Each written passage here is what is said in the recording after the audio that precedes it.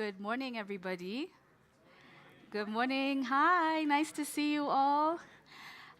We are shortly starting. We're trying to be on time.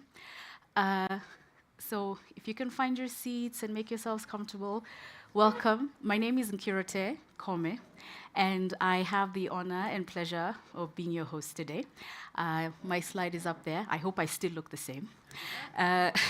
More beautiful? Thank you, thank you. That's what I'm looking for. You need to give me some psych. But it's nice to be here today on a fabulous Thursday. My job today is very simple. I'm your host, which means I'm just taking you through the program and maybe throw in a joke or two. And as my audience, you're mandated to laugh at them, even if they're not funny, just like the one now. Thank you. Thank you. Big shout out to Irene. But before we start, allow me to make a few housekeeping announcements. We are in the auditorium, and right outside, directly opposite, are the washrooms, both for ladies and gents. Should you have an overflow there, there's another set on the floor above us. So please feel free to use either. Should you require connectivity or Wi-Fi, there is the campus Wi-Fi, GIBS. All you have to do is register, key in your email address, and you should have connectivity during your time here. And we are streaming this live, so hello to our online audience. So, everybody get your camera face ready. We will be live on YouTube. And we also encourage you to please share this on your socials if you want to post whatever. We are using the hashtags CTRL+J and CTRL+J Africa. And now it's my pleasure and honor to welcome Michael, our host here at GIBS. He welcomed us yesterday during the fantastic welcome dinner that was fun and festive and very chill, to use his language, to give us a warm welcome and officially get us started with the program. So Michael, thank you. You're welcome.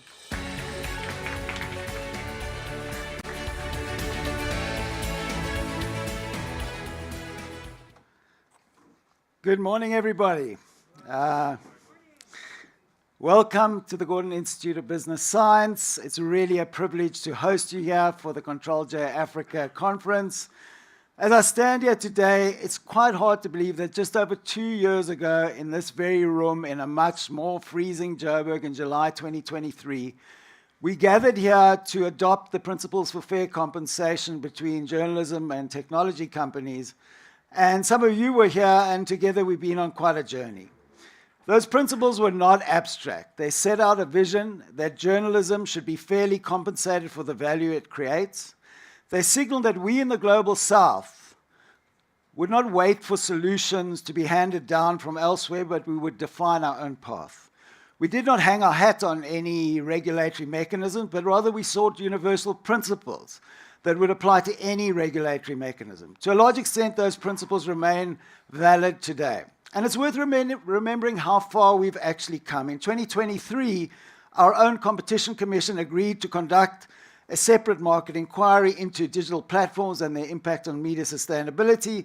And that inquiry has since produced a provisional report that has traveled around the world in terms of its impact and will inform a lot of the debate at this conference. And this is not an isolated story. From Nigeria to Kenya, from Brazil to Indonesia, the courts, the regulators, legislators are testing frameworks, sometimes clashing with platforms, sometimes making big mistakes, but always forcing the conversation forward. And I'm very proud that GIBS is again the venue for such an important gathering. We're equally proud of our South-to-South partnership with Paula Maraglia at Momentum Tech and Journalism Task Force in Brazil, with Wahyu Datmika in Indonesia, with AMSI, and this great support through IFPIM and Irene Jailu in particular, but all the IFPIM colleagues that are here today. And together we are advancing a Tri-continental alliance, tackling emerging technologies, regulations, and the policy challenges that are especially acute in the Global South. Through this alliance, we hope to anchor regional debates and strengthen our collective influence on global policy. And long may it continue. A luta continua. Together, we welcome an impressive range of participants from 12 African countries with a program that truly reflects African leadership. 41 out of the 47 speakers are African. But we're also joined by very strong delegations from Brazil, from Indonesia, and several influential international media development organizations, many of whom were here for the M20 summit. We've got about 23 countries all in all represented here. And this underscores that this is not only an African moment, it is a global moment, with Africa, at least for this week, at its center. And what makes this moment more powerful is not only the diversity of voices in this room, we've got publishers, we've got regulators, digital platforms, government, the media and civil society, but also the fact that I believe we've created a space for genuine engagement. Over the next 2 days, we hope our program will be both engaging and provocative, with opportunities to sit together, break bread, drink something, and deepen the dialogue. Because this is about dialogue and negotiation, not confrontation. But we must be clear-eyed about the world in which we live and the world which we meet. The strongest military and economic power is seeking to criminalize and intimidate our work on media sustainability, disinformation, freedom of expression, and the regulation of large digital platforms. And it would be naive to imagine that this is going to be an easy road ahead. Yet from a South African perspective, which is the only perspective I can talk from, standing up for difficult but rights-based positions is part of our tradition, and we will not be deterred. Some argue that policy and regulation cannot solve the challenges facing journalism and will always cause more problems than they resolve. However, the alternative is unconvincing, in my opinion. Without rules, we are left dependent on philanthropy, on the goodwill of companies, and several of these companies have been found guilty of anti-competitive behavior in both the US and Europe. And in that context, sovereign democracies cannot sit by when their constitutional rights and digital sovereignty are at stake. But the challenge I pose is this: if not policy, regulation, and legislation, then what? Beyond training, philanthropy, trust, and apple pie, what alternatives are there? Not everyone can innovate a problem with the anti-regulation position. And I pose this challenge sincerely because we know solutions must be multifaceted, and that is why we launched this year at GIBS an executive program in media leadership, because we know that challenges can't just be solved by legislation alone, they must be solved primarily by leadership of our organizations, of our publishers, etc. And above all, whatever path we choose, we believe it must be rights-based. We know there's a concern when you talk about regulation that governments will take advantage of it and repress rights and use it to repress rights. But we're coming from a space very much aligned with the UNESCO principles that these regulatory efforts over digital platforms must be based in a human rights framework.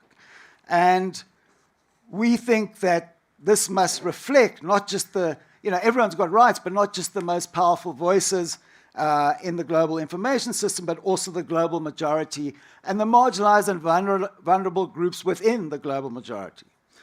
But if anything, Control J is about digging deeper. No one ever said this would be easy, but through collaboration, debate, and solidarity, we hope we can move closer to our core objective, which is to protect and sustain public interest journalism as a bedrock of democracy.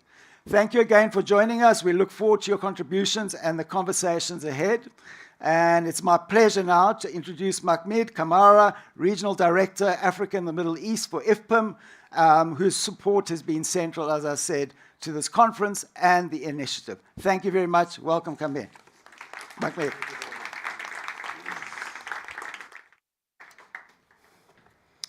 Thank you very much, Michael. Greetings, colleagues and friends. And to especially our colleagues from Brazil and from Indonesia and from different parts of the continent. I bring you warm greetings from the leadership and team at the International Fund for Public Interest Media. For many of you who have traveled, some of you actually arrived just overnight. I'm looking at you, Nigeria. Thank you for joining us. Thank you for joining us, and we want to welcome you in different ways. As an African, and as a Sierra Leonean, what we say when we welcome people to our homes is kushe. So kushe to everybody. And I know the Kenyans have karibu, and the South Africans have sawubona. But I want to welcome you to Control J Africa, which is the third episode in a series of convenings organized by the STAR program at IFPIM in collaboration with various partners across our focus regions in the global majority. I also want to particularly welcome our partners from Brazil and Indonesia, from whom we have drawn invaluable lessons in organizing these gatherings. There's an African proverb which says that a home that welcomes guests and strangers will never lack food. We welcome you to Africa so we can continue to nourish from your expertise. We welcome you to Africa so that we can continue to benefit from these discussions, as Michael has mentioned, to deep dive into the conversations around technological disruptions. The essence of these events is to foster genuine collaborations. Genuine collaborations and knowledge building for the advancement of media economic resilience and viability in this era of technological disruptions. Colleagues, the conversations we will be having in the next 2 days are a continuation of discussions that predates CTRL+J and CTRL+J Africa. So we want to start by humbly acknowledging the years, if not decades, of intellectual capital that has been invested into some of these topics that we will be discussing, some of the issues that we'll be seeking to engage and unpack today and tomorrow. As the world's first multilateral institution established to finance public interest media in low and middle-income countries globally, we feel privileged to be able to assemble this caliber of expertise in this room. As noted in the program document, which all of you I hope already have, this conference seeks to interrogate the urgent and evolving challenges in journalism in an era that has been marked by technological commotion, shrinking civic space, and fragile media economies across the African continent and globally. Our aim for this gathering is to meaningfully contribute to a transcontinental process of amplifying the voices and agency of the global majority in the broader conversations around media sustainability, corporate tech responsibility, and the protection of public interest journalism. Friends, colleagues, and partners, this convening may not have come at a better time for us at the International Fund for Public Interest Media. As some of you know, IFPIM is currently in a learning phase, and this is in advance of our scale-up phase for grant making in 2026. This gathering, therefore, should be considered as part of our learning process. It is a learning process for us because it enables us to ensure that our strategy on AI and emerging technologies truly reflects the realities and nuances of the various media economies we intend to support in Africa. Over the last couple of years, the Africa team at IFPIM, which comprises myself, Nkiroti, and other colleagues, has been inundated with requests for funding support from a variety of outlets across the region. But while the requests vary in size, in scope, and in potential impacts, one thing that remains constant and strikingly common is that almost every applicant indicated that they want to use AI or one form of technology or the other. For what? Digital transformation. Everybody wants to digitally transform their newsrooms or use it to revenue generate. Sometimes they read like copy and paste, but they are not. It is just a testament to the realization of the two things that we confront ourselves with today. First, that newsrooms, media owners, and CEOs have finally come to terms with the reality that artificial intelligence and emerging technology can no longer be avoided in the running of news and other forms of media organizations. Secondly, that the money needed for some of the transformations being sought can only be achieved through the hybridization of technology and human capacities. So since we started making grants in the region, we have been able to deploy over $6.3 million to support 19 different independent media organizations across Africa and the Middle East, with 2-year grants valued at approximately $290,000 on average. This amount is likely to rise by the end of this year to $8 million, and hopefully increase the number to more than 23 outlets before the year ends. As a fund, we are aware of the enormous opportunities that AI and emerging technologies offer for our media ecosystems in the continent.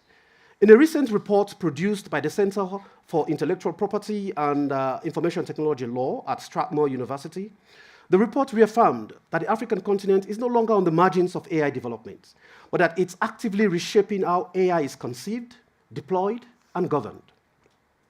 This is evident in the AU's own AI continental strategy, which provides a framework for African states to develop tech regulations guided, in quotes, by the principles of ethics, inclusion and diversity, human rights and human dignity, people's well-being, peace and prosperity. It prioritizes the development and adaptation of AI systems to Africa's context. This is very important for us. So drawing from this, I want to end by emphasizing the importance of putting people and audiences at the heart of these conversations about tech and technology and journalism. Of the 3 continents that are involved in this conversation, what Michael described as Tri-continental initiative, Africa has the youngest population, followed by Latin America. This young and tech-savvy population is well-positioned and is also very ready to embrace and develop innovative technologies and leveraging them for economic and social transformation. Africa's journalism sector should be ready to also adopt and adapt, as it's already doing for us, as I mentioned earlier. A lot of people are already adapting and adopting to these changing realities. Our hope is that the journalism outlets who are taking steps to meet this challenge get the opportunity they need. We hope that regulators at the national level collaborate with their counterparts across regional and international spaces to ensure that technology and journalism serve the public interest. Finally, colleagues, friends, and partners, we hope that CTRL+J Africa will contribute to the knowledge bank that we need to accelerate the investment of knowledge and financial capital into the continental initiatives on tech and journalism. Drawing from the countless publications, strategies, insights, policy briefs, and reports on AI and technologies and their intersections with journalism in the continent, it is clear that actors and stakeholders in the media and journalism spaces need to engage and interact as comparators and not as competitors. As we deliberate and strategize for the future of journalism in the age of disruptive tech, we need to remind ourselves of the Igbo proverb, which says that the footsteps of a single person does not cause a stampede. Thank you very much, and welcome once again. Thank you to Michael and to Mahmoud. A round of applause for them again, especially for Mahmoud because he is my boss. So dear guests, right up on the screens, we have the hashtags and whatnot. So please feel free to connect with us and share what's going on. And it is my honor and pleasure to invite our keynote speaker, Nanjira Sambuli. So Nanjira is a researcher, a policy analyst, and strategist, studying the unfolding gendered impacts of digitalization, ICT adoption on governance, diplomacy, media, entrepreneurship, culture, especially in Africa. Currently, Nanjira is a non-resident scholar in the Technology and International Affairs program at the Carnegie Endowment for International Peace and was previously a Ford Foundation Global Fellow. She is a board member at Development Gateway, Digital Impact Alliance, a diplomacy moderator at the Geneva Science and Diplomacy Anticipator, and sits on the International Advisory Board of the EPFL's Essential Tech Center. What a fantastic bio and resume, and welcome, Nanjira. You have the floor.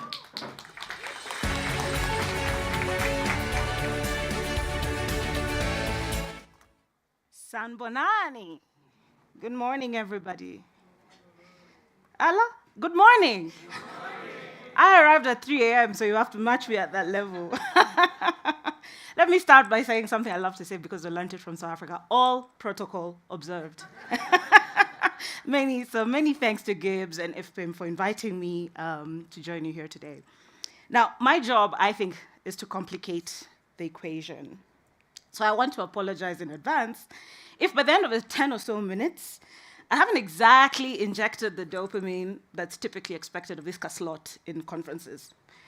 It just so happens that I'm big on exercising what I call the tyranny of optimism, and especially a phenomenon called cruel optimism that asks us to invest in a future that is at best unlikely and at worst a fantasy. And this was a phenomenon developed by the cultural theorist Lauren Berland. The thing about this kind of optimism is, I find it to be rather prevalent, especially in the conversations we're having today about tech, Africa's future, and so on. It's such an unstable element in an unstable world. And I find that it breeds half-baked solutions and ideas. We solutionize before we reason together and think deeply, critically, and systemically. But I do hope, and please interpret my remarks here today as fueled by hope, which is a discipline, and one that often demands that we wade into the uncomfortable and unconventional, and to be very clear-eyed about where we are at, what we're up against, and what it is we're aiming for. So with that said, here goes. I'll start with the narrative, because my title somewhere had narrative. And where Africa and narrative meet, very interesting things happen, or are to be found. I did a cursory online search of narratives about Africa, and it brought results ranging from changing the African narrative, to shaping Africa's narrative, to amplifying authentic narratives, new narratives of Africa, reframing narratives on Africa, to name a few.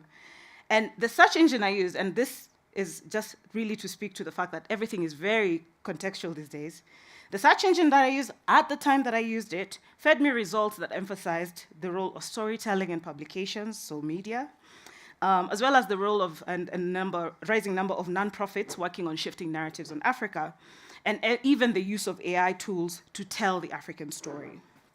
Now, whether this talk invokes in you the idea of a singular narrative or narrative as singular plural, I think one way to think of narrative was articulated brilliantly by Phumi Mthethwa, who's a South African feminist, when she observed that narratives are about invisible power, how perceptions, belief systems, and ideology shape the way people define what is right and what is wrong.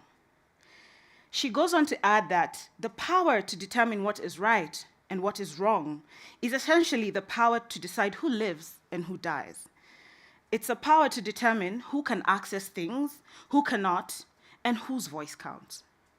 And I think this is particularly true regarding narratives about Africa, because one enduring challenge, even in how one answers the question in my title there, who owns the narrative, is that Africa today is still treated as marginal and often even completely absent from dominant imaginations of the global. And in many ways, when we speak of and think about the African narrative or African narratives, we're still beholden to this idea of being the periphery. And by this, I mean, for example, the ways we speak of and frame the idea of inclusion, whether it's digital inclusion and so on, it sometimes doesn't question the idea of why are we being included in something that is unjust and extractive, and as if that's the entirety of the counter-narrative that Africans and Africa deserve.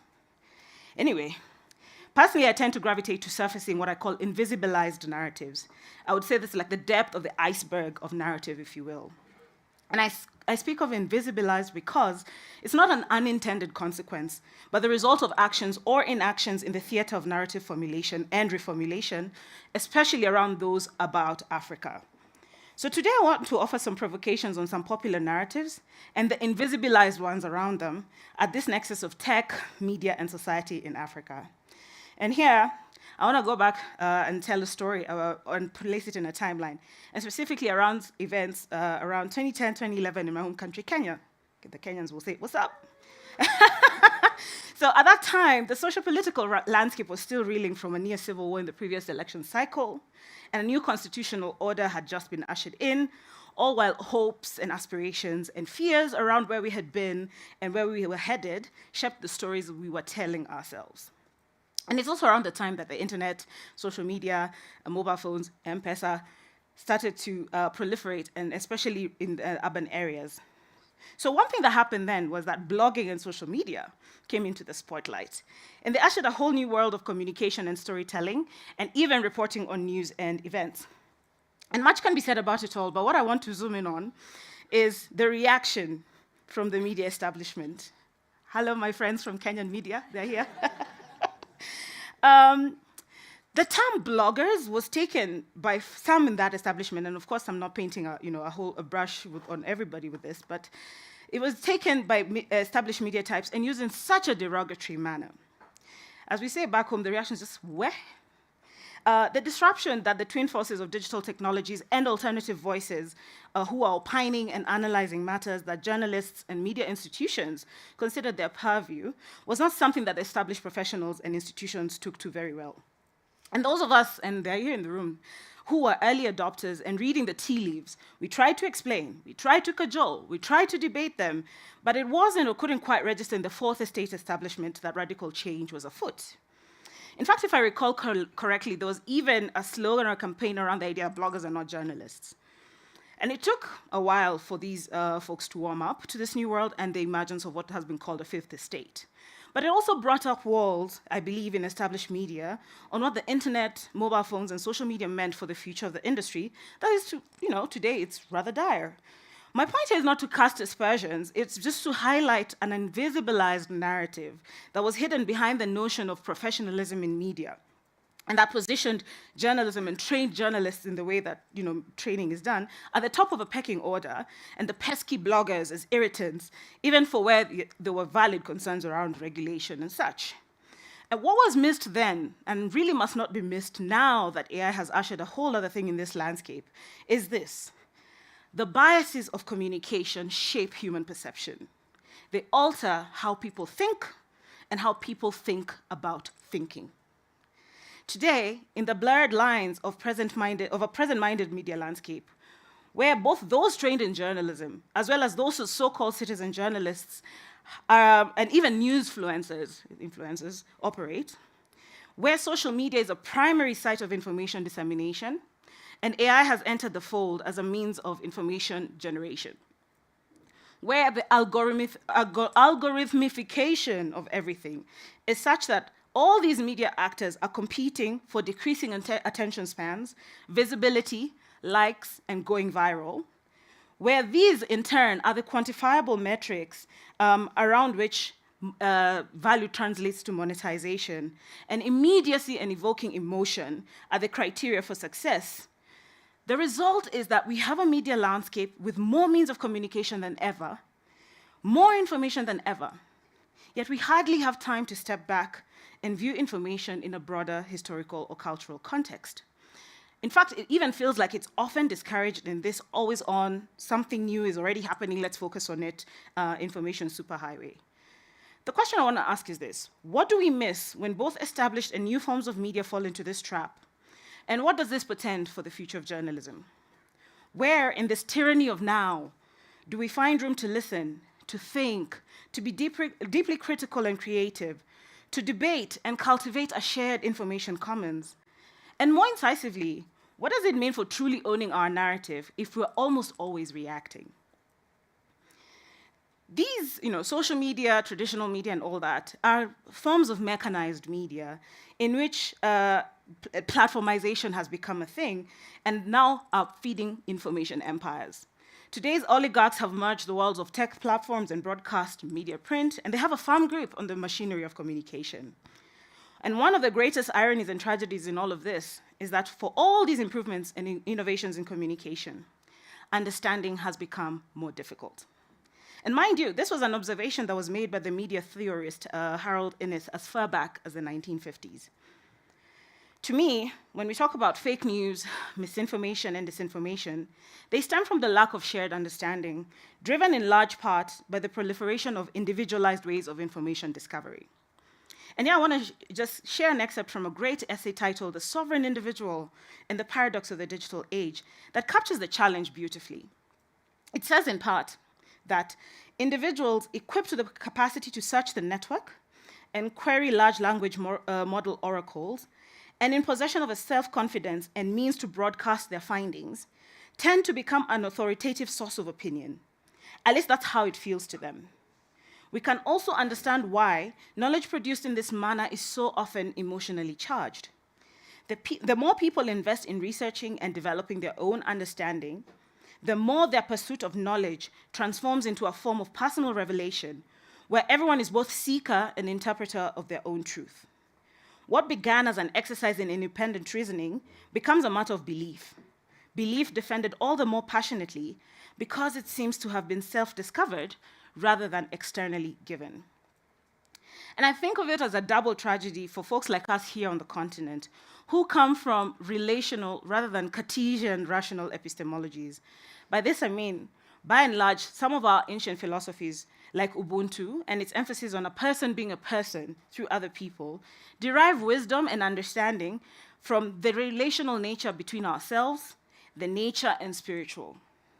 Yet they're completely invisibilized in a digital media paradigm where this individual or the individual is atomized, considered rational and sovereign.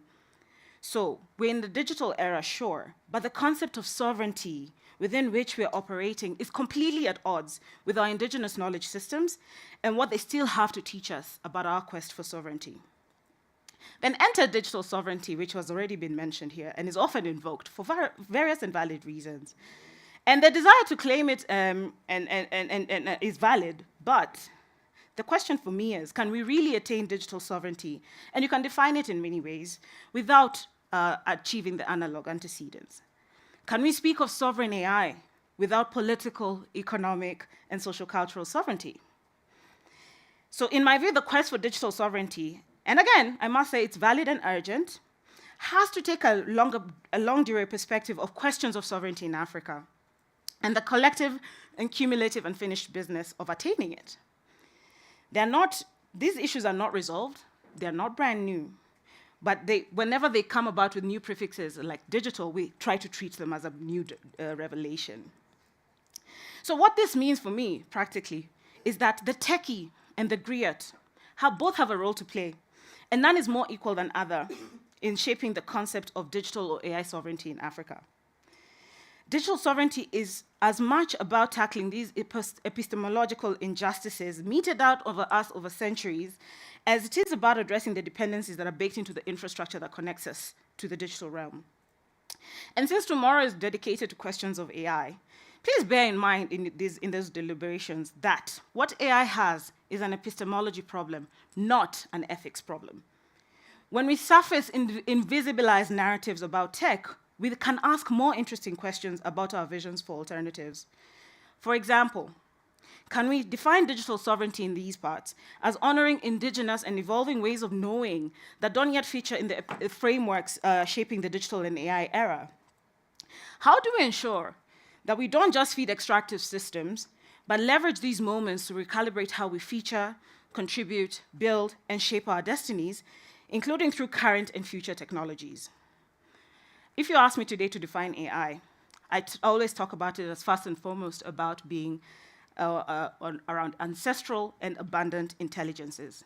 By that I mean knowledge practices that focus on regeneration and not just extraction or exploitation. They honor our indigenous ways of knowing and interdisciplinary knowledge systems. They adapt, as we have done over millennia, to new scientific advancements on our terms, shaped and led by us. And if we're going to sustain media and tech ecosystems, we have to embrace our abundant intelligences. And it's a necessary precondition. As has been put brilliantly elsewhere, well-sustained communities possess cultural confidence. They foster innovation, imagination, and an openness to new opportunities. So along the way, we're necessarily going to need to tap into resistance. And I love to talk about resistance. I can go on and on about that. So it has to take many forms. First, it means defiance, and that sometimes means saying no. And not just as a reaction to any new change or disruption, but as a resistance that is rooted in a deep understanding of systems, especially those that are imposed on us, for us to demand different, dream different, and imagine different. For resistance to serve us well, we have to foster deep understanding, including of what we are resisting, because knowledge without understanding is no knowledge at all. Now, when it comes to tech and AI, many think and many have knowledge about the promise of tech and AI and all the nice things, but understanding is that invisibilized narrative in those overpowering hype cycles that drive what we construe as knowledge about these things. And this matters so much for the present, especially as big tech embeds itself in our social, cultural, and political spheres, such as how it is now involved, for example, in digitizing our archives. Now, again, the prevailing narrative in these kinds of partnerships is promising, but it also entails distorting our archives, just as they were distorted in the past by the imposition of the Westerner in telling our stories. Today, and I'll use an example again from Kenya, the projects that have been used to digitize our archive and visualize it have led to this Wakandification narrative and these images that do not derive from what our people look like, right? And those are mental frames, and the generative AI models that are used are deriving from narrow and even false interpretations of our cultures. So very importantly and urgently, resistance is to also question and challenge popular frames and ways of doing and working, especially in this all-encompassing animal called development. And here I want to go to 3 quick rants that I hope that we can resolve at least through Control-J. First is literacy, because we hear about it all the time. We talk about media literacy, digital literacy, and now AI literacy. I always say no one else has been taught to be literate like the African. We are capacity built till kingdom come. But it's imperative that we appreciate something, that illiteracies are not always deficits. Sometimes they're forms of enduring resistance. There's such a thing, and look it up, as strategic illiteracies, as a form of defiance. The second thing, why the heck are we still using a term like sub-Saharan Africa to talk about ourselves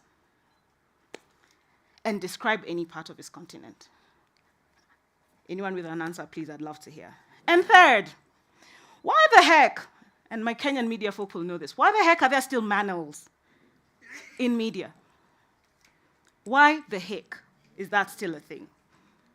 For us to answer this question of who owns the narrative, we absolutely must rehabilitate our right to think, imagine, and I mean really imagine, debate, reason together against a systemic onslaught that still convinces us that we are inferior, we are wanting, we are peripheral. And so I want to leave you with these 3 quotes on the power of imagination. First is from Navarro Scott Momaday in a collection called The Man Made of Words. We are what we imagine. Our best destiny is to imagine who and what and that we are. Lola Olufemi has observed that there's a meaningful relationship between our capacity to imagine and the impetus to resist. The Kenyan author Yvonne Owuor says, it's no secret that if the African imagination ever consolidated its power, it could literally shut down the world in 24 hours. So the future of journalism, the future of tech in Africa, all demand radical imagination from all of us. With that, I thank you. Thank you. Thank you so much, Nanjira, for stirring up this conversation and reminding us. I was trying to take notes so I can be that effective MC and wrap up the conversation. No, but it was so insightful. But one of the things that gave me confidence and sparked a new thought was there is room to coexist and build on our terms to have cultural confidence. So I'll be stepping here with my cultural confidence. I love it. Thank you.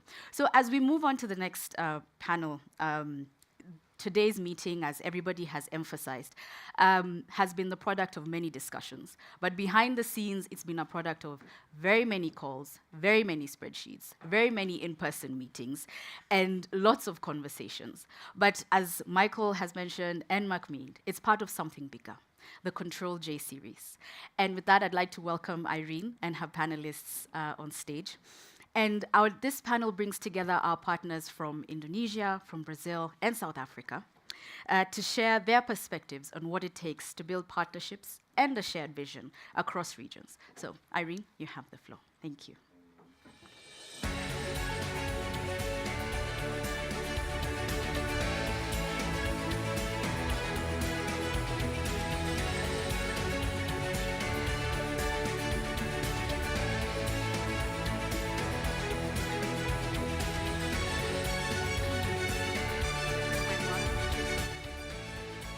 Very grand music, and I have to say, Nanjira, it's very hard to follow your amazing speech. I was rapidly taking notes and sending quotes, and also when you said something about manels, I was very quickly scanning the agenda, being like, we don't have any manels, do we? But rest assured, our wonderful team would never allow that. So Anyway, good morning, everyone. Thank you all so much for joining us. My name is Irene Liu, and I am the Director of AI, Emerging Tech, and Regulation at the International Fund for Public Interest Media. It is the longest title ever, and I don't expect you to even remember it. Anyway, it is my pleasure to be the moderator of this session, and with me, we have people who you have already heard from, and for those of you who have seen any of the videos or participated in previous Control-J convenings will be familiar faces. Starting from the end, we have, of course, Michael Markovits from the GIBS Media Leadership Think Tank and our host, co-host for today. We have Wahyu Diatmika from the Association of Cyber Media in Indonesia. And we have Paula Maraglia from Momentum Journalism and Tech Task Force in Brazil. And as Inkarote mentioned, we spend way too much time in person and online together talking about these issues. And so really looking forward to essentially basically giving you all a preview, kind of a look back of how we came here, how we ended up here, and also what we are looking forward to, and kind of what's top of mind and what we've learned over the past 2 years, and especially over the past 6 months. So with that, I'd love to kick off with Michael to give us, a preview of what we're expecting for the next 2 days, and also a reflection on where we were in 2023. Well, firstly, Nigeria, tough act to follow. That's why we invited you, because we knew you would be. It's a bit self-defeating, but I know that you've sparked so many thoughts, and I think that it helps ground us in a bit of reality and a dose of a sense that things are a lot tougher for us than mere theories and struggles can actually imagine. And I think it's great that we've been grounded like that by Nigeria to start off with. Look, back, as I said in my opening, back in 2023, we were just trying... Do you want the slide? Do you want your slide? It's my slide could help. Yeah. But I'll just kick off with the 2023. We called it Big Tech and Journalism, Building Sustainability in the Global South. And you notice we've evolved. We've dropped big.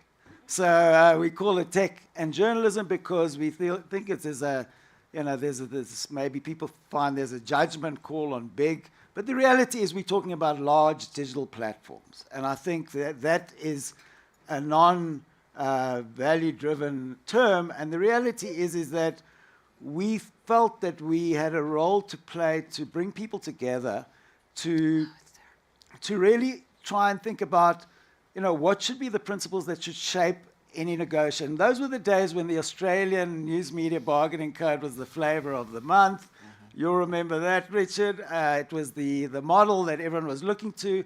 And as we know, things have become a lot more challenging. Not everything's worked out. Not everyone's followed Australia. Canada's had its challenges. California's looked at things. And we've been looking at it and go, well, we're not really getting much guidance that can be applicable to our continents and with our very real structural inequalities. And so we drove these principles, and we were very chuffed that about 100 odd organizations adopted them.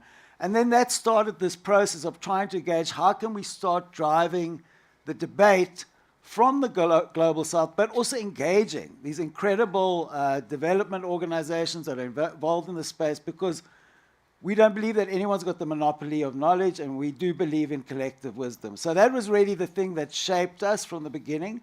And I'll leave it there. I'll hand over to you, back to you. I mean, I've got a few other things to say, but generally speaking, the program was designed to focus on sustainability broadly, but also what we cannot forget on the African continent, and our colleagues will deal with it, is the fact that out of the whole continent, if the World Press Freedom Index is anything to go by, only 4 African countries meet satisfactory press freedom on that index. Whatever you think about that index, I think that is a problem. So, we're trying to look at these issues, and Nigeria also referred to this. We need to still deal with the basic freedom of expression issues, and that's why we've got a panel on that today. We don't want to leave those issues behind as we talk about AI, tech, and emerging technology. Great, thank you. Next, I will ask Wahyu. No, sorry, Paula. Paula, to give some remarks as a reflection of the Control-J LATAM conference, which we had in March, and also the many things that have happened in the 6 months since then. Yes, thank you very much, and good morning, and I'm glad to be here with my comrade in arms to talk about all these issues. If I could have my slide. But I can start. So Momentum Journalism and Tech Task Force is a think tank based in Brazil, a global think tank focused on the Global South. And because I often forget to say so, we publish a lot of policy briefs about what's going on in Brazil, but elsewhere in Portuguese, English, and Spanish. So if you want to know about what's going on in Brazil, please visit our website. I always forget to say that, so I started to start by saying that. So I wanted to bring some reflections about not only what happened in our LATAM conference, but also what we have been learning in this process, and what is a conjunction about learning, luck, and geopolitics, and how all these things are coming together right now. I would like to start by saying that the winds have changed. So what is seen now is very different from what we were seeing 1 year ago. And I think this is a combination of Global South leading the way, as Michael said, on many fronts. And I think that regarding to democratic safeguards, regulatory efforts, even technology development, we have now Brazil approving not only bills regulating tech, but we have our Supreme Court approving also legislation regarding platforms and platforms accountability. We have a situation between Lula and Trump that involves diplomacy, economic matters, and directly involves big tech platforms as well, and platform accountability, which all of this generates a different level of public awareness. And I think that we need to notice that, because one of our struggles is also to explain and to mobilize society in general to take a closer look to what we have been saying. So I think that we need to take advantage of this new public awareness moment, knowing that even if the winds have changed, they won't stay like this forever. So it's up to us to make the best of this moment and also to keep the conversation going this direction. I think the other thing is, what we learn here is to also be very clear about what we want. And I will say that we want everything. And we need to want everything. We need to want regulation. We want remuneration or compensation. We want funds. We want licensing agreements. We want to sue AI companies. We want everything. Why? Because there's not only one solution, and we need to open every single door that we can.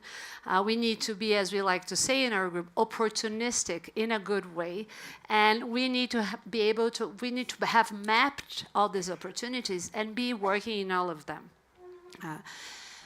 The other thing I want to say is that narratives matter, and they matter a lot. Stories shape what's possible, and we've just heard brilliantly about that. So I believe that platforms and the far right, intentionally together or not, have created a narrative that any sort of regulation equals censorship. Also, that regulation brings a lot of risk, as if the present was perfect. The present is far from perfect. And we should, how they say in Silicon Valley, break fast and fix later. Why can't we adopt that from themselves? We're sure going to make mistakes, but the present is very imperfect, and regulation can change that. So we need to think about that as well. There is a political science concept about policy entrepreneurs. They choose one narrative to keep repeating over and over. We need to decide what we want to repeat over and over and over in order to convince the public, our Congress, our governments, other civil society fields. So what's our story? And let's start to repeat it. Our key strategy, be always ready. you don't know when things are going to happen. So, no, the political environment is not very open to discuss tech taxation. It's going to be tomorrow. It's going to be next week. We don't know. A bill is going to be voted next week. We don't know. We need to be ready. So we're doing research. We're working with different allies. We need to be ready when the opportunity presents itself. Yes, we can. Together we can even more. So if you're a publisher or if you're studying media or if you're from a media development organization, you've been dealing with traffic apocalypse along the past 10 years. So when Facebook announced that it would prioritize posts from friends and family, when Google changed its algorithm, when Twitter decided to change its policy, and now with Google AI Overview, we're seeing a true traffic apocalypse. So Google said that is bullshit. Their words, not mine. So we need to raise data from our countries. And of course, it's powerful if we bring data from Brazil. But it's even more powerful and even more unquestionable if we're bringing data from Brazil, from Indonesia, from South Africa together. It's really hard to say it's bullshit if we're presenting this together. So we definitely need to work together. Also, our markets are extremely relevant from an economic point of view. Brazilians are WhatsApp crazy. When Fernanda Torres was nominated for an Oscar, Instagram found the power of Brazilians, fans. So we need to transform this economic relevance into power. And we can do this by working together. Finally, and I'll come to an end. Let's not survive, let's reimagine. I think that I don't need to speak further after we had this brilliant keynote speech.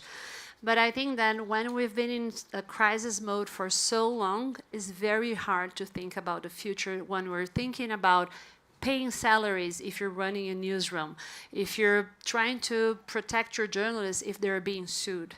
But I think that with AI even more, it became imperative for us to think about imagining the future and how those who don't imagine cannot build.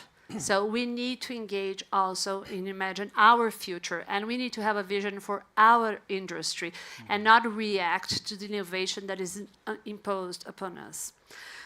Finally, I think I would say find your people. When you work with journalism and technology, we lose often. I would say that we lose all the time. So we need to work with allies that can inspire you, can show you a different way, to whom you can complain a little bit and come together again. And so we address that as a detail. I would say that this is a key element of our work. Work together, find your people. I found mine. Thank you very much. Thank you, Paula. I feel like what you just said ties back to what Ninjira said about the tyranny of now and what it means to own your own narrative when we're constantly reacting. I feel like we're always reacting and everything is changing all the time. I will now turn to Wahyu to give his remarks, and then we'll go into a little bit of a discussion after. Thank you, Irene. Good morning, everyone. Saul Bona, Karibu. I think that's what I was told to say. It's good to be here. My name is Wahyu Diatmika. I'm from Indonesia. I think my sole task here is to bring you up to speed to what have been happening in Asia Pacific in the last CTRL+J conference back in July. Yeah. Times flew. So I think it's important to have this update in every beginning of the CTRL+J conference because we want this to be a Global South conversation, and not everyone can be present in all of the events. But I think tying all of these threads together is important so that we can come up with a more concrete and more comprehensive dialogue each time we do the next phase of the conference. So the conference in Jakarta was attended by, I think, more or less the same number of participants. It's about 150 participants from 13 countries in Southeast Asia. We have from East Asia and Asia Pacific. We had more or less the same numbers of speakers. On those 3 days discussion, we agreed that there are at least 4 areas that we need to work together in order to anticipate and mitigate the impact of AI tech to our media ecosystem. Those 4 areas are the business sectors, the technology, the content, the news production, and the legal and regulation framework.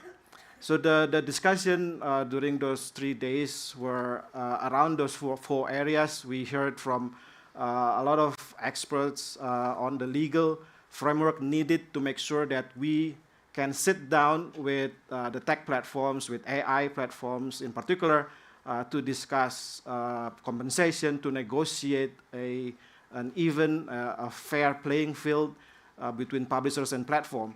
In Indonesia, we were lucky because last year, maybe some of you have heard that we have a presidential decree on platform responsibility for quality journalism, which act as a foundation for negotiation. So it doesn't really give us an exact amount or an exact way to get the compensation, but it at least enforce platforms to sit together with publishers in Indonesia.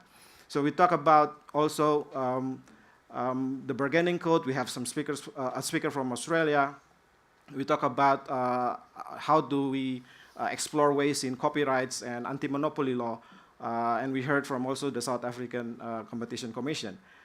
In the technology area, we heard from a researcher from Brazil, Sergio Spagnuolo, about the robot TXT implementation. We had a survey among more than 2,000 Indonesian publishers, and we found that less than 5% have robot.txt script on their website, which shows the very low awareness among online publishers about the importance of getting their content protected, giving the right signal to AI bots, what is allowed and not allowed to scrap the content.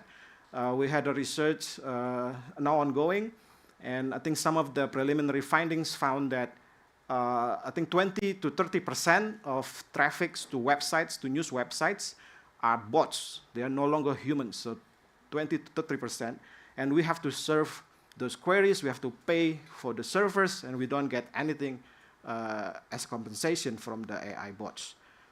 So we talk about that. We talk about how do we protect our content, our news content. So the easiest way is look at the already exists infrastructure. We talk to Cloudflare. There's some representative from Cloudflare, from OpenMind from the US about that. We also come up with a agreement to have a login mechanism in all of the members, all of the association, our association websites, so that we can start building first-party database on our audience.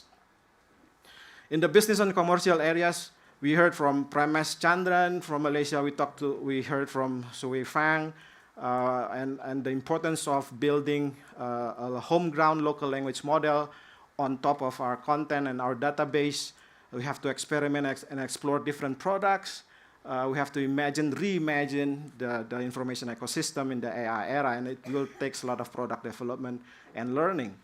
Last but not least, we talk about, on that area, we also have a local unicorn talk to us at the panel, Sahabat.ai, and they are building Bahasa Indonesia language model.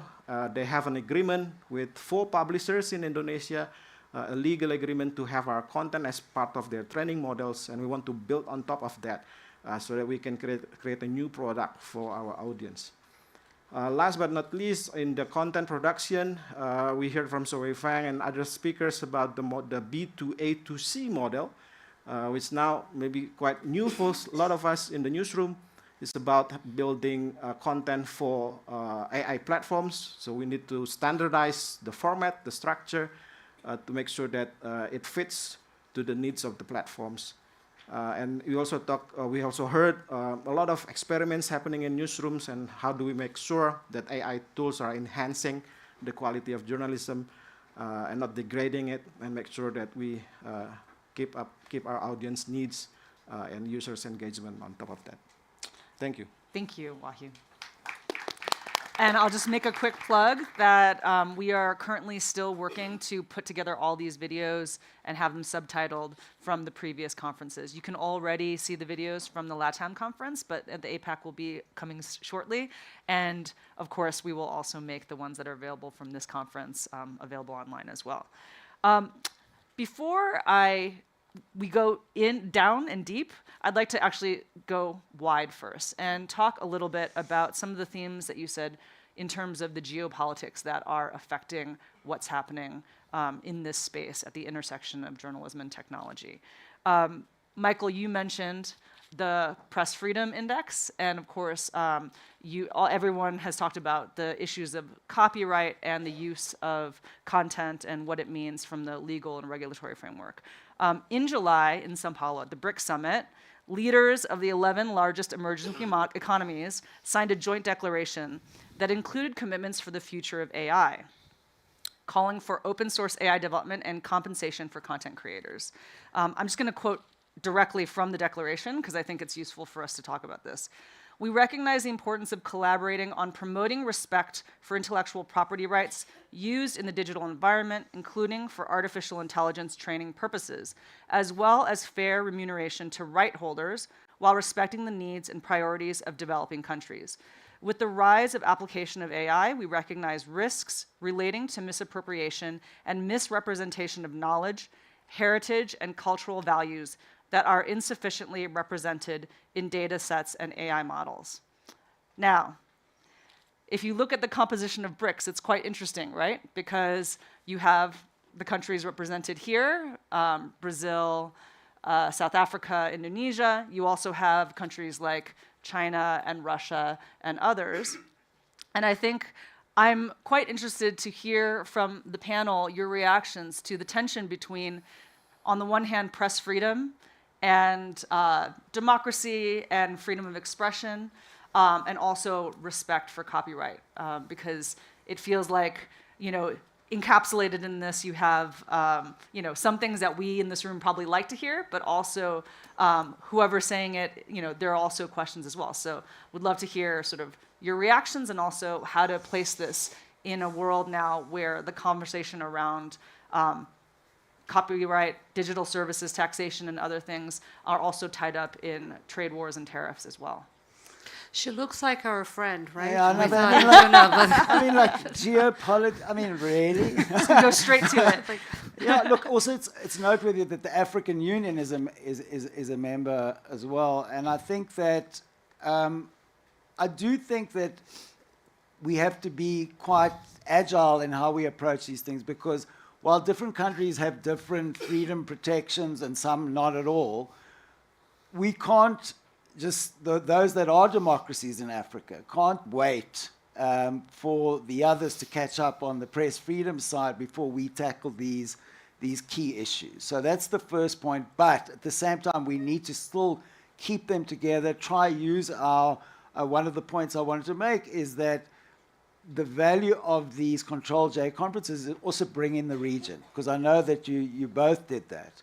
And we want to bring this discussion to the African Union because we also believe, from the geopolitical point of view, yes, South Africa may be a big media market, but you can see what's happening to us. I mean, some may argue it's got absolutely nothing to do with anything except South Africa's case against Israel at the International Court of Justice, and that's being used as a stick to punish us with everything.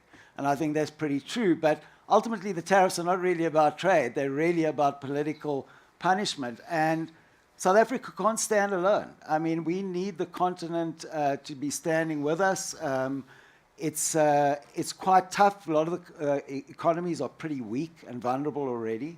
So for me, standing together on a south-to-south basis is important in this new geopolitical context, and we take a lot of comfort and respect from your president, Lula, standing up. But we also don't know how this is going to end. I made the point the other day when we were discussing the outcomes of the M20 to say, what's the EU going to do? You know, we're looking at these global south countries. But if the EU, as one of the strongest economic blocs in the world, caves, what signal does it send to us? Whatever signal it sends, I think we still got to try and push for it. But I think those are the realities, Irene, that we're confronting, certainly in Africa. And that's why the need to bring these discussions to the African Union.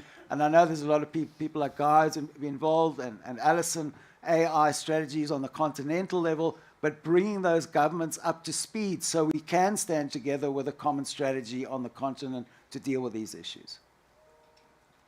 I think we saw some opportunities as well with the geopolitical situation. That's why in Sao Paulo, in Jakarta, and now in Johannesburg, we always invite the government representatives to come.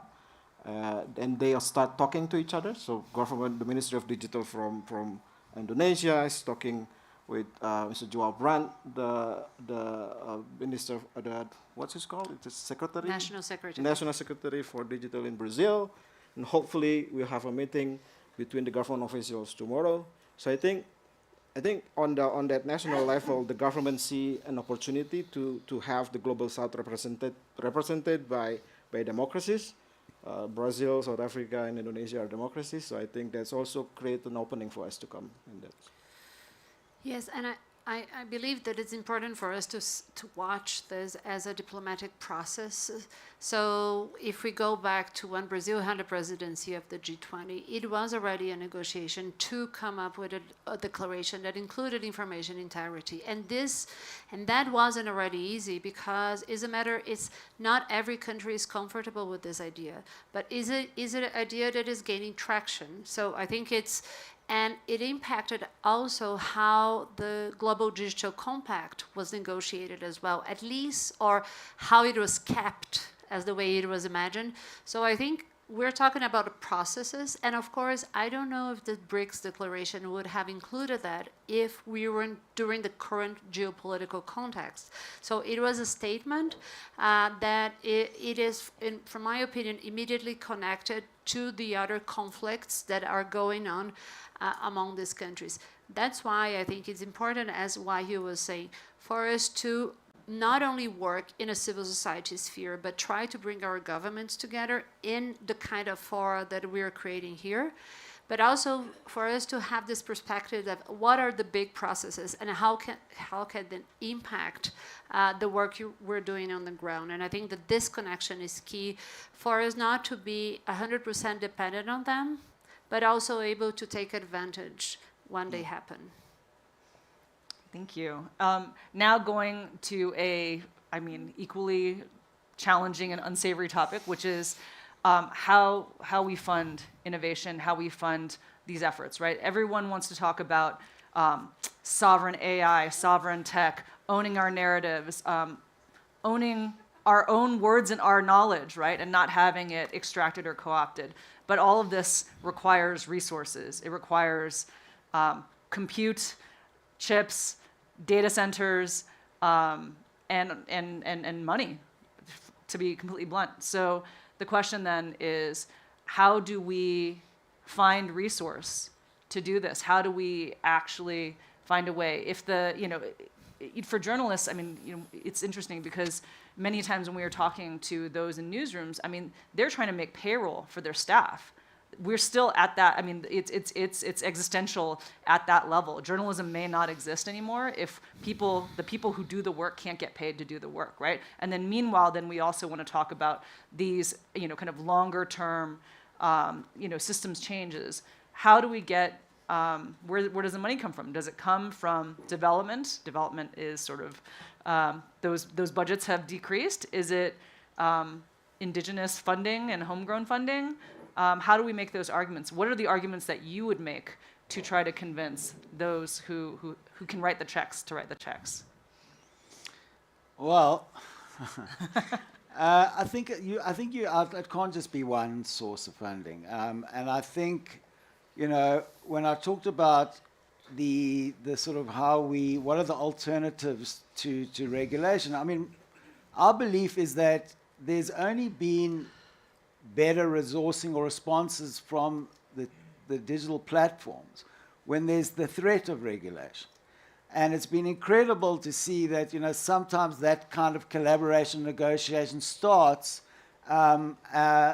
when there is a potential that there could be regulation. And someone did a study once that the amount of grants to countries from the digital platforms, Meta and Google in particular, was directly proportional to where there was the biggest threat of regulation. So you had Canada, and it was the US first, and then Canada and Brazil. And I don't think that's any coincidence. So if one stood back and said, well, let's sit back, everything's going to be fine, I don't think that's a good approach to actually get in terms of the platforms. But I do think governments need to come in as well. We'll hear from regulators later today, from the Competition Commission particularly. They've proposed various mechanisms like media funds, like potential digital taxes, and I'll let them speak for themselves. We've been very involved, like some of you in the room, in that process, and we're quite keen to see how that's going to end up. But I think, Irene, just in short, I don't think it's one source. I mean, obviously, IFPIM is one of the players in the resourcing of and obviously there's so much you can do. I mean, the world is huge and the needs are great. But we need to not look at one, magic bullet. There isn't one. I think there needs, and that's why I said there has to be multifaceted solutions. I really believe that without leadership development, how do you negotiate with a lot of these companies? People are trying to digitally innovate and transform their newsrooms, but often a lot of the leaders of those publishers don't actually have the negotiation skills or the resources. So maybe we also need to think about resourcing professionals to assist in those negotiations, because that's what we're after. We're after negotiation, collaboration. As I said from the outset, it's not just about confrontation for confrontation's sake. We want to be across the table and to have a seat at that table. In Indonesia, we are in the middle of building a journalism trust fund. Several of the researchers who researched the feasibility of the trust fund are here. Shout out to Wendra and Professor Masduki. So we hope that the trust fund can become a donor mechanism to kind of synergize all of the potential fund that Michael just mentioned. So I think there's a potential there with that new mechanism. But I think more important than that is the networking and the ability of the stakeholders within the country, the media stakeholders, to really agree on what are the priorities, what are the steps that needs to be taken, and the roadmap to achieve that. So I think once that are quite clear, I think a lot of funders, a lot of potential source of fund will see this as a good way to change things to the better. So I think we need to do the homework within the countries to make sure that we have an achievable goals and we are synergized with all the stakeholders within the country.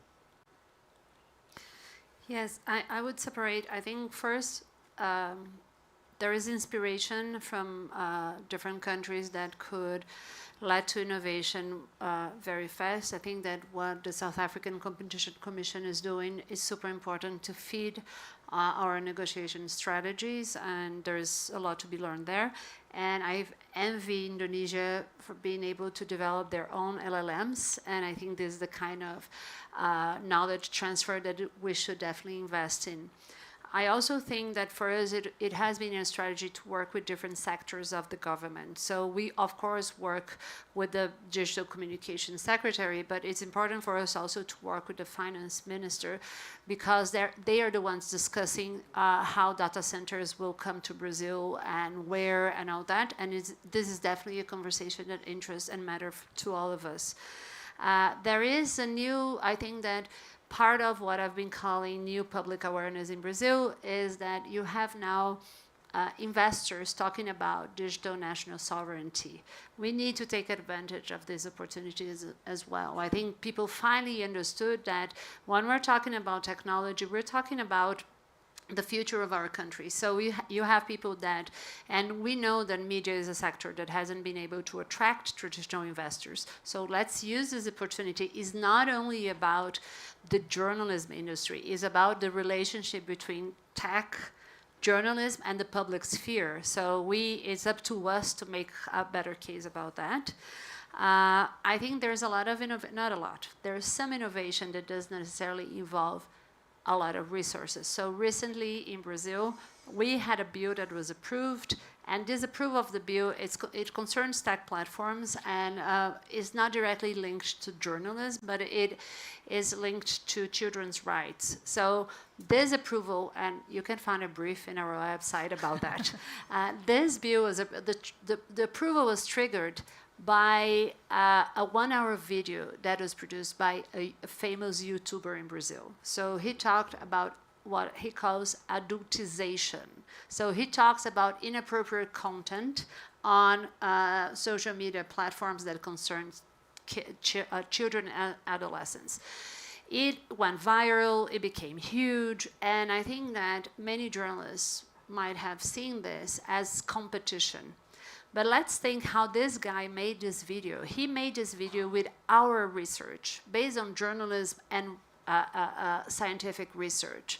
So maybe we can think about him and people like him as our distribution tool. I think there is innovation there as well. Like, how can we bring together these two dimensions? So I think we can think about new forms of doing our work without necessarily spending money. And finally, I want to talk about philanthropy. I think that we talk a lot about innovation, but when it comes to philanthropy, we need to talk also about consistency. I don't know how many of you work with philanthropy and how many of you have followed the change in strategies that happen on an annual basis on a lot of philanthropies. We need consistency because the work that we're doing takes time. So, and we need also a bigger appetite for risk. We're not going to get it right on the first time. So we need philanthropies to be on our side to understand that the work that we're doing is very experimental. It will have risks. It's not going to always work, but you need it to be on our side because this is, I imagine that philanthropy is born to be like this. So let's approach philanthropic funds from a different perspective as well. Thank you. I'm going to ask one more question, then we'll open it up to the audience, which is about business models and standing on your own 2 feet, right? I think that this is an important question that we face. You know, a lot of times the conversation is about, well, what can we get from, you know, in terms of development aid? What can we get from philanthropies? What can we get to support this work? And, you know, I think sitting here, we have essentially 4 continuously working journalists and other people who are, you know, kind of dabbling back and forth in journalism to and fro and doing other things. There's sort of a defensiveness around what journalism is and how we preserve it exactly how it is now. What are you seeing as potential opportunities and models to actually build businesses that are able to sustain moving forward in this space? Before I answer that question, I forgot to mention also tomorrow morning we'll have Professor Vukosi Marivati talking about African large language models. And I think it's very important to just follow on what Wahyu said, just to highlight that there's a presentation. He's in Geneva at the moment and has prepared a very interesting video presentation, which I really encourage everyone to be here on time for.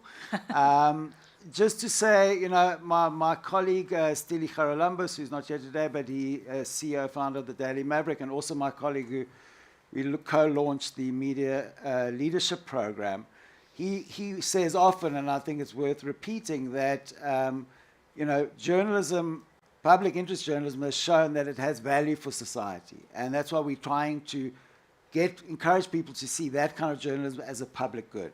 Okay, but it's not funded like other public goods. So when you talk about business models, Irene, I'm not so sure there's a magic business model in a market failure situation. Yes, some people will be able to innovate. Some people have got membership, subscriptions, advertising, different types of ways of supporting themselves, but it's always a mixed model with a bit of philanthropy thrown in if you're lucky or privileged enough to be able to access it.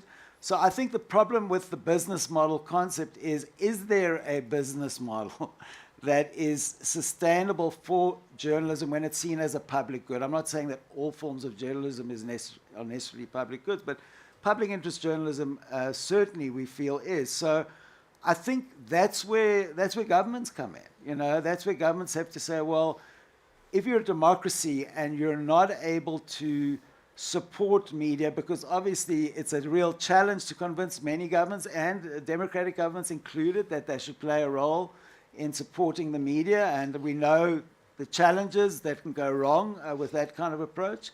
But we've seen many models around the world where there's incentives, there's tax incentives, there's rebates, certainly easier things than necessarily what, you know, in parallel to what the Competition Commission is doing.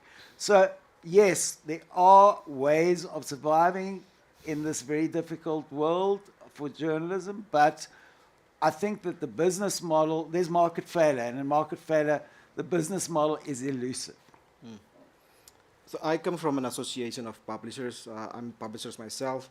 We have approximately 500 online media in our membership. I think the first thing that comes to mind in my board when we think about the business model is the numbers of media in Indonesia is just too many. So we need, I think first of all, we need to consolidate the media ecosystem. I think we've been doing that in the last few years. We try to create a platform to aggregate of the content, because if you talk to AI platforms, there's a positive in the volume, in the aggregated volume of content. So we are really looking forward to see how we can create a mechanism where revenue sharing can happen, profit sharing can happen fairly within the media who agree to join the integrated platform at a certain point in the future. In terms of the product itself, I think we are experimenting with different product. I think we are now doing a research, an audience research, to see how audience are engaging with AI and what are the capacities in our membership in terms of, you know, using the AI tools. We are experimenting with different frameworks to channel the news content to AI platforms, and I think all of those experiments will eventually, you know, give inputs to the kind of product and to the kind of value that we want to give to our audience. So I don't have the answers right now, but we are working on it. Noteworthy is that all of the solutions that you're suggesting are collaborative. Yes, all of it, because the consolidation needs to happen. Of course, there's big media in the capital that doing good on their own, but 70% of our members are local small media with less than 10 employees, 10 journalists. So I think we need to find a collective approach for a lot of our members. So I think there are several issues. I'll try to, I think first I would like to say, I think that crisis is not an excuse to do whatever is needed in terms of advertisement. I have a huge problem with that, and I think that what I'm seeing is that we cannot give up ethics because we need to pay the bills and do whatever it is in terms of advertisement. I must share with you, like Brazil, 700,000 people were killed in Brazil because of the pandemic, and some of our biggest newspapers published an advertisement about a medical treatment that wasn't scientific approved, and it was sponsored by a medical association with clear political alliance, with an excuse that editorial is separated from commercial. I think that when you're a publisher, you have a responsibility, and I think that like the fact that we're in crisis has put people into a mode that, okay, but we need to pay the bills, so whatever. And I've heard that here in South Africa, some things similar have happened, and I'm sure that elsewhere we're seeing this kind of debate. I think that there are different issues related to business models. I think that one is, well, Hugh has talked about market fit, and I believe that our industry needs to approach that more seriously. We need to do research to develop our products. So we've been finding out, for instance, that Zanode research done by Luminate that pointed, for instance, that young people, particularly young men, get like not news but information in general in the gaming sphere. So if this is actually true, how can we bring news to that? It's not about, when I read that, I said, okay, I'm going to develop a game. And I talked to someone and said, don't do that. It's going to be boring. No one is going to play. So obviously, I don't even know what I have a story about Minecraft that I repeat, not even knowing about what's Minecraft. So I'm not the person to develop a game. But maybe I'm the person to think with someone else, how can we take news to the gaming sphere? So I think this is a kind of exercise that we need to make in order to reach these audiences. I think also we need to work more with the idea of blended finance. IMS has just released a report on that. So I think the mixed capital has been working in different areas. Why can't we think about that concerning journalism? We definitely need public policy because not all media organizations are economic viable, and it doesn't mean that they don't need to exist. We have markets that are really challenged and they're not commercial viable, and they are entitled to have a plural, strong media ecosystem. But I think this is a relevant conversation because of two things. When we talk about licensing, we don't expect platforms to be entirely responsible for our existence, financial existence. We only want what is fair. And it's not the entire money that will sustain us, but we want what is fair. And the second one, having this experience myself, we don't want to be 100% dependent on philanthropy. We want philanthropic money, we don't want to depend on them. So I think this is definitely a conversation that we need to have, considering all these dimensions. Thank you. I think at this point, I'd love to open it up. If anyone has questions, if I could ask you to please introduce yourself first, and then ask your question. And we have about 12 minutes, so I think we can take a few of them. I think I saw the person in the back first, and then up here up front, and then we'll go to Guy, and then Richard. Thank you so much, Irene. Hi everyone, my name is Laura Moore from Deutsche Welle Academy. I want to say I'm really impressed after we started the conversation on Monday, but I'm more and more impressed every day that I hear you three talk of this important alliance that you've been building, and also to IFPIM to support that. So when you said, Paula, find your person or find your people, and that you have found your people, that gives me hope. So your alliance also gives me hope, as an organization also working on this topic quite a lot. My question to you is, do you have a plan or an idea of how to bring this important alliance forward? Beyond maybe the global wrap-up, I think, that you're planning, but what are your next steps to keep this going? Should we have a... Yeah, I think we can answer quickly. Just we'll be succinct. Okay. Thanks, Laura. I think when I talk about that, I also talk about this community. And I think that we've been meeting and exchanging, and I think being very honest that we also need to face that we are going to difficult times also in terms of funding. And this can create a very competitive environment. And we should not in any way allow this to get in our way. I think that collaboration should be, it only favors, it doesn't favor our goals in any way. So I think that we should put collaboration as our main goal. And I think this is how we can broaden this alliance. And this is what we've been learning. And I think not only these conferences, but these conferences have shown us that bringing a larger community together is where we can actually get things done. So I think this is the vision that we have here. So. Yeah, don't forget there's another conference in Kuala Lumpur in November. I think that will crystallize all the conversation. And I think to bring this forward, we need success story. So I think we have identified the problems, we have mapped the issues. Now it's time to really develop the network, develop the product, develop the business model. I think that's what we want to achieve. And I think that one important thing is this is a very serious and nerdy community. So we've been now producing a lot of research, a lot of documents. I think one important thing for us would be how can we coordinate all that? So I was talking about what's the idea that we're going to repeat. We should look into all the documentation that is very valuable that we're producing, and how can we make this something that is very strong and that could feed all of us. So this, I find that it's extremely strategic.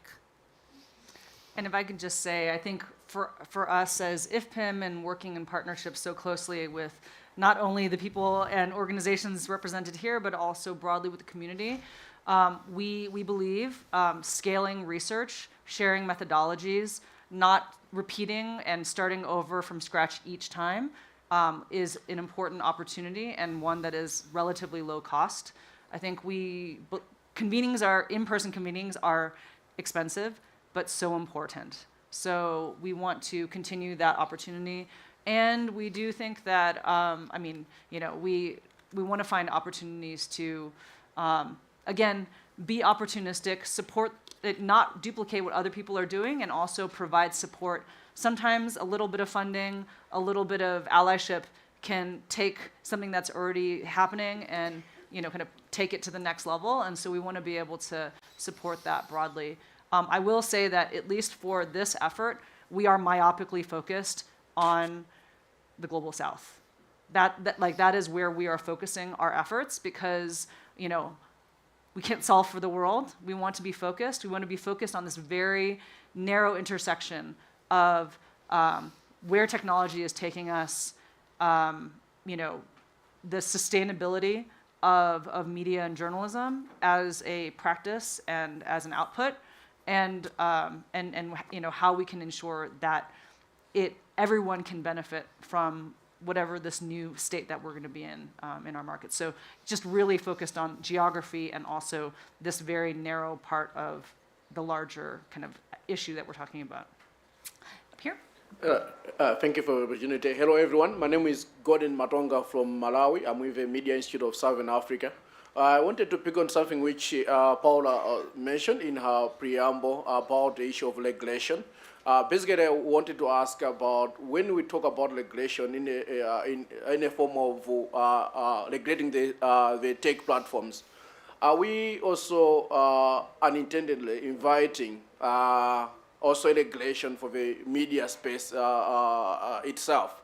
I'm asking this because I think for the majority of the Global South, we're also facing this challenge, the question of whether the media should be regulated by the state, or we should be just using self-regulation. So I just wanted to see if there's any possibility of unintended consequence of asking for regulation for the tech platforms. Thank you. Well, I just want to say, as I think, and it was directed to you, sorry. No, but please, it's always actually. I think the way I look at it is that I believe that content should be self-regulated. I don't believe the state should be involved in regulating content in any way. And that's why there's a big initiative, I know, with the media councils in Africa, where trying to take the model of a self-regulatory media council where people become members of voluntary codes, and that code has got a role to play in terms of people being able to take complaints. Unfortunately, there's nothing like that with relation to the platforms, but I think we need to differentiate between that type of regulation and the regulation one is talking about here, which is probably economic at its heart, but also pro-competition, and also in terms of indigenous language systems, the need to protect it. I mean, we had no problem in the 90s following on Australia and Canada in putting in local content quotas for our broadcasters. There was no problem. Everyone felt that that was a best practice. Things have moved on from a technology point of view, but that principle still remains. And I think that's where you can have regulation to promote indigenous content. But I think we're very cognizant of the fact that we don't want the state to be involved in deciding what's good content, what's bad content, what's allowed or what's not allowed. I think that should be left to a more self-regulatory framework in my view.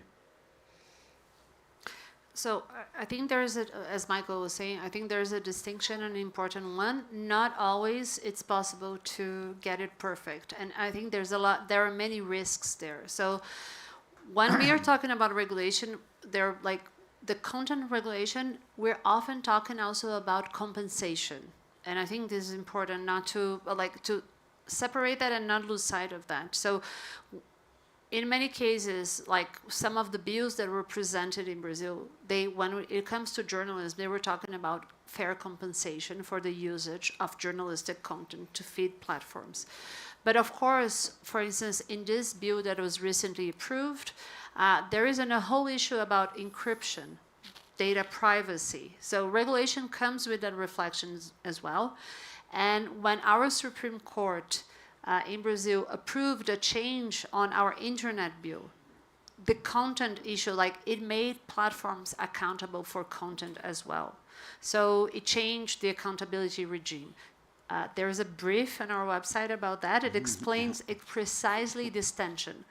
But the problem is that the regulation that we had, the legislation that we had before, wasn't sufficient enough to what internet is today. And what we need to think, from my perspective, is what we used to call the free internet, the open internet, has changed as well. The digital market has changed. So we need to have legislation that is updated to that as well. Great. Guy? Thank you so much. I won't identify myself because it's too confusing. Why you said that you found that people do not use the robust.txt on their websites, the publishers. So some research found recently that the AI crawlers ignore the robust.txt anyway. So this brings me to a related point, which that Donald Trump said when he was announcing the US AI strategy, that it's impossible to work out a payment mechanism for individual websites that are being scraped by AI bots. And at the same time, we've seen Cloudflare come out with saying they have a mechanism with a lot of different codes that people can put in their websites that can require payments. So he says his motivation is that he's worried that the web is going to be extracted so much that nobody will have any incentive to put content up because there's no direct recognition or traffic or anything else. So my question really is with yourselves, what do you think about this Cloudflare initiative? And will you invite them to Kuala Lumpur? Because it seems to me this is something that could address at scale the extraction of content, especially from small publishers. Thank you, Guy. There was one representative from Cloudflare in the CTRL+J conference in Jakarta, and we invited them to come to Kuala Lumpur. So hopefully they'll come. But Cloudflare is just one option to regulate, to frame the relationship, the engagement between publishers and AI platforms. We've been piloting another framework called OpenMind. It works as a mechanism to create data sites within the websites, so that the scraper don't have to come to the website disguising as visitors, but they will come to another channel, and through that channel we can measure, we can try to see what content are being scrapped, and then hopefully we'll be able to evaluate the pricing strategy for the content. There's also another mechanism called Flex Olmo. We've been discussing that as well. So there's plenty of options that we are currently exploring, but we are fully aware that robot.txt itself is not enough. It's been ignored, but at least for publishers' interest to have that in place shows that they are aware, and legally they can show that it is protected and you're entering our premises without our consent. Can I comment Yes, on that? of course.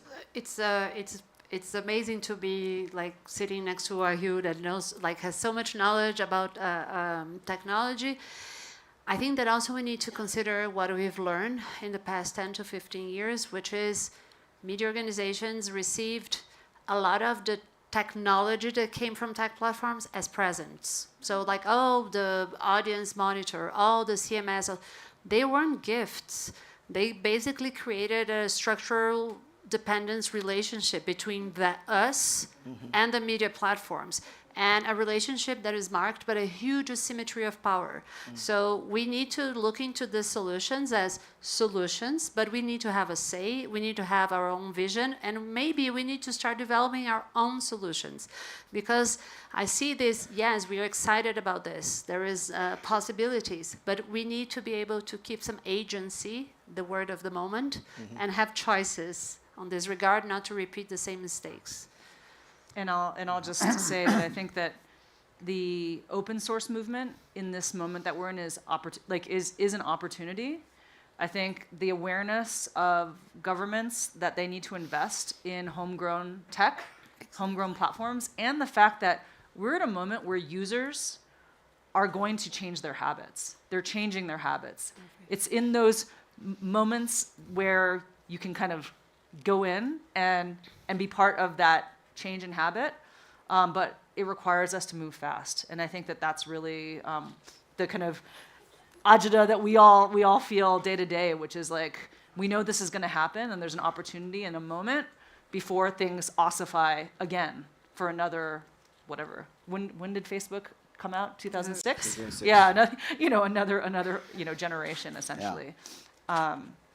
And I think we're at time, and Nkorote has stood up, which means that I think we need to end. I'm so sorry, Richard. I did promise, and then we have 2 more questions. The question is, Nkorote, are we allowed to take, or are we no? It all depends. Do you want a tea break or no? Have a shorter one. Yes. And I think we can find each other during the Okay. tea break. As Paula said, we can find our people. Okay. So Richard, you'll get a chance to, you're giving a provocation, so you can incorporate your question. yes. So thank you so much, Irene, Paula, Wahyu, and Michael. Thank you so much. This panel really brought life to the African proverb. As we take a photo, the African proverb, if you want to go fast, go alone, but if you want to go far, go together. So thank you.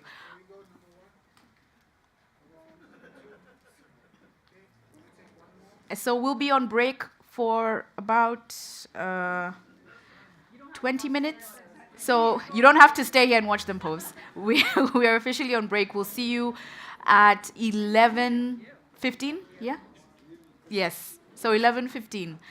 And if I can make an announcement, everybody in the next panel, Dr. Kate Skinner, Yvonne, please go and James Smart, please go and get mic'd up. Thank you. Yes. Yes.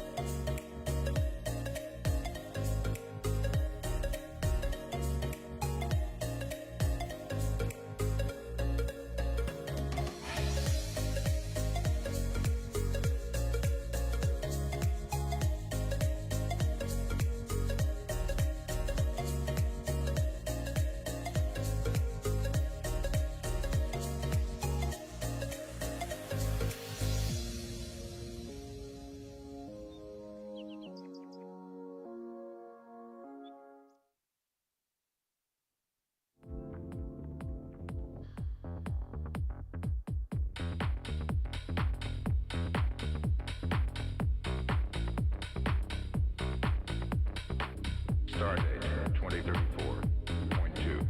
First officer's log.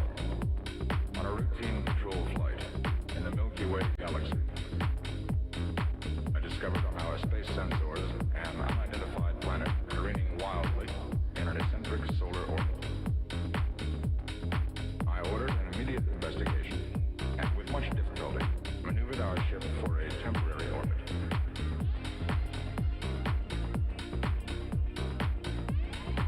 Upon beaming down to the planet's surface, all I could see were ruins. Ruins of some type of civilization. Crumbled buildings, deserted streets, charred vegetation, all covered with a thick layer of dust, which our scanners indicated as intensely radioactive. I proceeded to make a thorough survey of the area. According to my calculations, I could tell that some recent phenomenon or holocaust had occurred and destroyed whatever advanced civilization had existed on the planet. I found no sign of life. As I made my way back to the ship, I heard a sound. It came from a cellar in one of the nearby buildings. Carefully and slowly, I found my way to the source and discovered a human being. Or rather, what once was a human being. Scarred, disfigured man, lying in the rubble. When I questioned him, he told me that this had once been a great world. They had abundance and plenty. Intelligence, beauty, love. There was enough for everyone who lived there. But the inhabitants were never satisfied. They wanted more. They wanted everything. They started to quarrel amongst themselves. They could not live in peace, and they tried to destroy each other. In doing this, they destroyed everything. Their abundance, their plenty, their own intelligence, their beauty, their love. He told me that so far as he knew, he was the only living thing left, but that he knew he was dying. When I asked him the name of the planet, he replied, "We called it Earth." Earth. Earth.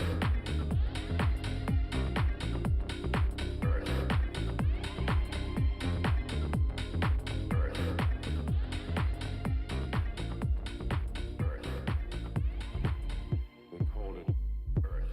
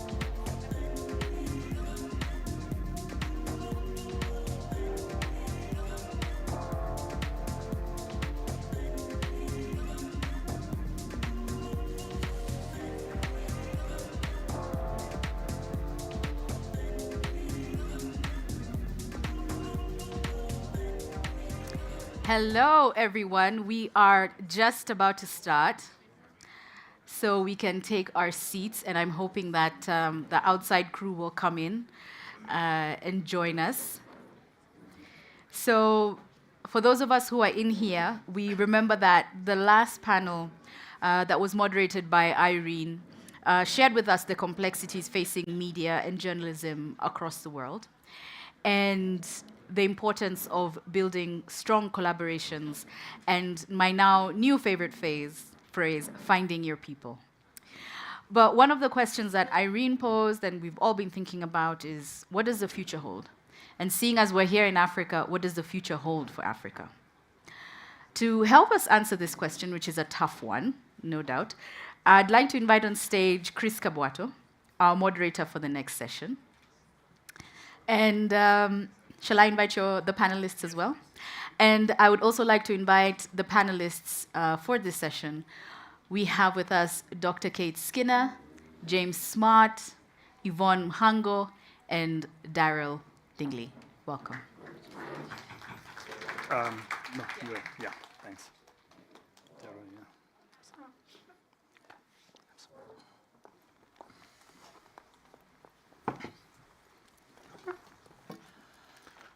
Good morning, colleagues. This panel is somehow, Mike got it wrong in terms of Michael, that in terms of what its name should be.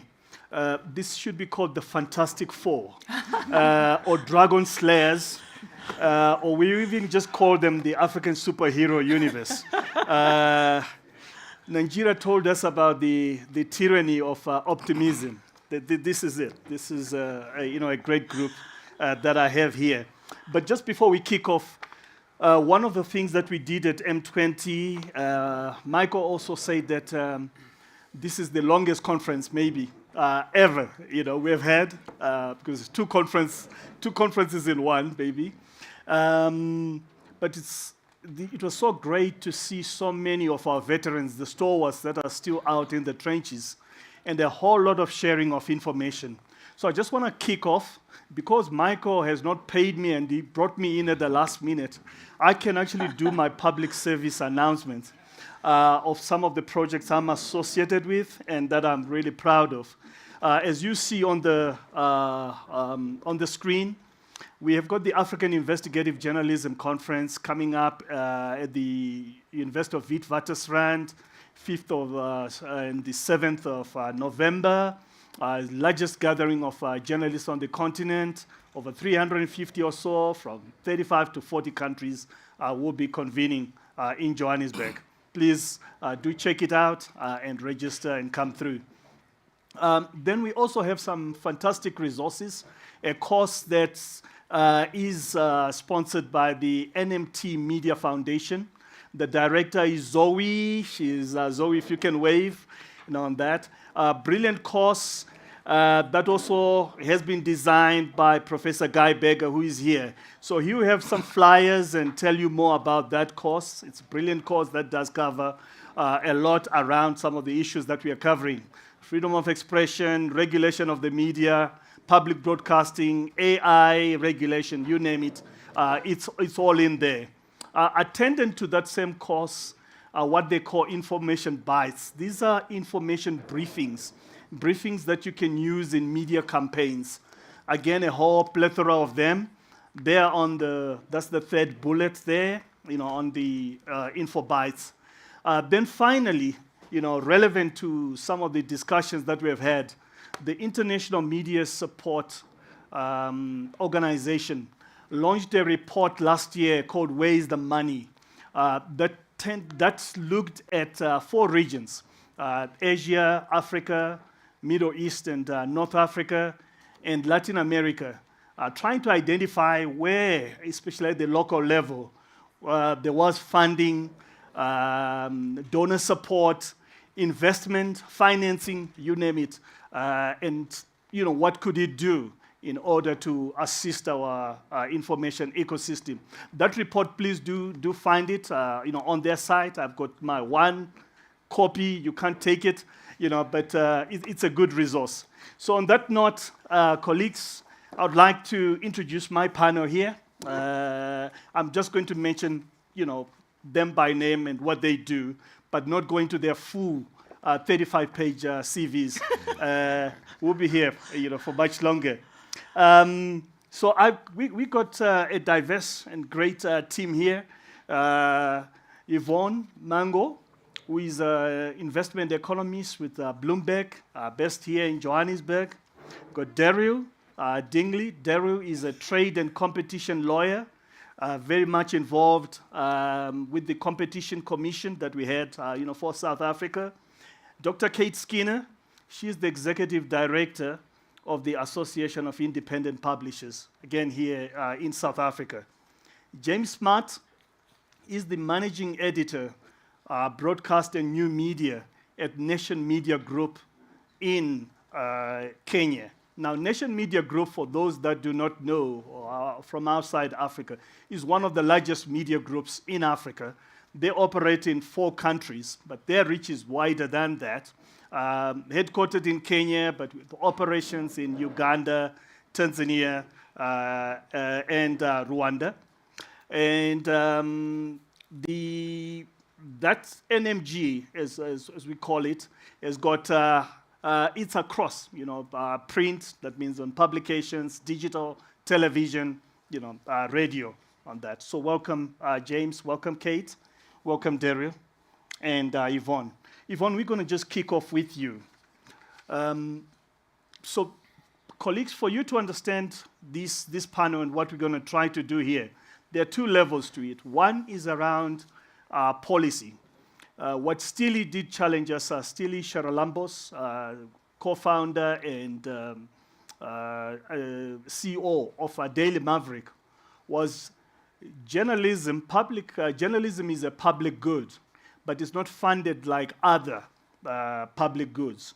What does it mean? We're operating, obviously, in a context of market failure, and to redress that, we might need to use certain levers. The one lever is obviously philanthropic funding. The other is policy, and maybe also local investment around it. So we're going to look a little at policy, and then delve into media businesses themselves. So where NMG comes in is a particular kind of case. So we've got the external that we need to respond to, that we might not have much influence on, but we need to respond to. Then there are things that are under our control, which are the internal kind of issues within the media business itself. So we're going to just kick off with Yvonne and look at what is the economic cost of misinformation and disinformation. Okay, thank you, Chris, for that introduction. I look forward to going home and telling my kids this evening that I played a superhero today.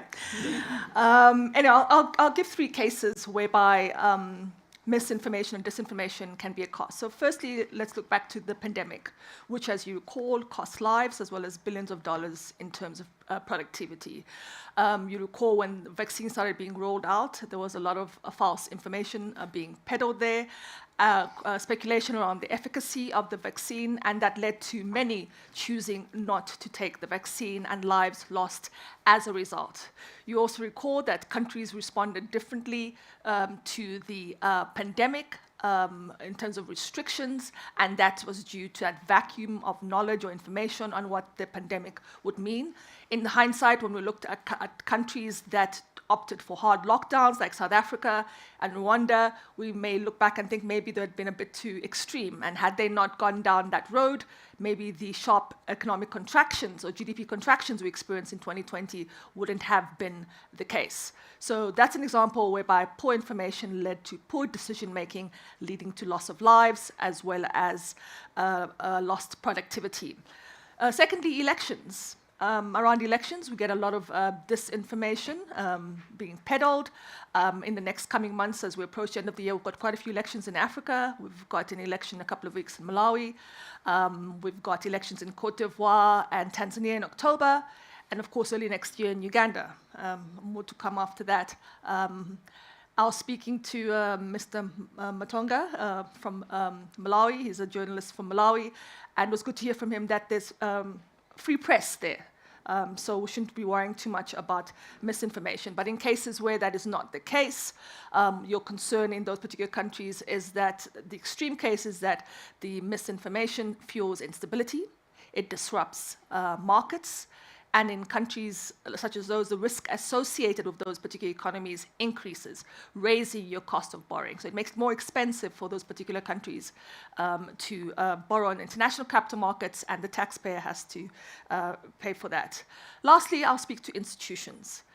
If there's fake news in an economy, particularly around institutions, there's a lack of trust. And that's very difficult in countries where governments are trying to push through reforms. I remember years back, as an analyst when I was covering West Africa, there was a particular African country that was trying to roll out prepaid meters. This was part of their electricity reforms.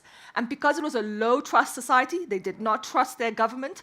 When they saw those meter readings, they thought they were being overcharged. They didn't believe the numbers. And that hindered the rollout of that particular reform, undermining development plans that the country had intended and also hurting the growth output. So they're an example whereby when there's low trust impacting institutions, and some of that trust is affected or created by fake information, has economic implications.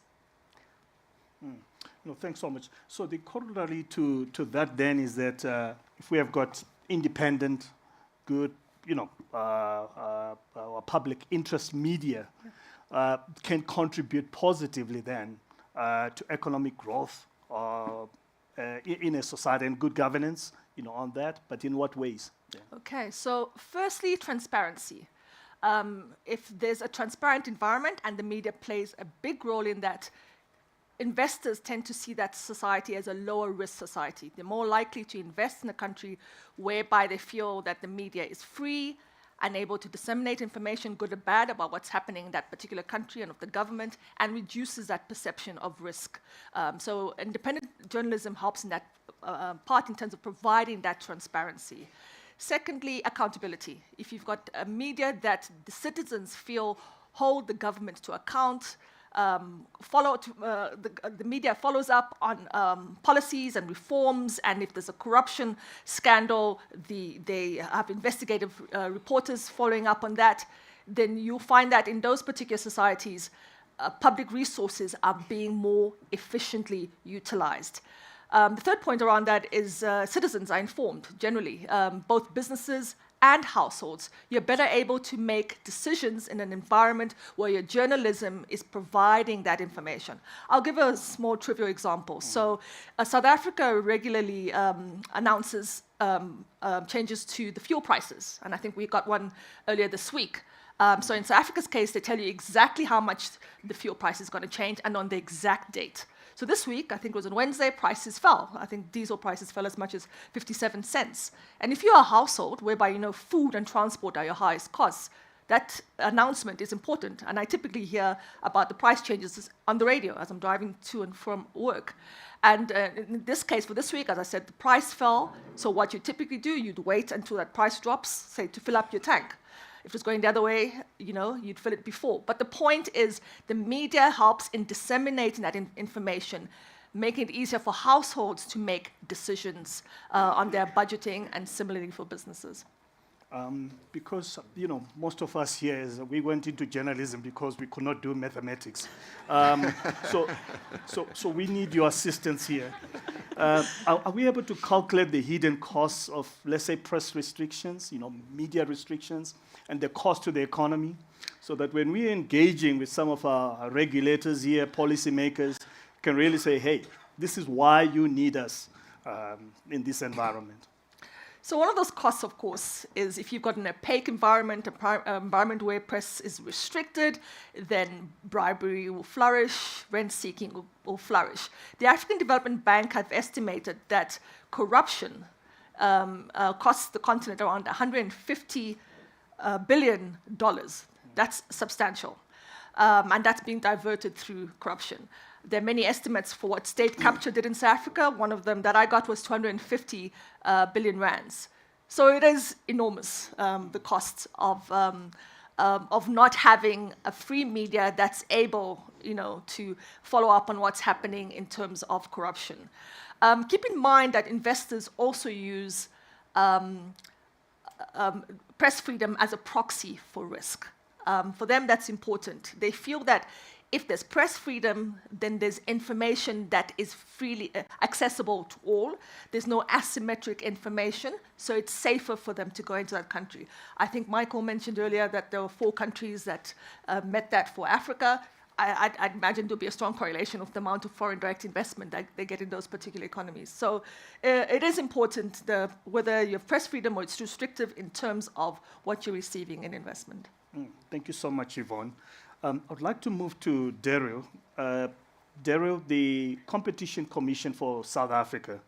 Not that it is a great friend of the media as such, but looking at it from the lens of competition, unfair competition, instituted this inquiry, the media and digital platforms, market inquiry. Just give us some brief background to that, and there's a provisional report that has come out, the provisional findings. Can you just give us some highlights to that? And then we get into our big media, the mainstream media, and the position that they took when they made their submissions to the commission. Great, thanks, Chris. Maybe just to start, because I'm in a room full of journalists, my comments are all my own. Please don't attribute them to my clients. But I do represent the majority of mainstream media in relation to submissions made to the panel. What I can say is that it's been a very long journey. I mean, we've been at this since just after COVID, so it's been a very long time that we've been engaging with these issues facing the industry. We actually, in fact, engaged with the Commission when, you may recall, there was an intermediation digital platforms inquiry, and media started becoming relevant in that inquiry. And what the panel did in that instance was say, hang on a second, this actually needs its own separate inquiry. So the submissions that were made by mainstream media at that time almost was the genesis of what followed and where we are today. I think from my perspective, I think the panel's findings actually confirmed everything that we've been saying for many, many years. I mean, it was a great relief to actually see that most of those grievances were captured in that provisional report. And I just want to highlight a few, because of course it's a very long report, and obviously this is a very it's a detailed examination of those challenges that the industry face. But of course, I just want to pick out a few of those sort of key findings. I mean, we had always said that the platforms have changed purposefully the way that consumers consume news, and that was confirmed. We also said that over time, and we sort of, in terms of our analysis, we're looking at changes from about 2011, but we'd said that there's this unequal bargaining position that has now arisen, and this has resulted in this sort of inequitable sharing of value, of user data, and of insights. And we then, you can see in the findings as well that, we'd been raising this with the regulators for some time, that they'd unleashed algorithms, and that was resulting in overrepresentation of global news. It was, we were seeing self-preferencing, the underrepresentation of local and community news. We obviously also raised, and this actually came quite late, which was the development of AI and AI search, and the importance of AI content agreements. And one of the earlier speakers was just mentioning about this change in where we're going. I mean, it's actually frightening. We're at a point in time where I think a lot of the findings in relation to search and the social platforms may become irrelevant when, for example, search is removed as an option, and we're in a world of AI searches only. What happens to the referral traffic and the revenue that media relies upon in relation to that referral traffic? So that was that finding, and the discussion there was absolutely spot on. Also, the distorted content that plagues this space. this unregulated, untested sources of misinformation that,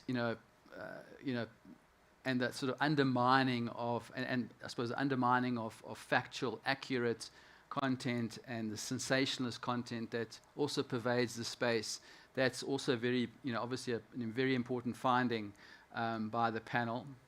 And then I suppose what for us was absolutely key was also confirmation of the value of news. And I just want to stop there, Chris, if you just to go into this, because I think it's absolutely critical. I mean, we for years grappled with this question because we wanted to come up with what was the value of news to these platforms and how could we then ask for compensation, either direct funding compensation, as well as to push through other revenue streams and monetization as a consequence of the value of news. We hit roadblocks, of course, with the platforms. We did bring access to information applications to try and loosen that up. But it was very difficult as an industry to try and make those calculations. We did, however, come up with some of our own. And we made submissions to the panel where we developed a loss of profit model. And that loss of profit model, and we worked back from 2011, also compensated or took into consideration the loss of classified revenue. We also did a behavioral economics type of study, very similar to the firm modeling, which most of you may be familiar with. We did one of those exercises. And we also did a cost benchmarking exercise as a consequence of us having friends in other countries around the world. So I reached out to lawyers and journalists in Australia, in New Zealand, in Canada, and the US, who fed us information on some of these benchmarking exercises and some of the arrangements that they had entered into in those territories. And that all played a role in how we developed these various models. But of course, the panel then took it actually one step further, which was great for us, because what they did is they actually could get access to advertising revenue, they could get access to that the referral traffic data, and challenge, I suppose, some of the platform's main submissions, which is, for example, on the search side, Google would say, well, you're getting so many clicks through. That's the revenue that you're getting from that. This is the revenue that we are getting from advertising on the search platform in and around the search items, and it's a fair exchange of value. We challenged that. The panel challenged that. The panel said, no. You need to look through the lost revenue from zero click-throughs. You need to look to how these platforms are pushing users through to these closed ecosystems and the so-called platform properties, as it were. And as a consequence of that, they came up with a number, ultimately, that was not too dissimilar to the modeling that we had done. So, we had done modeling which the models came out with the value of news in South Africa between 900 and 1.4 billion. The platform did, the inquiry did two calculations. One was a 1 to 1.1 billion rand calculation of the total value of news, of which Google was getting directly between 800 and 900 million, and then media in South Africa was getting approximately 200 million. They then said, well, there needs to, as a consequence of that, and through fair exchange, there needs to be an uplift of between 300 and 350 million.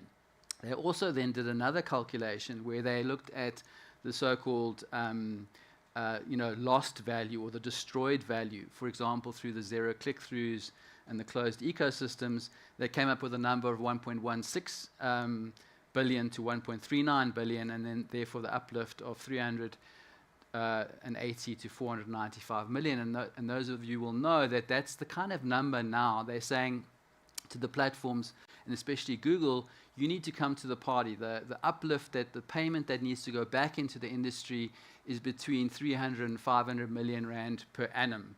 And I'm going to stop there. I can go on forever. No, thank you so much for that, Daryl. We'll come back to you. Now, that was you working with the so-called the big media, as it were, on that. But within our information ecosystem, we also have the small independent media. And this is where Kate comes in. Kate Skinner, in your position as Executive Director for the Association of Independent publishers. Who are your members, their profile, what are their challenges, and what are some of the things you're beginning to do to secure the future of journalism? I'll get back to you on the issue of a fund that has been set up separately, sure. But let's start off with AIP.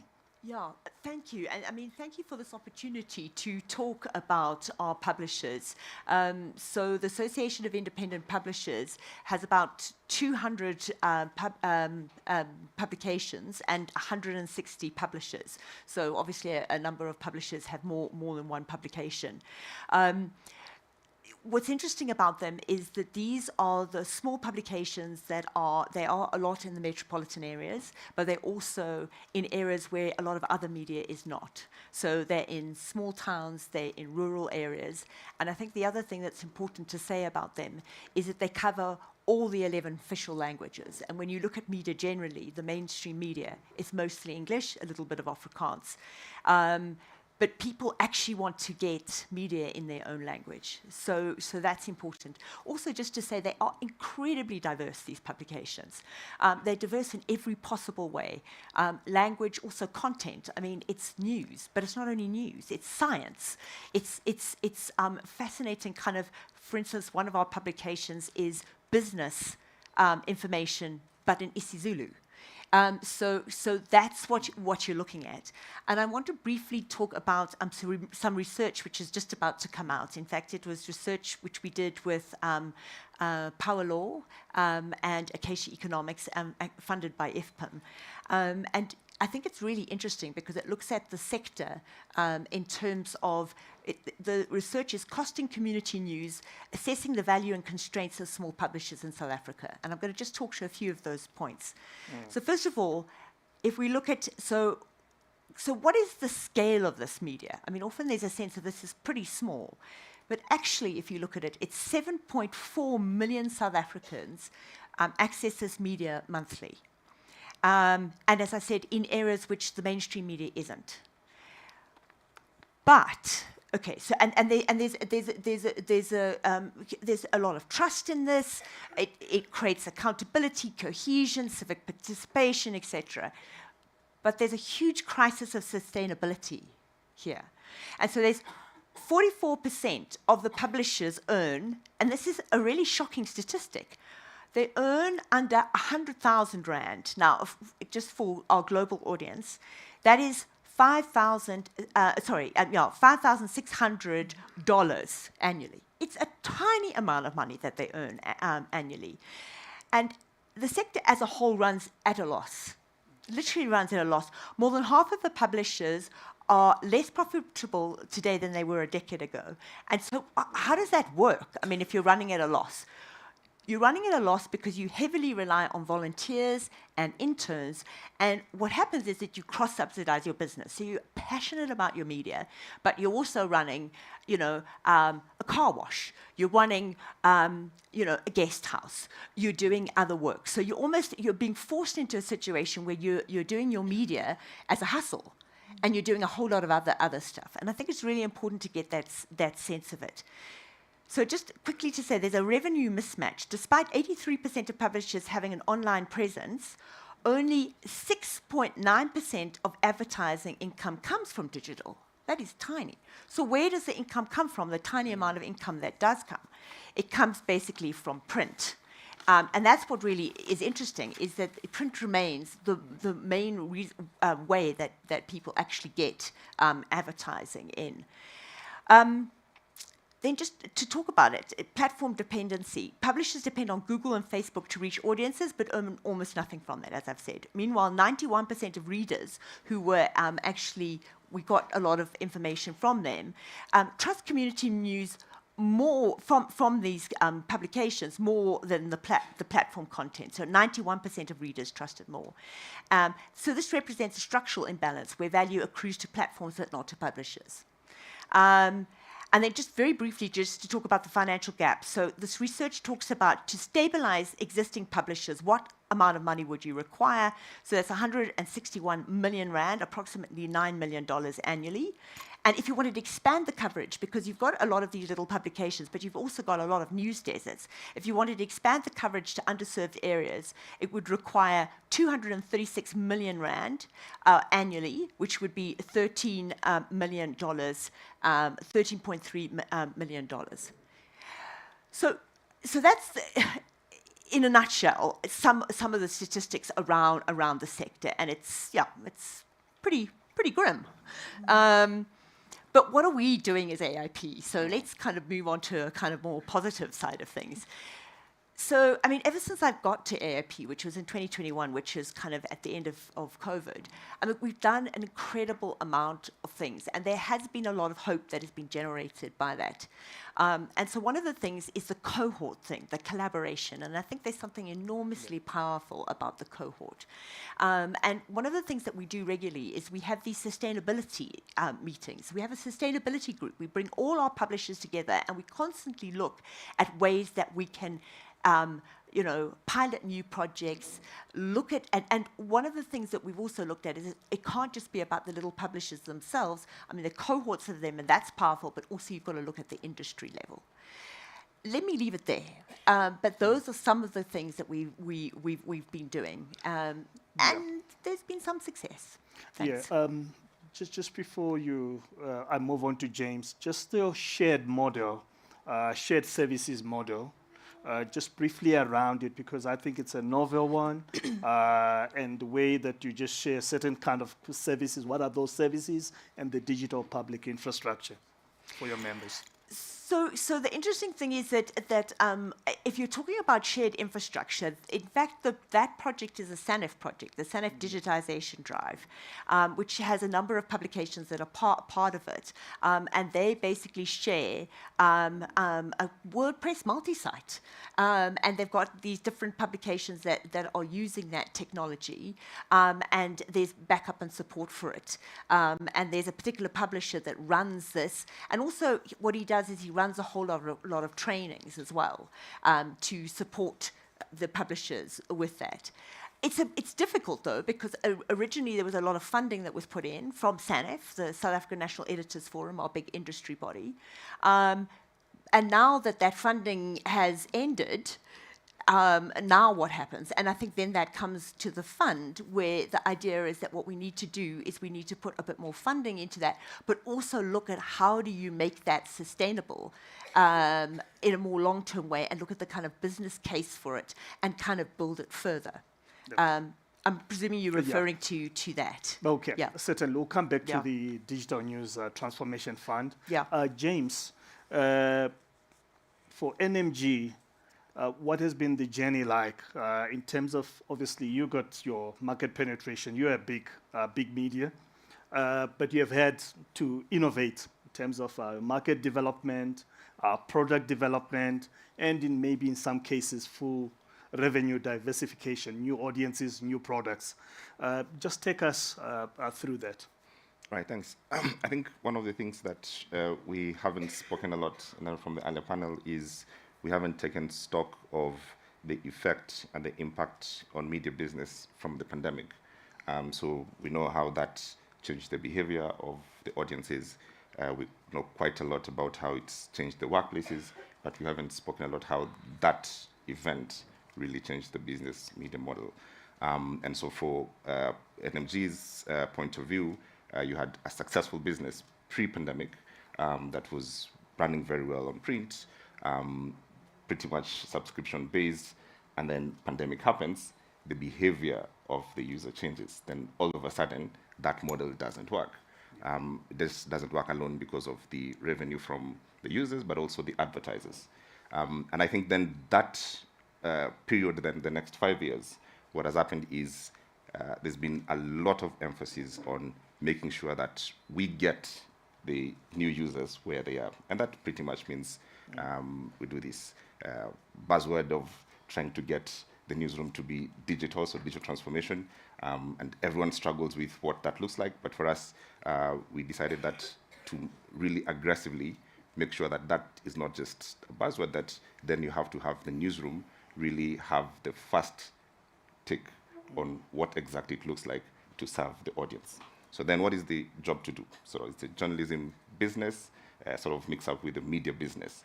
The audience, the work then is, okay, so fine, we have some products that specifically addresses certain parts of the audience. So you have business, we have a business daily, which does very well on just serving the business environment. And then you put it under paywall, all right? You have the Daily Nation that serves everyone, put under paywall, because now we need to find out ways on how to really participate in this digital revenue space. What that then has forced us to do and put us in a position whereby our newsroom works in tandem with our product teams. And the idea basically simply is you are interacting with a lot of data that tells you, well, the audience perhaps were interested in this story, but in the bigger scheme of things, what is the audience telling you that we want you for, all right? So what does the audience want our journalism for? And in the last 2 years, we have come very close to understand what the audience wants us for. The audience wants us for analysis. They tell us to stop running ahead of social media for try to break news. So we leave that for everyone else. And we're like, okay, we're almost shy when breaking news happens. We're like, yeah, that is not our space. Our space is to really tell people what that means, all right? We create different forms of what we want to do. We have podcasts, which really give us an interesting dynamic of what audiences want to hear from us. So the audience is, yes, interested in news, but they're telling us, well, we want to hear this story in a way that is a bit more nuanced than, well, this is the cause and effect, all right? And then podcast, audio is perfect for that. And so we learn, things about that. The audience tells us, well, we just not want to read text. We want visual on situations that have happened. So we have OSINT reporters who then spent a lot of time trying to piece together all these dynamic things and say, bring this story as a visual investigation. And lastly, we have, in this sort of the protests that we had the last 2 years, obviously everyone is covering it, but one of the things that clicks for us is perhaps maybe we need to work with documentary makers who tell stories in a different way than what a typical journalist would do, and then put that together and then see what the product would be. And the product then, for us, the lesson was, while there's a lot of negative things happening at the same time, the in-depth reporting that a documentary maker brought, they brought a story into sort of full circle so that we just don't end up with an extremely negative situation. That is what we're dealing with, the protests, the deaths, and the killings, and those things. But the story is not just about that. The story is a bit more flavorful. And so in terms of storytelling and business revenue, the two have merged. And the intersection for us really is that you have to have the product and the newsroom be in the same space, and then decide when you see the insights and the learnings, whose monkey is it, all right? So who takes off with that problem because you need to fix it, and then who fixes this. And then together we learn and we ideate and we keep on moving. Finally, I think what would work, and I've heard it from the panel early, is the business model of what we are all experimenting with, which is the paywall, brings, I think, another conundrum that are we then suggesting that public interest journalism by itself, which will just not, cannot pay for itself, then we're just going to go to things that the public needs to know, but we need to find ways on how to do it better. And that's a big question that, we have to answer, because that business model will not fully address the public interest media, as it were. Thanks so much. I think one of the things that you have done very well is on the storytelling side, and especially on the podcasts. But just give me one example from the last 3 that you did. There's one that you did, and how it performed, how you conceptualized it, because you are at the forefront of the storytelling yourself. Right. So we took a story that had stayed for, I think, 7 years. It's a story of a journalist cum blogger who had disappeared in 2013. His name was Bogonko Bosire.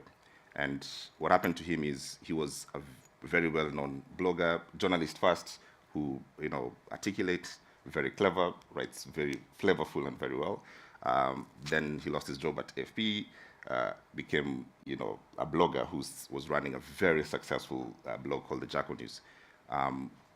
Just disappeared. One day woke up and disappeared. Of course, for the 2-3 months, friends and family, raised the question through Facebook, but then it just goes quiet. So we took that story after 7 years, partly because this is the legal sort of period that ends with declaring a person's dead. So we start from, this guy obviously is dead, from where he is. And then we just went back and collected all the materials, again, with people who were trying to find him in the beginning, the stories that everyone was trying to tell, and the documentaries that people were doing at that time, which then went flat because he didn't show up. So we took the material, killed the video, and just say, we'll just deal with the audio. And then we ended up with something like 14 hours of audio. Then we said, so finally what we need to do is to go and re-interview all these people 7 years later to try and piece together what happened to this gentleman. And once you look at the material in a sort of new way, it gives certain insights. That number one, there was a lot of tension that surrounded this gentleman.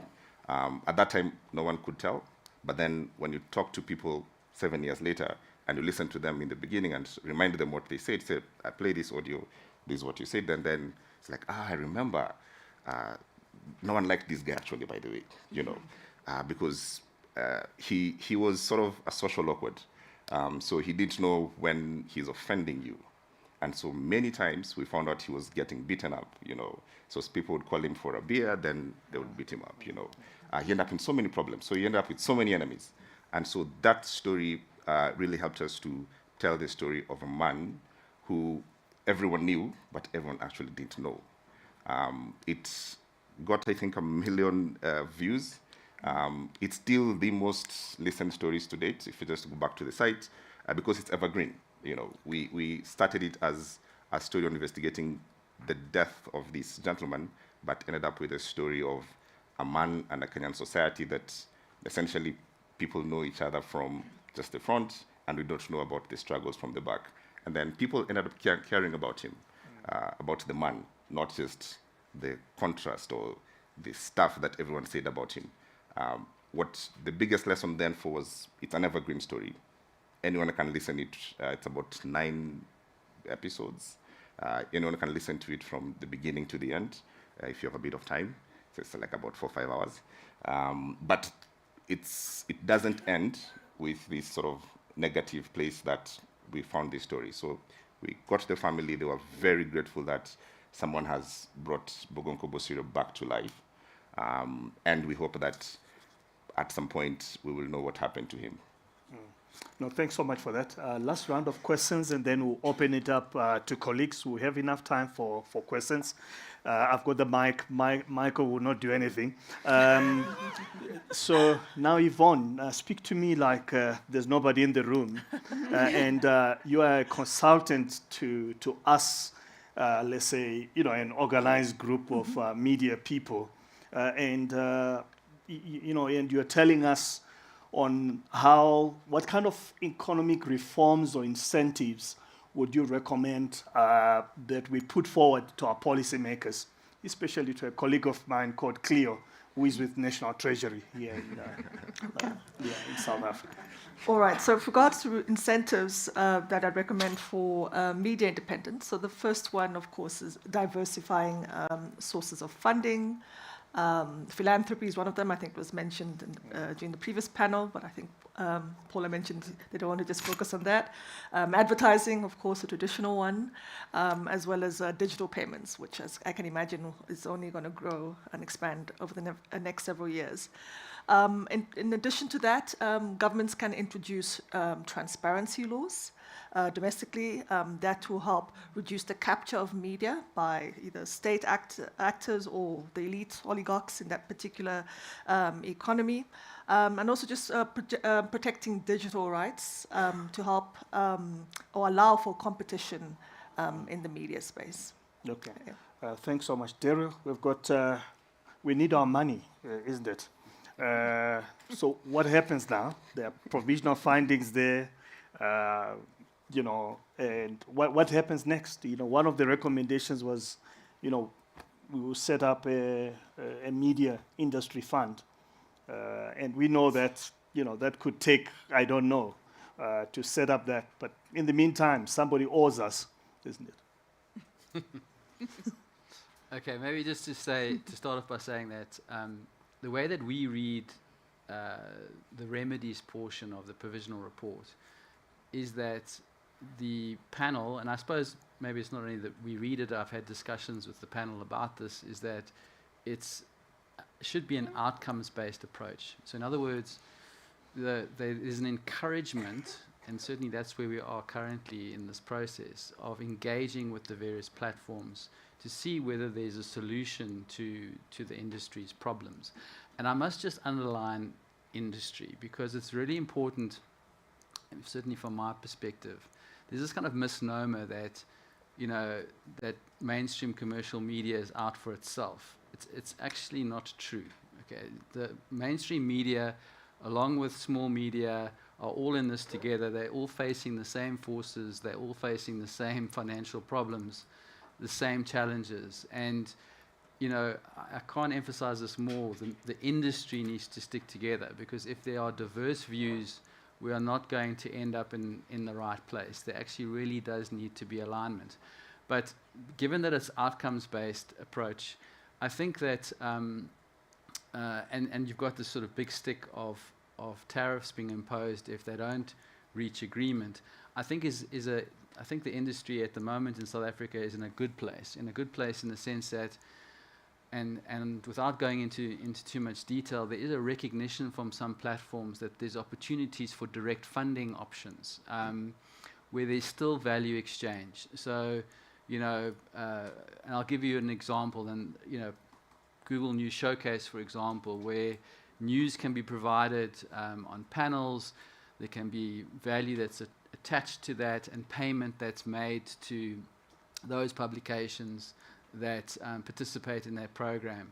There's funding available for AI initiatives. There's funding perhaps through AI content agreements. There are new ways of generating greater revenue and greater access to user data. So there are adjustments to algorithms that can happen that can increase reach and change some of the self-preferencing. There's changes to eligibility criteria that are being discussed and debated to allow greater, for example, advertising revenue on some of the social platforms, for example. So, and I think there's a general recognition and acceptance that there can be some form of collective bargaining. So, you know, collectively the industry can stand together and engage with these platforms with the support of the panel. So the panel very much wants to support an outcome where there can be behavioral changes, as well as direct funding, as well as increased training. And I must just underline training, because what's also become quite apparent through the discussions, certainly that I've had with many of the platforms, there's a lot of opportunity out there that media doesn't take advantage of or doesn't even know about. And even within mainstream media, some of those media houses are streets ahead of the others in terms of their digital transformation journey and their ability to monetize off the back of some of these some of this functionality that's being offered.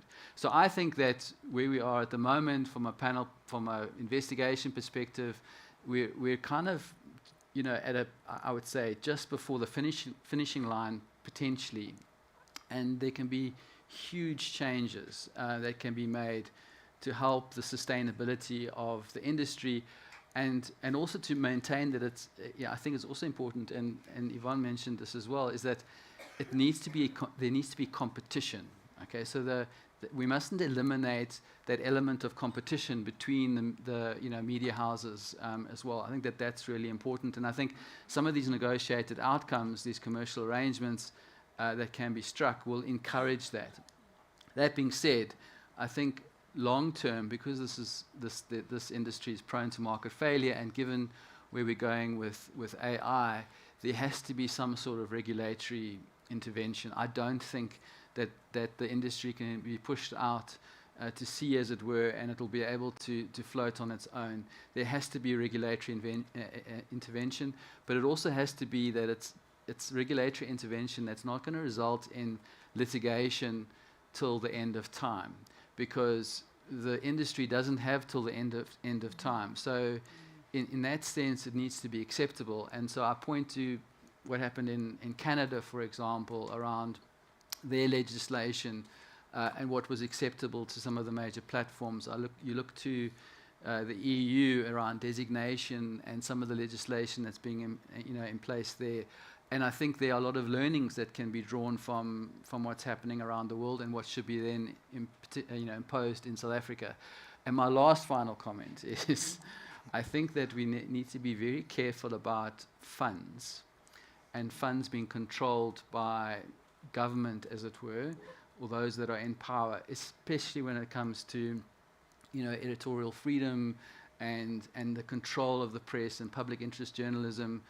A commercially agreed outcome with the platforms, with regulation that's in the background as a big stick, as it were, is a far better option than some sort of fund that's controlled, by a regulator, as it were, or by a government agency. And I'll stop there. Thanks for that, Daryl.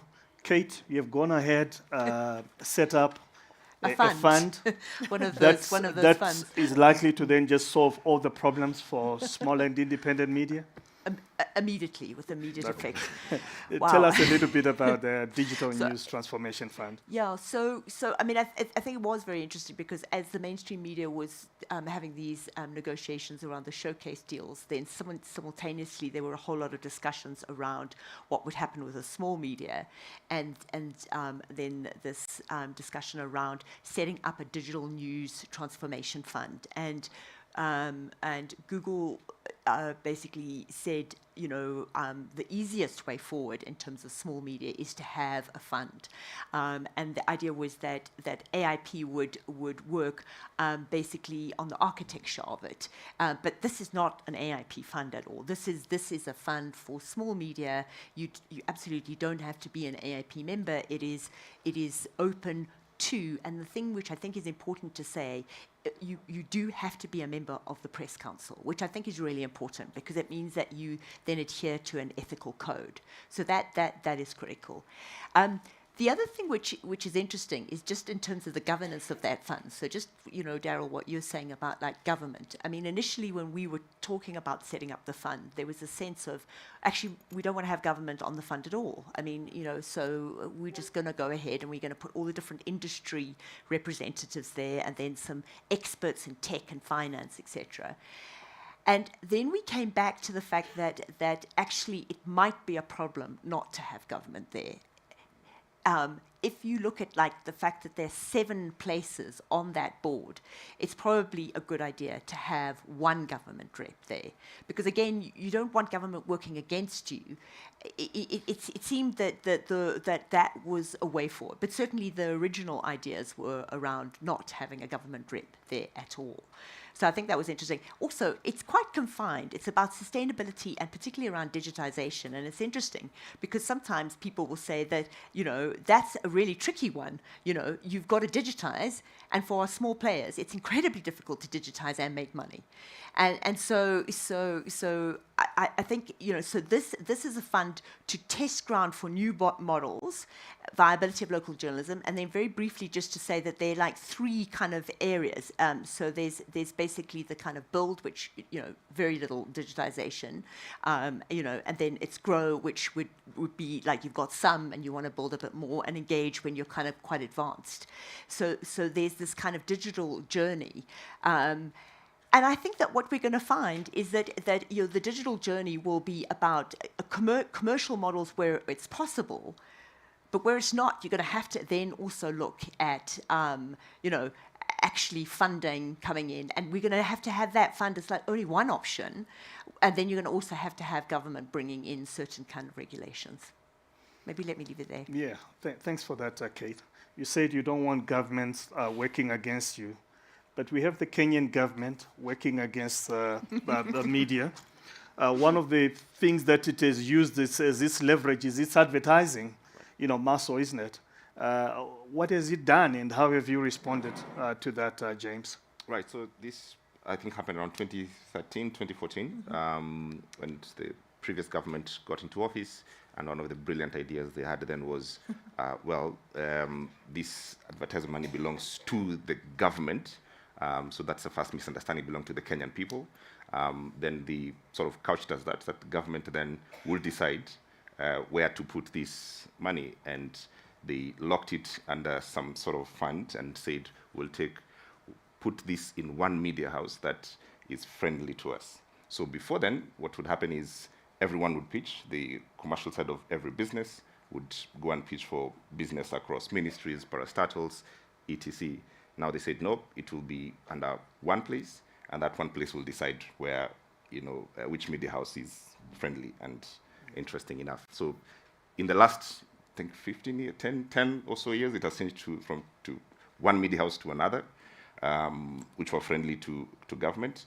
What has that done is for the rest of us to deal with with our own selves in that sense. But I think the most important thing is, which I think is the business decided then to say, is this is sort of like a lost income, all right? So it's of no use to keep on knocking on that door and talking to government or the political class that has decided to use it as a tool of control, because then what you do is you lose your independence, and they sort of have this carrot to say, well, next month we might consider if we'll give you business. And I think once we stopped thinking of that as a source of income, it helps us to sort of flex our muscles journalistically, if you like.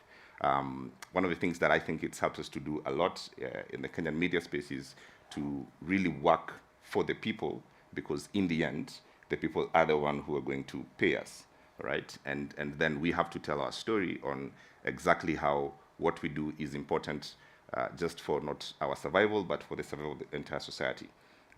Where it gets very complicated when politicians get into office and misunderstand that they are custodians of the public fund and sort of personalize it.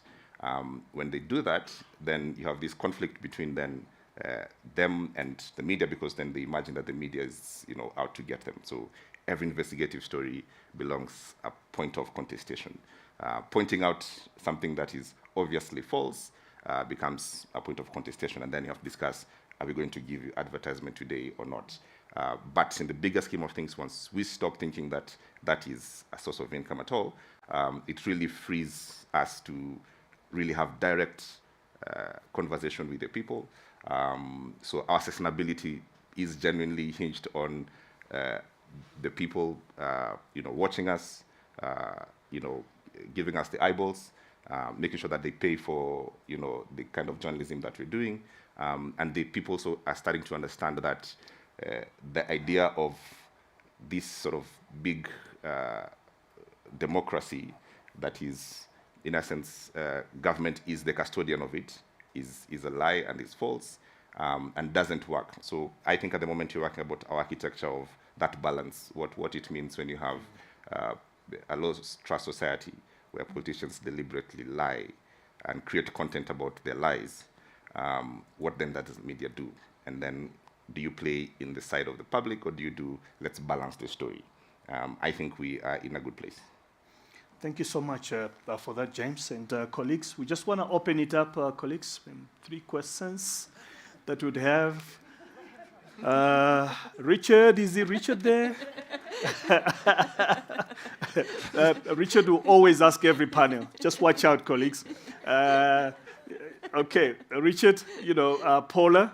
And then I'm going to have, the 4 questions here, clear if you can be 4th, if you can be 3rd, okay? So we're just going to kick off here with Richard, Paula, Cleo, and then the gentleman at the back. Thank you for the opportunity. Just a very quick bit on background. I've been in the space for 5 decades. As editor, publisher, I did spend 15 years at Google as global head of news, both working on search and on product. I spent a ton of time around the world working on public policy. Eye-opening experience, to say the least. Tremendous experience. I'm now putting most of my focus and effort, and indeed investment dollars, in developing sustainable solutions in local news. And I think they can be had. But I have a couple comments and observations and questions. One, in terms of understanding the disruption, you mentioned some very good points, Daryl. One, classifieds. Classifieds was 30% of the revenue. It did not go to the platforms, right? It went to individual classified sites. Curiously, the dominant real estate classified site in Australia is owned by News Corp.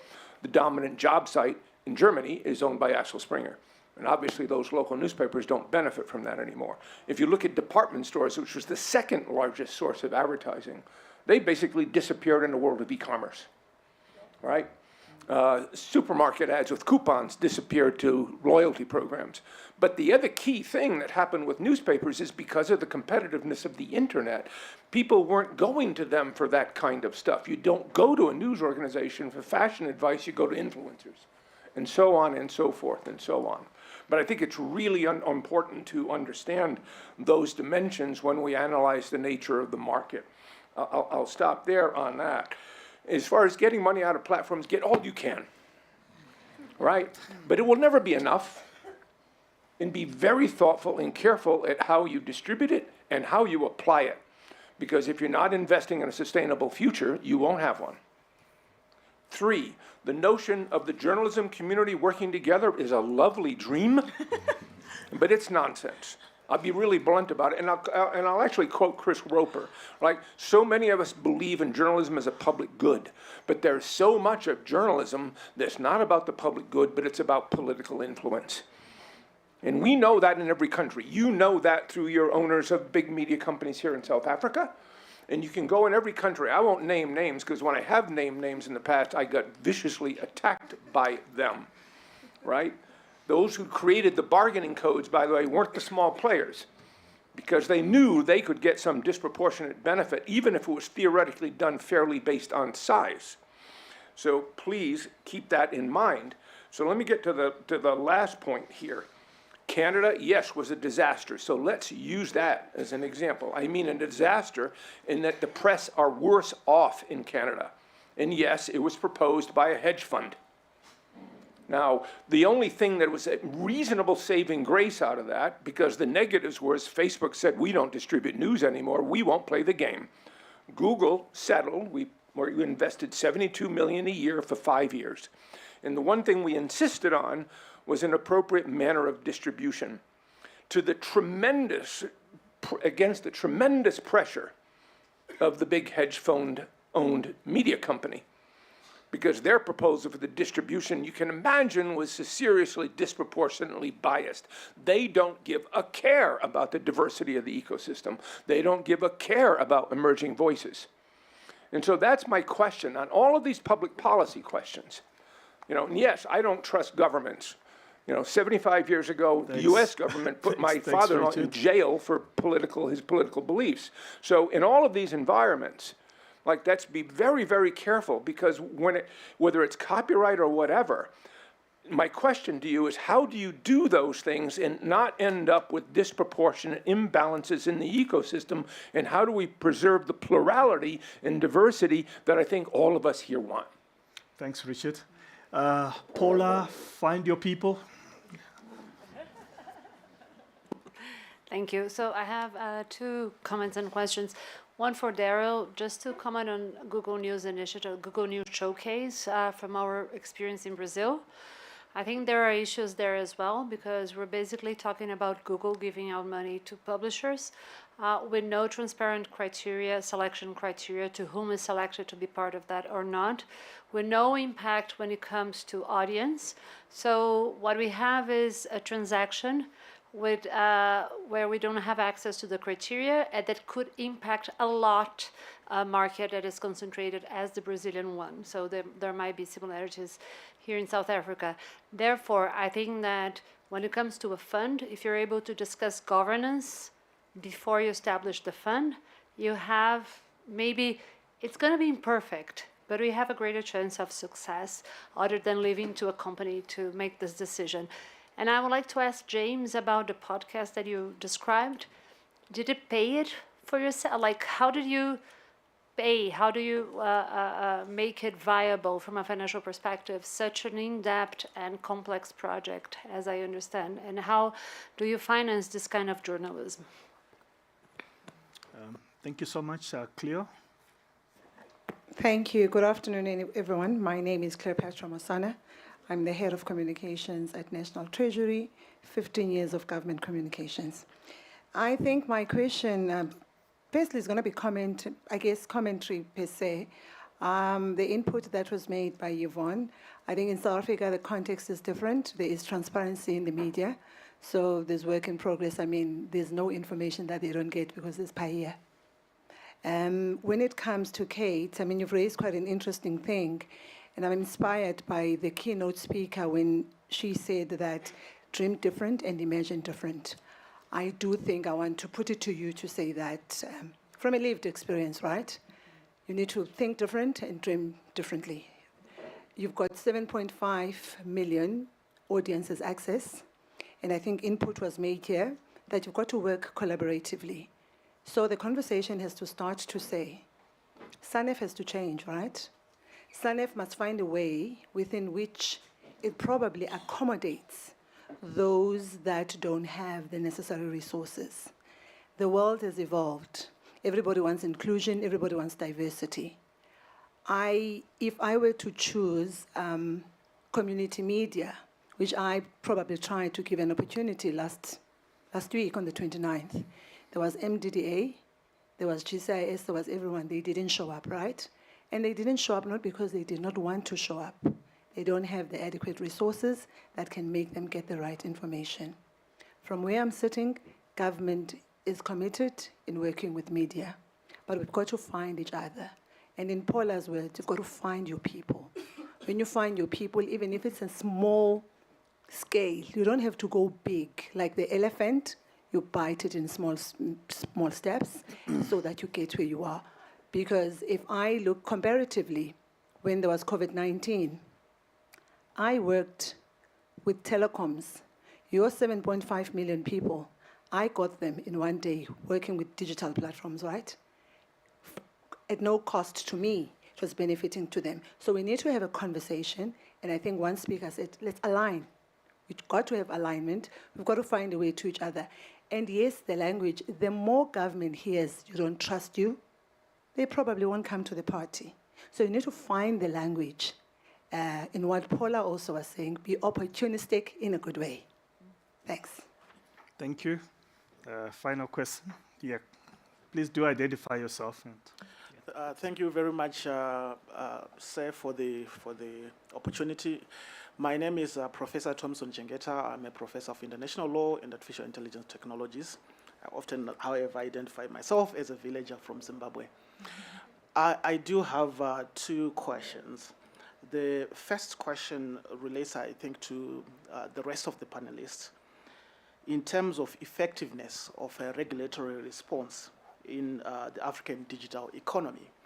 I think it's common cause that the platforms, the infrastructure that dominates this digital economy is often imported. It's not really developed on the African continent if we're talking of platforms. How effective are they ways by which we can have an effective regulatory response to something that we don't control? That would be the first question. Can we actually do this when actually you're dealing with platforms which are not of your own making, which comes with already laid down conditions for you to be able to use them? My second question, which is more of a comment, relates to, I think, both to what the question of whether to include the government or not to include them. And I think Michael touched on this some point when I was talking about self-regulation in the earlier panel. I would start this question by clearly saying that generally there is common cause that we can agree that no one likes government unless you are in it. That's a common position. But I would want, from an international law standpoint, to say I don't think we have much of a choice of whether when you say can you exclude or include government, because in terms of the law, the primary obligation, for example, to protect human rights, because these technologies they have implications on the lives of human beings. The primary obligation rests with the state and the government. So you cannot be able to exclude them, unfortunately. For me, the question becomes to say, how do you work together with government or the authority that may be to have an effective outcome for everybody who is involved. That would be my comment. Thank you. Okay, thank you so much. The way we're just going to run it, which will also be our final kind of comments, because we ran out of time. Michael is pointing at me. I'll never be invited again. But I'm a student here, so he can't get rid of me. So Yvonne, it was just more at a policy level, your experiences working with African governments and also maybe the continental free trade area. Is there a possibility that Africa can get its act right around policy and governance? Daryl, you just take away a few things. Kate, and then James, and we wrap up. Thank you. Well, the continent is heterogeneous. We've got several countries, so progress in some and others regressing. But I guess what we'd like to see on the policy front, particularly in support of independent journalism, ensuring that it remains sustainable, is tax incentives to support media startups as well as digital innovation, public-private partnerships for investigative reporting funds. So this is government actors getting together, foundations, philanthropists, and non-profits. And thirdly, regional frameworks to encourage cross-border investment in media, as well as protecting digital press freedom. Thank you so much. Daryl? Yeah, thanks.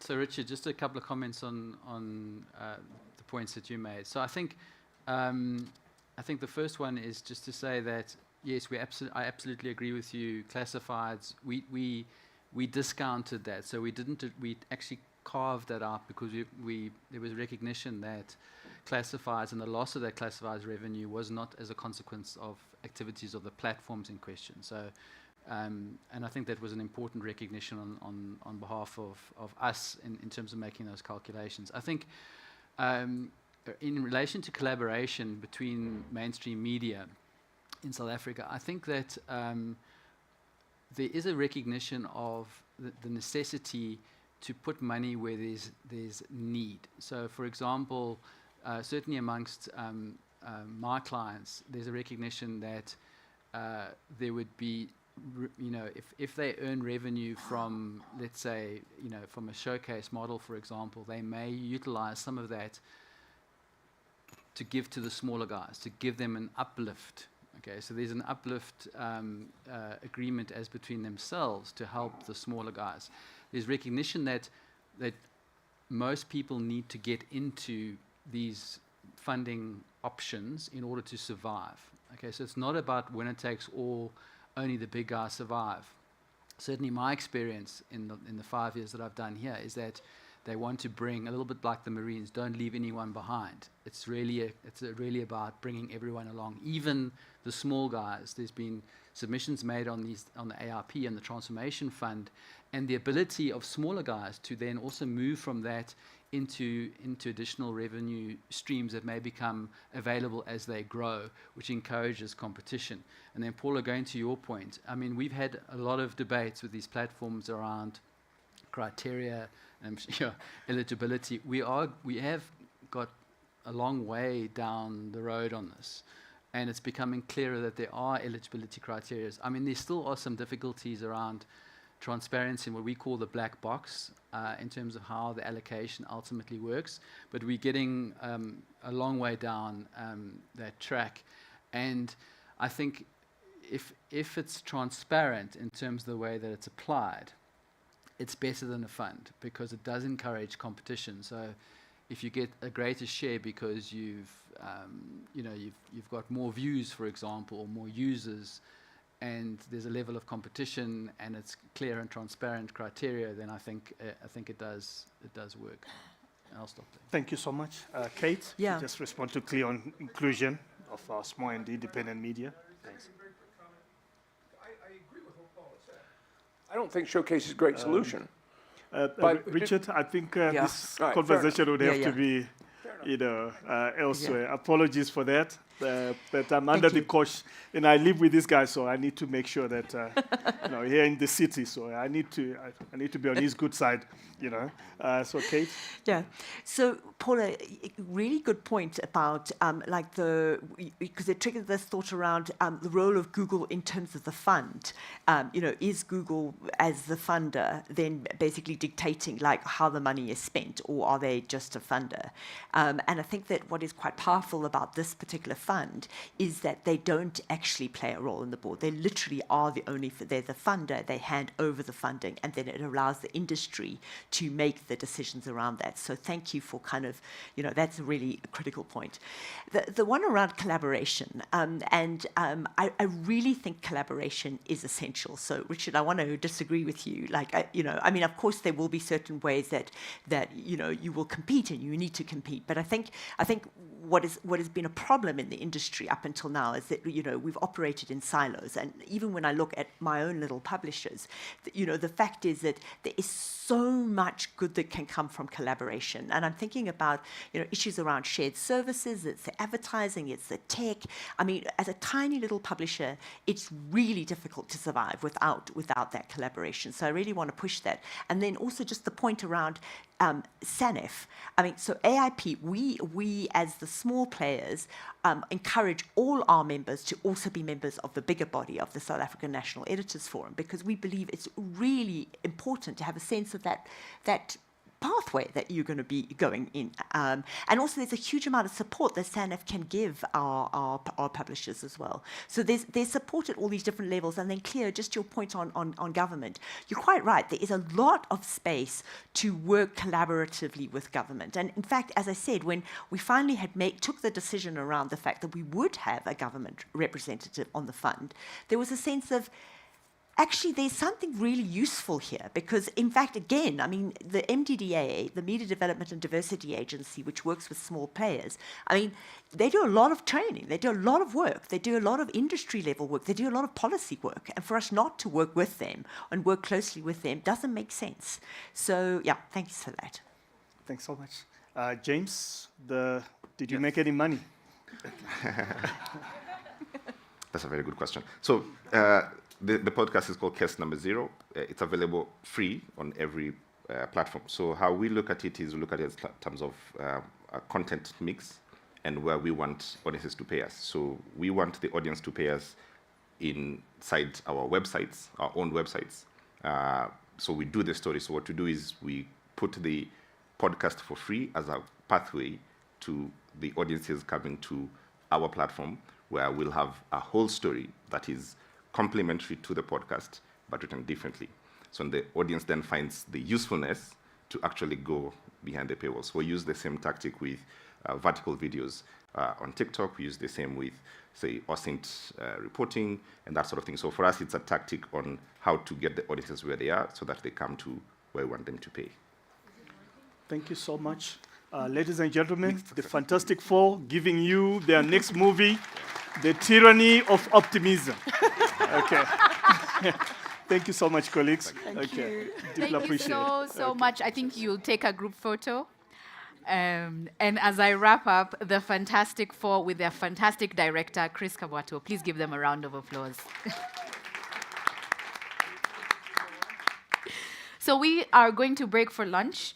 I'm trying to, please, can we take an hour for lunch so that we can end on time and we can go share a glass of wine later in the evening? But thank you so much for giving us your time. We will break for lunch. We'll be back at around 1:40.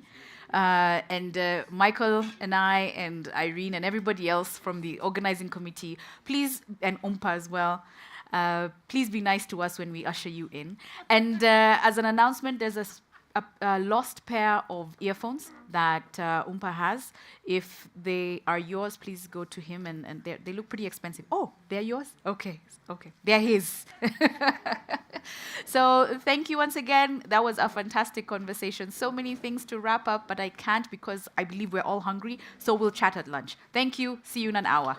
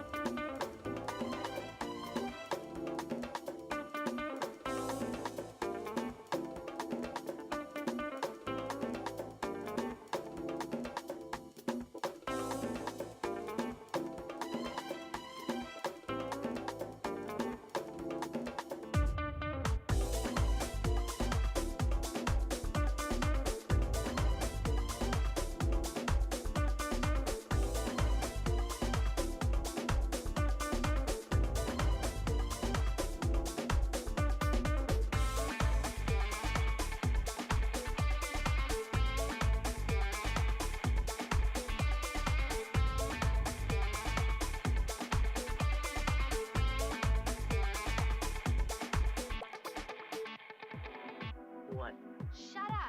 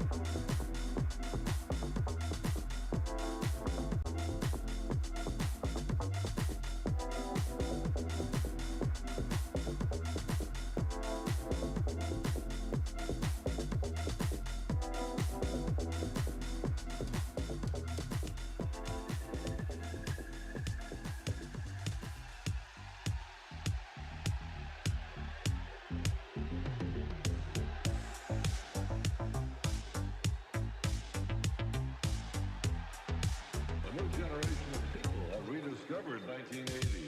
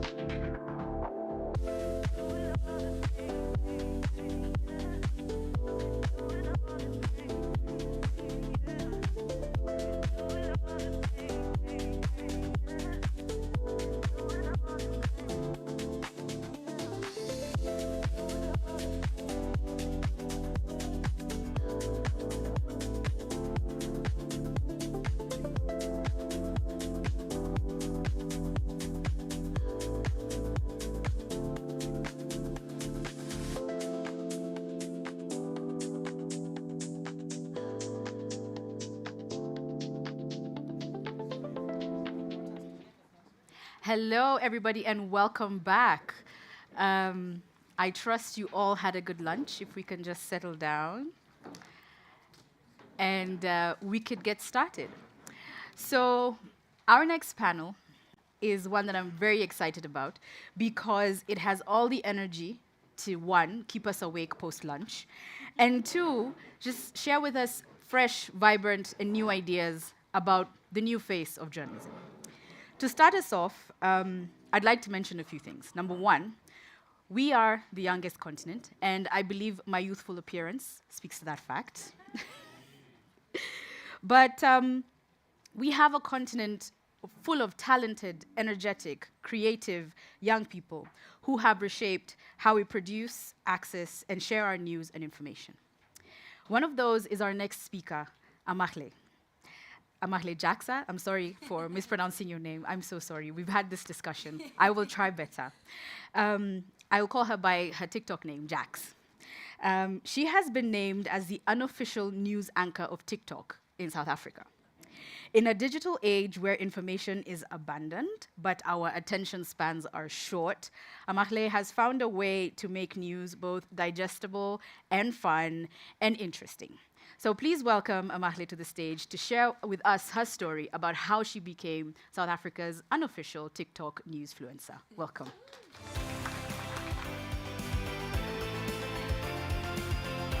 Thank you so much. Unofficial is very important here.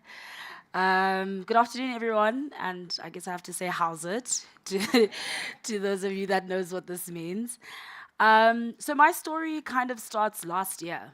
In July 2024, I walked into my honors class called Media and International Relations. I was the oldest in that class at the tender age of 30. Because most of my classmates were around 23 and they were fresh from undergrad, right? So when I was engaging with them, what I noticed was not that they were ignorant, but there was almost a naivety to them, right? They were curious, they were passionate, but they hadn't really understood or dealt with real-world weight of politics and policy in everyday life. So I had walked into that class obviously expecting, to learn about how traditional media influences global politics. But what I didn't expect, which is a testament to my great lecturer, is to discover how new forms of media, like podcasts and TikTok and even the age-old Twitter, had disrupted the old way of doing things. That class changed my life. It made me realize that as a young woman in South Africa, with a keen interest in politics and current affairs, that there was a gap that I could take. The only thing that I hadn't figured out is how I was going to exploit that gap. And so my answer came in January this year with what I thought was just a silly video. I was mocking, how South Africa and Rwanda were possibly going to go to war over the SANDF's peacekeeping mission in the DRC, excuse me. So what I did was I had assigned different cultural groups different military roles, right? So I said Xhosa people would be negotiators because we have the gift of the gab. I'd said Zulu and Afrikaans people would be on the front lines. I don't think I need to expand further. And I had said, that Sotho people would be strategists. And while the video was humorous and it explained something many South Africans didn't know, which is why were our soldiers in the DRC in the first place? And that made me question, where had traditional media missed the mark? And so that video went viral, but that's not what was important for me. It had taught me something more powerful, which is that South Africans were not just laughing, they were also keen to learn. So from there, I started breaking down complex issues. For example, why digital nomads weren't great for the economy, as the media had painted, and were actually causing a housing crisis in Cape Town. How the national budget affects ordinary people, and even the long history of India and Pakistan and their conflict, and how it was not just about cricket. In just 8 months, I have built an audience of 300,000 followers, hungry for accessible, thank you, who are hungry for accessible political content. And I'm obviously not alone. TikTok now has over 150 million users across Africa as of 2024. It's not just about entertainment, it's about politics, it's about sports, it's about culture and identity. It shows us that young people are not just scrolling mindlessly, they are searching for new ways to understand and engage this new world. And something crucial that I learned in the process is that access is everything. In South Africa, the average reading level is grade 8. Complex newspaper articles or parliamentary speeches simply don't land with most people. And when you find out that only 45% of South Africans say they trust traditional news fully, you start to see the crisis. My approach to help this issue is simple. Remove complex jargon, use everyday analogies like reality TV or football to make politics relatable. I'm probably one of the few people in my generation who still buys a Sunday newspaper, but I also realized that not everyone was raised how I was raised. You know, not everyone had a mom who bought both the Sunday Times and the City Press and made me read one of them back to front and then compare notes with her. And so that's where my role comes in now, about bridging that knowledge gap. And it matters to me that women, queer and non-binary creators are stepping into the space because traditional media has often silenced or stereotyped our voices. On platforms like TikTok, we create without asking permission. We build our own narratives in our own voices. But let me be transparent. Access is one thing, sustainability is another. So how do I make a living from this? How do I pay my team for my podcast? How do I keep showing up every day when traditional media has corporate ad budgets that I don't? It's privilege, and it's an earned privilege. Before this, I was an entrepreneur. I ran a marketing and events company, and this year I decided to sell my shares and invest everything into creating my media platform. That is the only reason I can stand here today and do what I do. I'm very fortunate to do so. But according to a 2023 report, the African creator economy is already worth over $100 million. But most creators still earn less than $200 a month from digital platforms. That tells you how fragile the space is. We are building something vital as the youth, but we need new funding models. We need partnerships, and we need recognition of our roles in play. I avoid stories that I cannot verify, and sometimes that means staying silent when traditional media hasn't covered an issue. But sometimes it also means taking risks, like with the Justice for Cwecwe movement, where in the beginning, mainstream media was nowhere to be found. I chose to use to bring awareness because my silence would have meant ignoring the cries of women and children. The tension between caution and courage is what defines what I do. And that's why it matters. When people understand how their budget is spent, by whom, they can vote with clarity. When they know where our soldiers are and what laws are being implemented, they can hold leaders accountable. That is democracy in practice. And so to conclude, I have to say that traditional media is struggling to adapt to a new world. Verbose language, coupled with poor access to education and economic inequality, means the average person cannot often understand what's happening around them. Media literacy is at an all-time low, not only in South Africa, not only in Africa, but globally. My role is not to take over from traditional media, but to supplement it and fill in the gaps. To give ordinary people access to information in a way that they can digest, debate, and use it to make better decisions. Because the more access people have to information, the stronger our democracy becomes. Ultimately, that is what I stand for. Not as a competitor to journalism, but as a collaborator in the work of keeping Africa's democracy alive. When people are informed, they can resist. When people are included, they can participate. And when people speak, democracy listens. Thank you.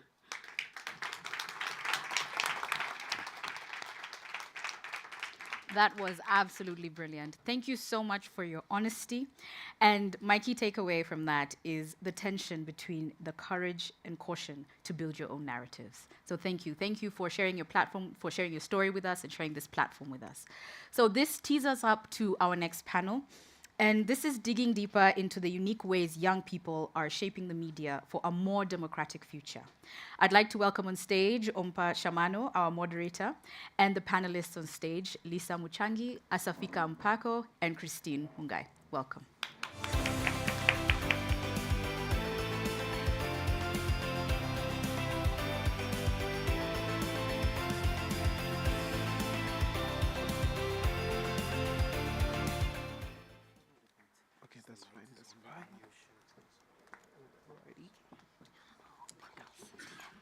Good afternoon, everyone. How are you all? How are you feeling? Thank you, thank you. So today I'm joined by not only content creators, I call you guys content creators, but you guys are actually the grant makers. So in this session, as we've had, the voice or the youth are not necessarily here for inclusion.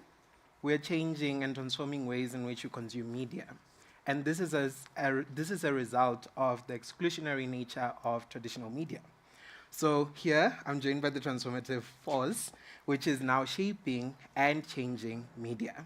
So in this session, we will basically be exploring and unraveling how us as the audience, which is young people, are engaging with media and subsequently democracy. And in this session, I want to stress that media needs to be seen as the watchdog which supports democracy. And hence why in the title we have Voices for a Democratic Future. Because what we've noticed is whilst Africa has the youngest population, we are not necessarily included. But we've moved past the conversation of inclusion. And we are now going to take up space, whether you guys like it or not. We've heard about the sustainability issues that are arising, but in the sustainability issue as well as in tech conversations, voices of youth and marginalized communities tend to not be included. So in this instance, please reflect on some of the things that you've done as our elders, so we need to respect you. But at the same time, we need you to also think of ways in which you can include us, not necessarily just as tokens, but as people who are personally responsible for the media. So, to start off, I would like to go to Asafika, right? Given your data insights at Afrobarometer, can you kindly highlight the key trends in South Africa, as well as in Africa, on how us as young people engage with media and democracy? Subsequently, can you briefly share what these trends are revealing and offer insights into the why? Thank you so much, Ompa, and a very good afternoon to you all. For the benefit of those of you in the audience who may be unfamiliar with Afrobarometer, allow me a bit of time to just talk briefly about the organization. So Afrobarometer is a pan-African, non-partisan survey research organization that provides reliable data on African experiences and evaluations on democracy, governance, and quality of life. This work has been going on since the year 1999, and to date we have completed 9 survey rounds in up to 42 countries across the continent. And why do we do the work that we do? Well, our goal is simple, and that is to give African citizens a voice in public policy processes and in decision-making across the continent. Now, to turn to your question, Ompa, on democracy and media, what our findings show is that young people on this continent want democracy, but they are disillusioned. So our findings show that more than 6 in 10 young Africans say that they prefer democracy to any other form of government. They reject military rule and they reject one-man rule. However, they are more likely than their elders to endorse a military takeover. But there's a caveat to this, and that is if elected leaders abuse power. Young Africans are also more likely than their elders to express greater dissatisfaction with the way in which democracy functions in their countries. So our findings show that less than 4 in 10 young Africans say that they are either fairly satisfied or very satisfied with the way that democracy works in their country, and there's about 6 in 10 who say that they are not at all satisfied or not very satisfied with the way that democracy works in their country.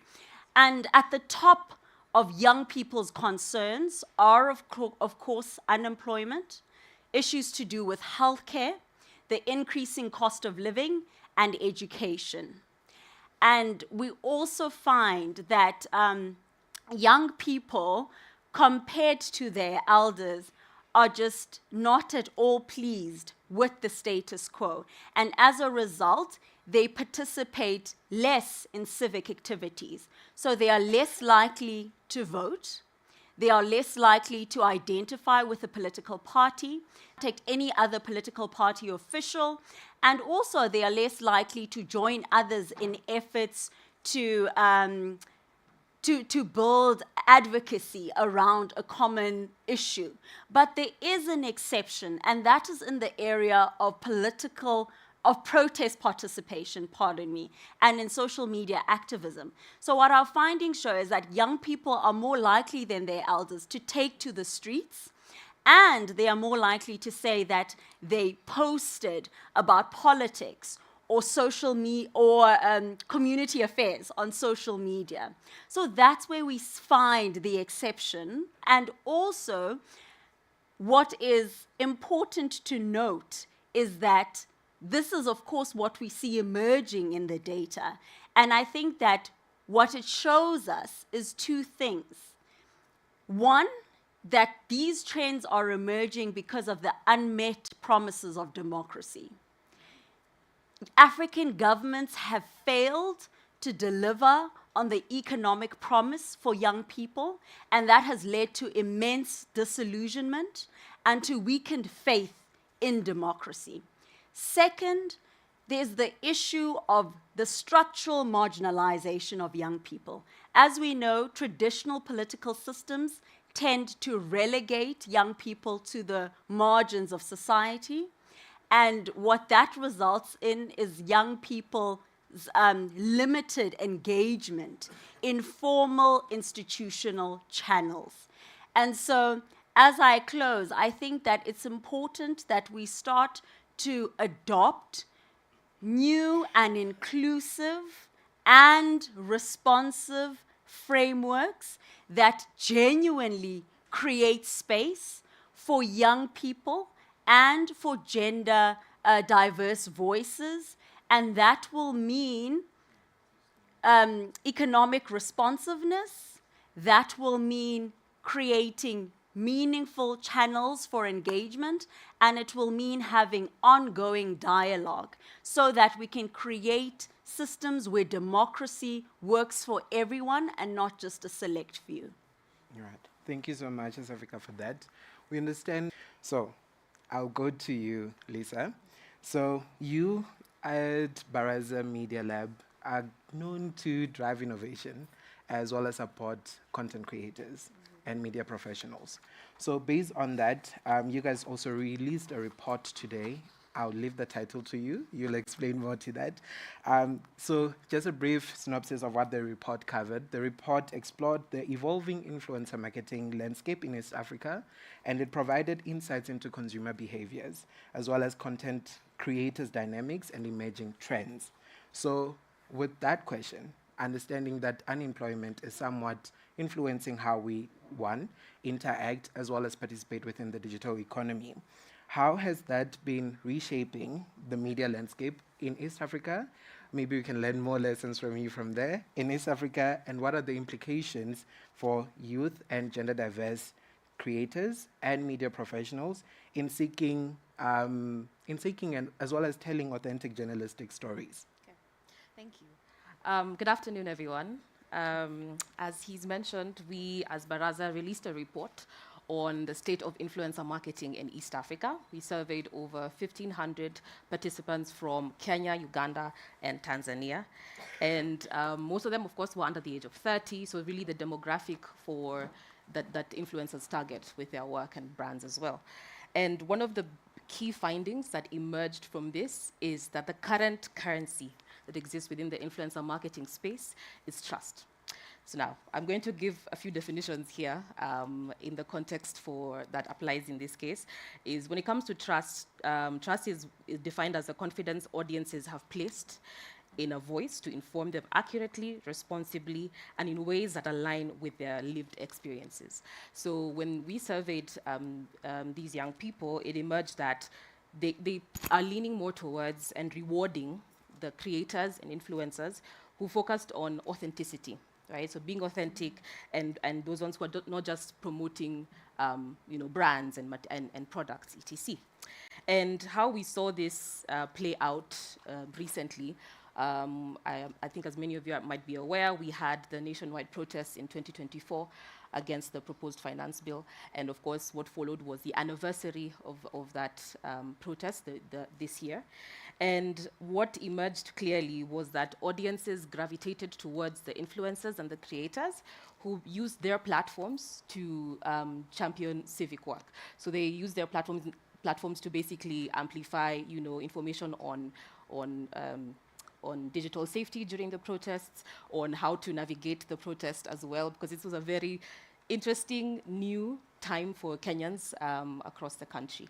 So for this, what this also taught us is when it comes to the creators who are doing significantly well, are the ones who use their platforms authentically. So they were not tone deaf during that particular period, where you're promoting products at the same time you're not basically talking about what is happening around the country.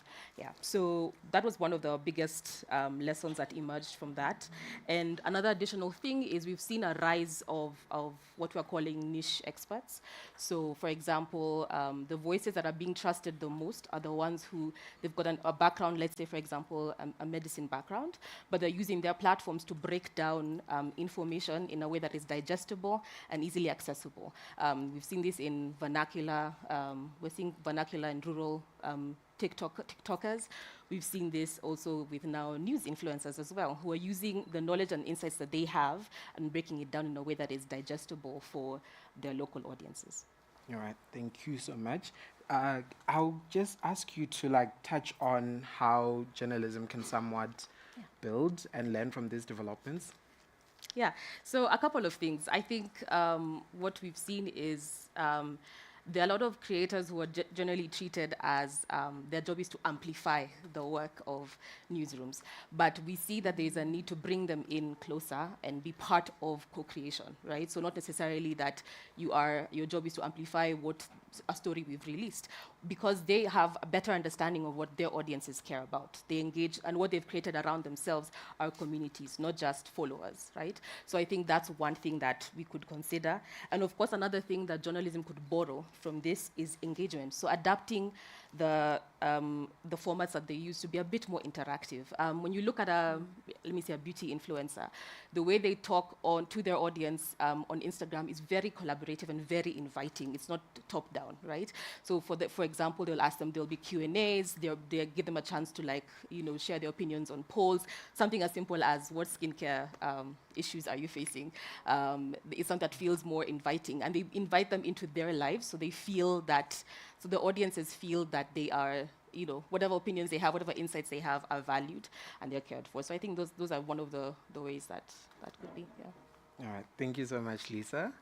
I'll now go to Christine, and before I start, all protocol observed. So those who know will know what I mean. So we understand that digital platforms are somewhat reshaping how we tell stories, right? And you guys at the continent have been doing great work, which is commendable, based on,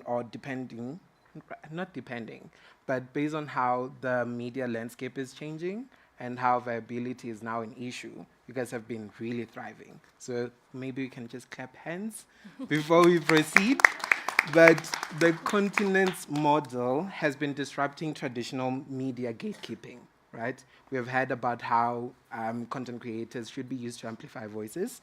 How has this networked approach structured and facilitated inclusion and empowerment of young and gender diverse journalists as well as media professionals? Thank you for that question. I'm a little bit, very slightly hesitant to speak for the youth because As a millennial, we are starting to age out of that bracket. I'm sorry, guys, it's true. I'll tell you how you know. Let me tell you how. If you're walking down a flight of stairs and you stand on the second last stair and you can't jump down without hesitating, you're aging out, guys. If you have to think about it.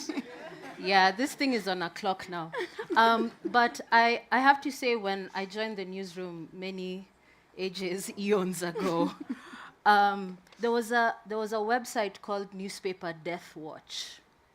I don't know if you guys remember that website. It was tracking the death and the closure of newspapers in North America. And within the first 3 months of joining the newsroom, starting my career, I was made aware of this website called Newspaper Death Watch, which is to say that the media has been declining the entirety of my career.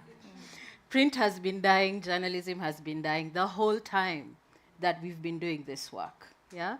And I would say in some ways, it makes us as millennial journalists philosophers, because we have lived with pessimism our whole lives. Any millennial journalist here, knows Albert Camus, Schopenhauer, Kierkegaard. You can say all these things. But what I would say about that is that living with absurdity with pessimism in our bones, basically makes us lean into the absurdity. That there's loss all around us anyway, so what's the harm in doing something crazy? And I think that's the origin story of The Continent. It's a publication that chose to do something unbelievable in 2020, which is to forgo our website, to forgo SEO optimization, to forgo being visible to algorithms, and to create a newspaper, like an old school print product with 2 columns. And then to deliver that on WhatsApp, on a digital platform, which you can't place ads on, which every single newspaper has to be forwarded to another person organically. And so our audience, even though you can take that number of 31,000 subscribers, those 31,000 subscribers are very different in quality to 30,000 or 31,000 subscribers on a website. It's because for them to get that paper, another person forwarded it to them. And for the entirety of the time that The Continent has been publishing, we've always said, forward this to someone you think will appreciate good African journalism. And so The Continent has never been beholden to all the big forces that we talked about here. Of course, it has cost the publication a lot, which is, number one, the granular data on the nature of your audience, which in some ways is a form of power and currency. But that was a conscious decision. It was a trade-off that was made early on, because if you're going to get your subscribers to be forwarding this newspaper that is created by humans and distributed one person at a time, then that's the cost of being on the platform WhatsApp. But the reason why the distribution initially is, started out there is because WhatsApp is the place that we are all spending so much time on already. If you look at your phone battery data, it tells you which app is open the most and is eating up the most of your battery. And for me and for most of the people in this room, I'm sure WhatsApp is number one, if not at least in the top 3. So audiences are already there. The eyeballs are already there. So why not bring that quality African journalism into the place where the eyeballs already are, instead of dragging them into your website? So I would say that would be what being in this digital landscape looks like. It's a very odd and strange combination of a very old school format delivered in this new way on this digital platforms. And now we also distribute on Signal. We have email subscribers, and then we have the folks who read us on Substack. Yeah, okay. Thank you so much, Christine, for that. Are you allowed? Can you share the stats of your audience? Who's your main audience? So our main I don't know if I can really say main subscribers, because we have subscribers in every single country in Africa and in 160 countries around the world. There is someone in some country somewhere in the Pacific that actually receives the continent. So I think that's one of the things that I would say I'm really proud to be associated with this publication, because of the scale of the reach, and also with how loyal our subscribers are. In the 5 years that the continent has been publishing, like I said, we've acquired 31,000 plus subscribers, but only about 2,500 have ever unsubscribed.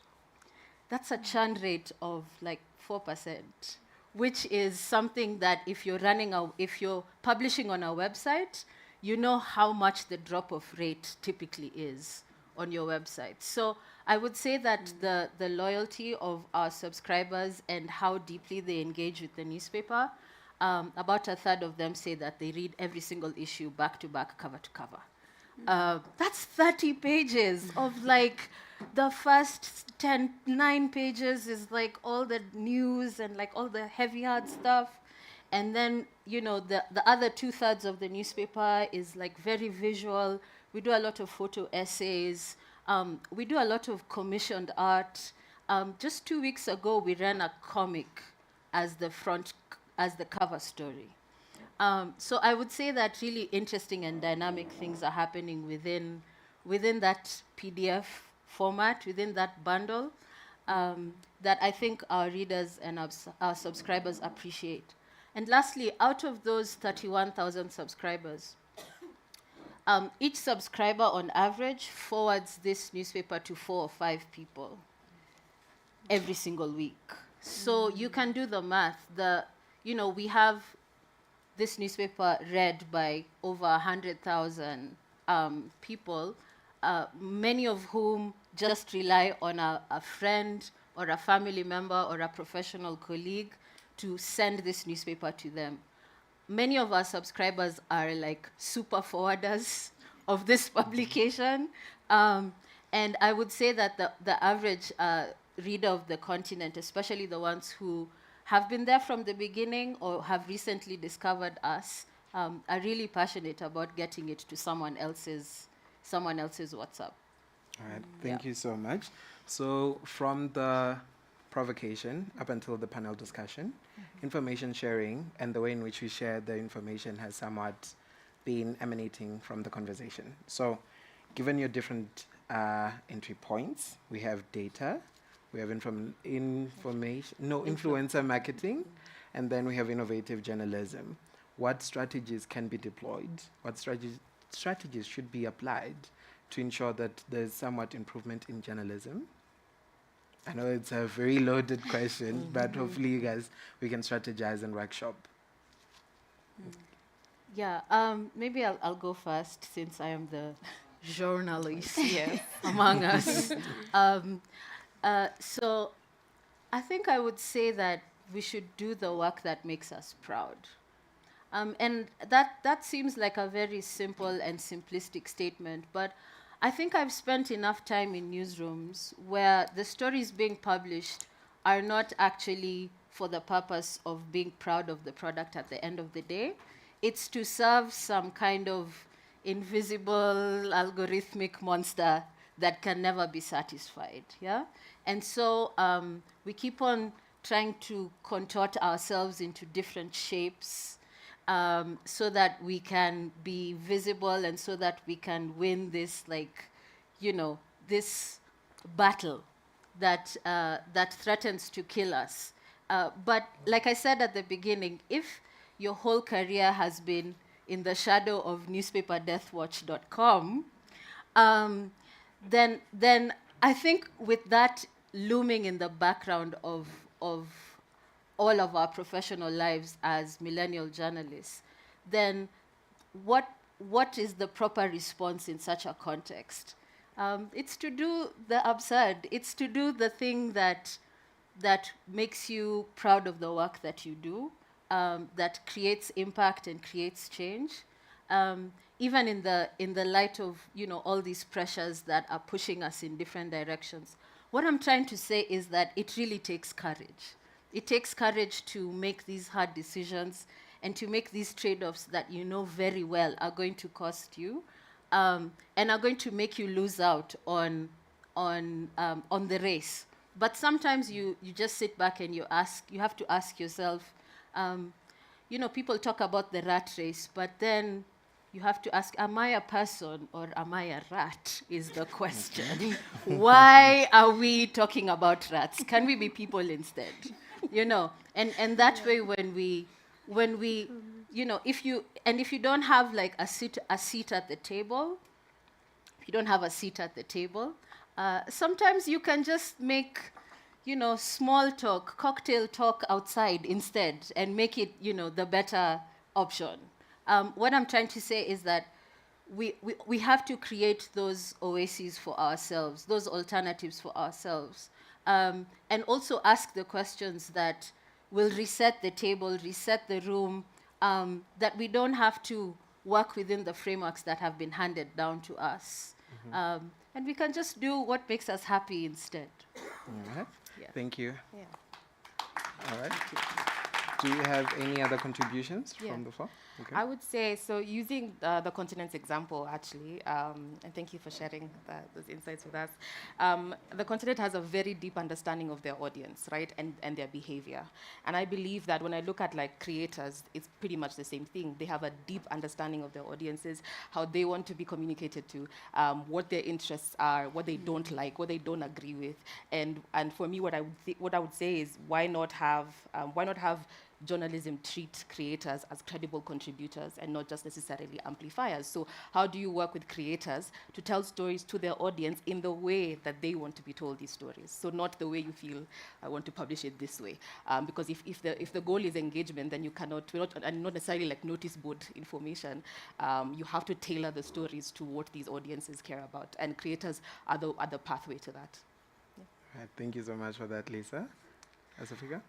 I'll start off by saying that I'm really proud and delighted to be on the same panel as someone from the continent, because with someone from the continent, because Afrobarometer publishes weekly in the continent. So I think that is one of our success stories, because we are in the business of amplifying citizen voices, and we want to make sure that African voices are reflected in public policy making processes.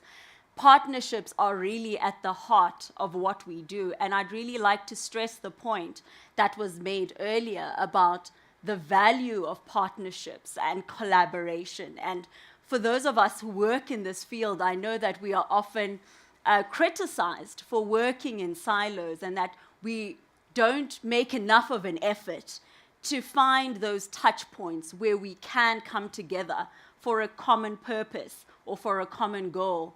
And I think that Afrobarometer is doing well in trying to build up partnerships. For instance, through our Data for Governance Alliance project, we have brought on board Pan-African civil society organizations that we capacitate to be able to effectively analyze and interpret the Afrobarometer data so that they can amplify citizen voice.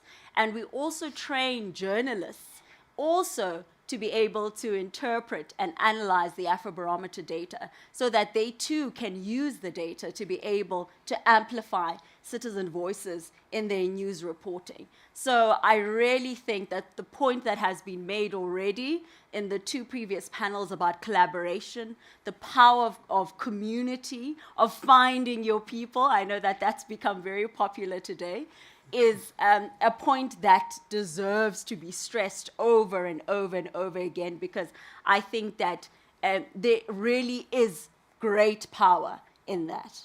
All right, thank you. So I just have a question for the journalists in the room. So we understand that the media landscape is now shaped by algorithms, monetization, and virality. So how do we ensure that youth-led journalism remains rooted in public interest as compared to performance metrics? That's a really tough question. That's a really tough question. How do we do the work that's in the public interest versus performance metrics? Okay. I feel like I've talked about that. Maybe I've touched on it a little bit earlier. But I would say that this panel has the title Voices for a Democratic Future, and we started off by talking about democracy. I think one of the ways we can do that is to clarify our thinking on what democracy is, on what our civic spaces are, and on what we owe each other. A lot of times, this idea of, as journalists, our main focus is the deadline. Once we've met the deadline, the story is published, and it ends up being a very fragmented and broken way of handling information, that it just exists in this finite and very controlled space called, the deadline. And then after that, the deadline is met and it's, we've published, it's done. But I think we all know that audiences really desire a sense of what next, what happened after this. You told us last week that X was bombed, then what happened? Then there was a landslide, then what happened? So I think there is an opportunity to be very, very focused on picking up the pieces of yesterday's story. And not everything has to remain in the news cycle forever, right? There's a point where it tapers off, but I think in many instances we drop stories too quickly. Yeah, we drop them too quickly, and we're not able to close the loop on some of these things. That we present issues as debates sometimes, that we have one person saying one thing and the other person saying the opposite thing, and then that's it. We've just presented two opposing views, and then sometimes we even end with a sentence that says, "Only time will tell." But I think we do have a responsibility to our audiences to close that loop and to not leave them in limbo with what this event ended up creating or what happened after. Yeah. Right. Thank you so much. I wanted to ask you another question, but I think we are running out of time. So I'll open the floor to the room if you have any questions. Okay, cool. Thank you. So we'll start with Paula. So thank you very much, Omba, for bringing the real innovation panel to our conference, although I'm feeling 150 years old. I wanted to ask you, first of all, Lisa, Christine, I think, can you elaborate on your business model? I've opened the continent. I've seen it's really beautiful. Can you elaborate on what's your business model? And then also, I would like to ask you, Lisa, there's an important distinction in journalism between opinion and reporting. How do you address that when it comes to influence? Maybe let's go with Lisa first. So before we answer, Kim? Thank you so much, Ompa. My name is Nkem Agonwa from Witness, and I work with communities to use video and technology for human rights. This panel has been so insightful, and the continent's, this is to Christine. Yes. The continent's approach is radically, in my opinion, changing what we understand about media consumption patterns. Because what you have described is delivering news in traditional print format, in PDF, and distributing that on WhatsApp. And this reminds me of the time when there was a heavy push towards short-form video as the present and the future, and then we saw the tide go in the direct opposite, with consumers favoring long-form videos. Now we're at a point where more and more people are looking towards generative content as a way in which they consume news. And I'm just curious to know how you respond to that. Do we continue adopting as the shifting landscape continues to evolve? All right. I'll let Lisa go first. You can have that first. Yeah. So that's a very, very good question, because I think, especially during the time when we had our protests in Kenya, there were a lot of opinions and a lot of feelings, regardless of whether you are a content creator or you're just a user of these apps. And I think what we've seen are, I think I mentioned earlier about the rise in more like specialized content creators. So for example, we've seen those in the medical field, where they're basically their job is, maybe like their day job is that they're a doctor, but they also use their platform and their voice and their audiences to inform their audiences of things that are happening within, for example, like if there's an outbreak, etc. Right? So I think the bit about opinions, it would be like, this is how I feel about this event, versus reporting on actually something that's happening, right? And I think the examples that I've also seen are, there's some political content creators who use their platforms to basically, inform people of, this is what, for example, a proposed finance bill, how this would implicate your work, for example, if you're in the creative space. So I think the difference there is in how it is packaged. There are those who it is more like an opinion, and others it is actually stating the facts, and they allow their audiences to interpret that on their own. Yeah. Okay, thank you so much for that. And just to add on to that, sometimes when you're just explicit about your position, then the audience has no problem with you opinionating, or at least even having a tone or a voice. And that's really that's what content creators have that journalists sometimes oversuppress, that you read a piece and you ask yourself, wow, was there a human being behind this? They obviously have a voice, but I'm not seeing it anymore. And that's one of the things that I've always loved about the continent from the beginning, is the voice is always there. You can feel the person behind this because of the irreverence, the snarkiness, the sarcasm, the tone is very much alive. Yeah. But to go to your question on business models, the continent is free. We don't charge our readers for that PDF. But how do we pay our bills? It's through fundraising, through donor funding. And of course, the next thing is that you would say is, well, is that really sustainable? Is that really a business model? But to that, I would say that people with money, the funders and donors, are already spending money on so many things all the time. There are things that just keep getting refunded, always. So since the money is already being spent and being allocated, I think our job is just to capture a small amount of what goes to training, capacity building, literacy, digital literacy things. And at the continent, we say we don't even have to have all the money. We don't need the whole thing. We don't need the whole pot, yeah? Just a small fraction of that keeps our small team going. The continent has actually limited its ambition in terms of growth simply because of that. The work that it takes to now, have to hire more people, have to go to more things, because what we do well is putting together a newspaper, and that's what we want to keep doing.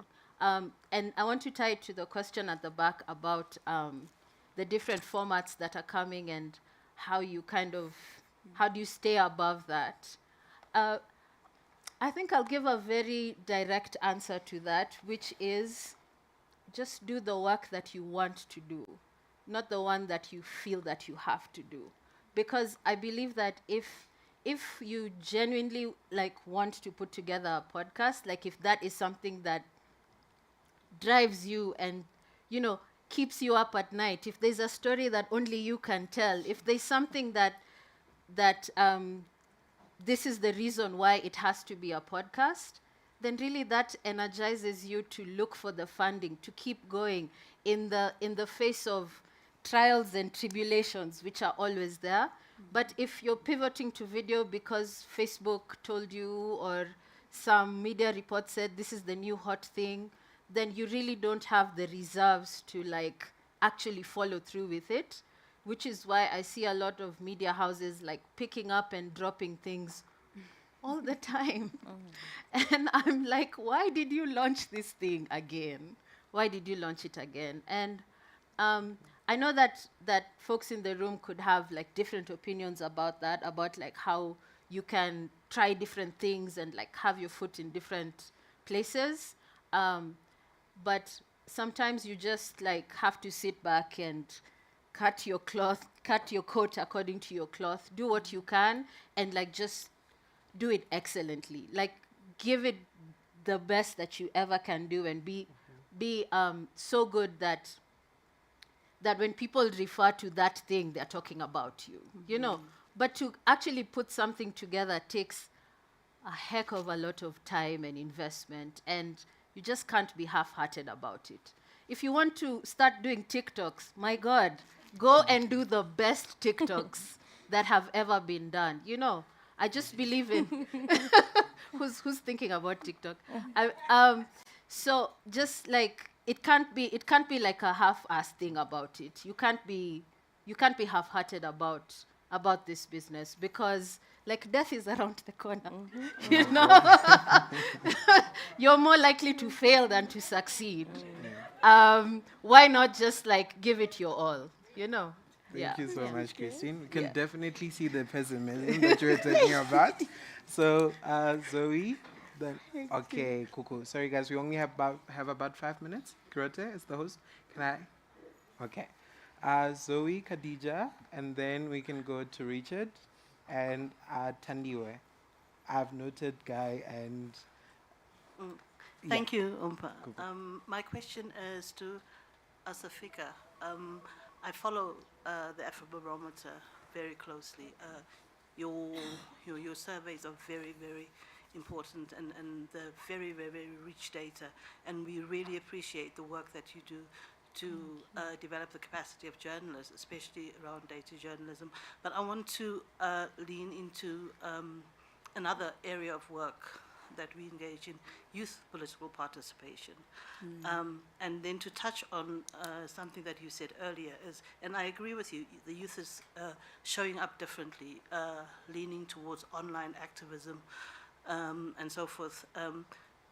And that you speak about a lack of trust in, you know, traditional institutions, and that, you know, the youth don't really go to the polls. But interestingly, in Namibia last year for our 2024 elections, there was huge turnout by the youth. The problem is, though, that our electoral commission doesn't provide disaggregated data.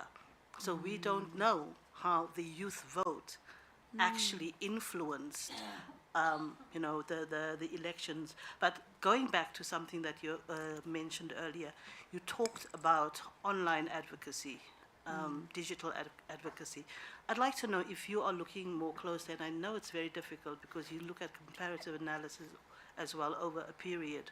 To what extent would you be willing to change or you know, look more into how online advocacy is actually delivering impact in terms of public policy and youth activism? Thank you so much, Zoe. Khadija? I wanted Christine to talk a little bit about the continent's publishing breaks.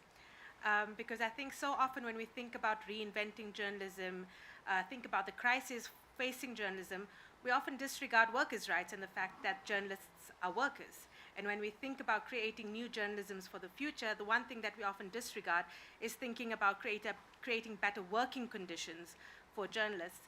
And I think that the continent's publishing pauses, or I think you call it, you know, are one way of ensuring that your journalists are treated as human beings and that their own interests and their ability to look more deeper into stories is actually protected. And I think that's something crucial we have to consider when we think about reframing journalism for the future. I'd love you to tell us more about that and how that actually has had an impact on the quality of your work. All right.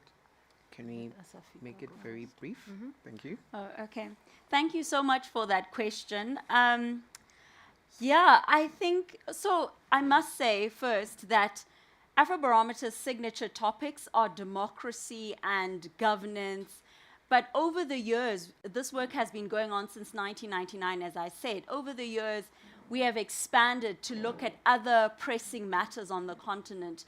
And these include issues to do with gender-based violence, gender equality, climate change, police brutality. So we're constantly expanding to investigate Africans' experiences and evaluations of how their governments are doing in relation to all of these topics. So we do have a standard questionnaire that we have used and modified slightly since 1999.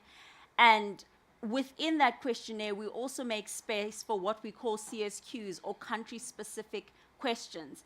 And there we allow space for the national partner in a particular country to develop questions that are topical at any particular time so that those can be investigated during that period. So I can hook you up with or get you in touch rather with our national partner in Namibia, because we also run consultative processes where we engage civil society partners and other development partners to understand what they think may be important to include as part of those country-specific questions.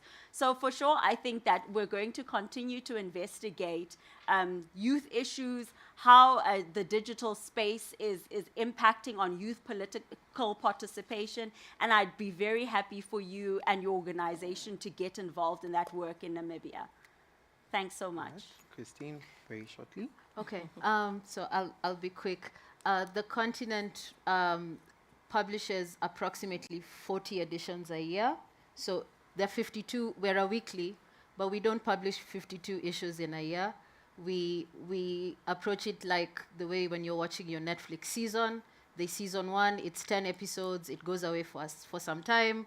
A few months later, season 2 drops. So it's the same kind of idea that we publish 10 or so weeks, and then we go away for 3 weeks. We still get paid throughout the year. So these publishing breaks are literally just to go and be a human. So 2 weeks of just like doing nothing, and then 1 week of planning and reflection, which brings me back to that question of courage. As a journalist, being present when things happen, responding to the breaking news is like the main thing that we were trained to do. Like, how do you make the decision to abandon big stories for 3 weeks, 4 times a year? It's because of what Khadija is saying, that journalists are workers, and you need to structurally create a framework in which people are not burning out and that they can always give your best. If we're not going to be half-hearted about the work that we do, then we have to build in rest. And the risk of that is that we risk being on break when something big happens. Oh my God, what are we going to do? But the reality is that something else will happen when we come back. Like, there is never a shortage of like big stories or breaking news. If a president dies when we are on break, another one will die when we are not on break. Like, it's just normal. Life goes on. And in the meantime, as journalists, we can just be humans.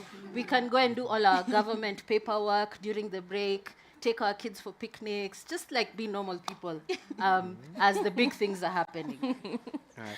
Thank you. We are sadly out of time. But yeah, Toyota has arisen. But thank you so much for listening. I don't you have to come back from break. Thank you so much to this panel. I don't know, it gave the vibe that journalists are not normal people during working hours. I don't know about that. Oh, Jax, please come take the photo as well. Yes. Our resident provocateur and TikTok influencer. Guys, if you have TikTok, follow her. Yeah. So, yes. So this panel, two phrases that I've picked up from the previous panel. Find your people, number 2, and embrace the absurd. So I think that's the trend we're going with for Control J moving forward. We're embracing the absurd as with our people.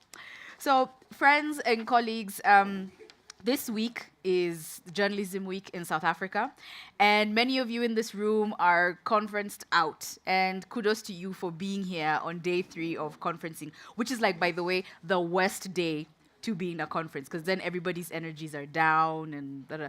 But I'm hoping that the conversations and the networking opportunities and just the vibe here generally is something to keep you invigorated and energized. So, you know, I mentioned this Journalism Week, and a big thank you to the organizing committee at SANEF, with whom are in this room. We, as the Control J organizing team, have been partnering with them at SANEF to create what is Journalism Week. And really, I think this was the spirit of collaboration. It wasn't easy, but it happened. And I think that just goes to show you that if you work together, you really can go far, and we really are better together. It takes a lot of friction, but eventually we came out smoother and better. So here to talk more about the M20 and including the outcomes of the conference is our very own Khadija Patel, who will be joined on stage by the treasurer at SANEF, SBU. If I could welcome you down to the stage, and we can welcome them with a round of applause. So welcome.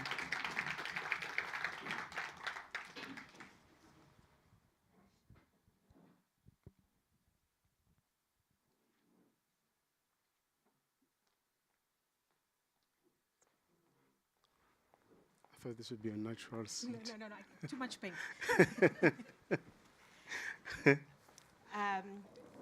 Hello, everybody, and thank you, Control J, for having me. I mean, I do feel absolutely ancient after that panel. Spoo, I remember when we were the young ones. Hey, you know, it wasn't that long ago. I was sitting there and thinking that our panel is going to feel like a switch of a channel where you're watching a nice, trendy channel, youthful channel, and then there comes the parents, and then they switch to the news. And so we want to talk about policy after that. But before we get to that, Spoo is just back from a funeral. This week, or at least it's a week ago now, that South Africa lost one of its most courageous journalists. Tsidi Madia was a colleague to many, many of us. I remember her fondly from back when I was young. It wasn't that long ago, I promise. And she would be here laughing, and I can still hear her laugh. It was the most infectious laugh. She epitomized joy, but she also epitomized courage, and a unique form of courage. And Spoo, of course, was her boss for a long time. And him and many others, of course, across South African media, mourning a very important voice.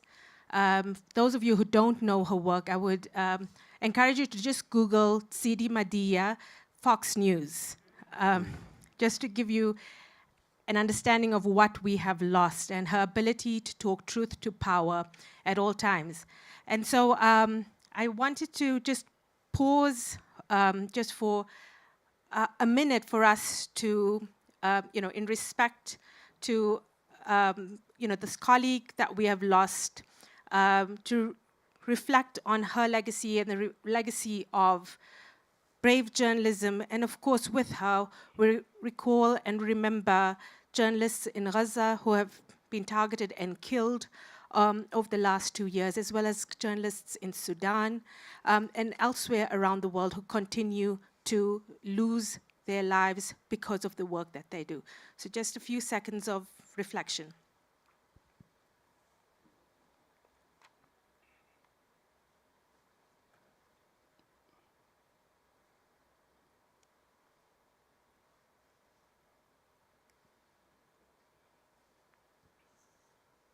Thank you, everybody. So Spoo, you're meant to be the boring uncle. That is your I role at already this feel conference. like one. I made sure not to jump over that last step. On that note, I can tell you that I sprained my ankle for the second time this year. I keep Painamo gel in my bag. I'll definitely get some from you. But as the old people now who must talk about the boring stuff, I think there are many people, this phrase M20 has been thrown around very liberally, and many of us are pretending to know what that means, naturally. But in the spirit of decoding the world, what is the M20? Okay, I think let me just go back a little bit as to where it originated and how we got here. And I know that most of the people who are here were part of the M20, so this is for the benefit of those who were not there. In India, during India's presidency in 2023, colleagues in India felt that it was important for journalists, media organizations, civic society to get together and to deal with the pressing issues that are facing the media and find a way of trying to influence G20 leaders in that regard. I think that was a virtual one. Some of our colleagues actually participated in that. Our current chairperson, Makudu Safara, was one of those. Fast forward to Brazil. I think Brazil, there was a lot of progress that was made, including the issue of information integrity finding center stage in terms of those discussions and everyone understanding that the need for accurate, reliable information is not a nice to have, right? So those are not just binary or side issues. It's important for G20 leaders to understand that information integrity and lack thereof actually is a threat to democracies and to civilization out ahead. What we found when the presidency moved to South Africa, when we were looking through the documents, we actually found that there was a deviation, or maybe I'd call it a deviation, maybe that's a loose word, but when we're dealing with issues relating to information integrity, South Africa had focused on a subset of, which is where they were dealing with actually more prefacing deep fakes. And we had said as colleagues and thought that no, but I think after all the progress that the Brazilians had made, it makes sense that we actually try and organize a physical M20. I mean, there was a lot of debate within SANEF whether it's worth it or not, and or whether these issues we should even be dealing with. But I think that the success and the turnout and the fact that we're able to pull this off and get the participation of organizations and delegates from around the world shows that this need for collaboration around issues that are pressing to us as the media is actually more needed now more than ever. And I think that the fact that we were able to get all of these people in one room and come up with a progressive declaration, which we'll get to, tells us that we're all facing the same issues the world over, and I think there is a need for us to kind of collaborate and work together in this fast-changing world, because, I mean, it was not so long when we were all fighting the fangs, and now we are feeling that actually Google was better in terms of how they scraped our information. You know, we are complaining now about AI summaries. I don't think we've gotten to a point where we've got that magic bullet, but I think that the coalitions that we're building, and I think for me it's encouraging also to see a lot of familiar faces, because it looks like there's a movement that is ongoing, and I think that the future of journalism, which obviously will feature the young people, is actually important for us to have these kind of conversations. Let's talk about the impressive number of organizations that ultimately participated in the M20. I remember getting there on Sunday night at the opening dinner, and I looked at the screens displaying the number of organizations that had, you know, participated or supported in some way, and I was taken aback because I recall, you know, at a certain point earlier this year, SANEF was quite concerned about a lack, really, of partnership for this. And how did that happen? Look, I think we actually must give credit to some of our members of our organizing committee. I think that in this time of declining media and where we are becoming fossils, we still have caring members who care about the future of journalism, you know, and I'd like to make special mention of someone like Isaac Minar, whom all of you know here, you know. And a round of applause. Yes. And you don't know how many times I argue with Isaac. It's like, why do we have me we even doing too, this? And then it's like, no, but you need to talk to this person. You need to meet this person. It's like, Isaac, it's fine if you know them. I'll get their numbers from you, you know. So Isaac is one person who's given himself really selflessly to the promotion of journalism and development of journalism in this country, and I would say the continent as well. And we also have people who are part of that committee, including Professor Guy Beggar. You had a number of faces here, Michael Markovic. We had people like Khadija, Reggie was part of that. And having that and being able to actually still have companies that care and organizations that care about the media who are able to support us to make this possible. So not only did we have the support of global partners, I think in the end we surpassed the 50 mark in terms of the number of organizations that endorsed that declaration, but also there has been support from business leadership in this country. And I think that as we hand over to our colleagues in the US, there's homework for us to do in South Africa, because there are things that are peculiar to us that we need to pursue. And I think one of the pressing issues that we have to do, there were commitments that were made in the progressive speech that was given by our Minister of Communications and Digital Technologies, in actually saying that he will make sure that whatever inputs that comes from the ministers into the leader statement, that he prefaces some of the issues we're raising, particularly around information integrity. I think that is something, yes, it's still premature for us to celebrate, but it shows that these efforts are not in vain, in that from where we started, where we're saying, okay, maybe South Africa has regressed a bit, what can we do? There are different things we've tried to do, and I think that those efforts are bearing fruit. But as I say, it's still early days to see whether, you know, politicians and promises. Indeed, indeed. You know, speaking about South Africa and thinking about our own challenges, it was very revealing for me this week to watch the conference and watch the speeches through the eyes of our colleague Siddharth in India from the Wire, because at various points Siddharth turned to me saying, wow, that's really impressive. For a business person, a senior business leader, to come up and take such strong points that are not necessarily popular and might actually not endear him to political power, he kept telling me that will not happen in India.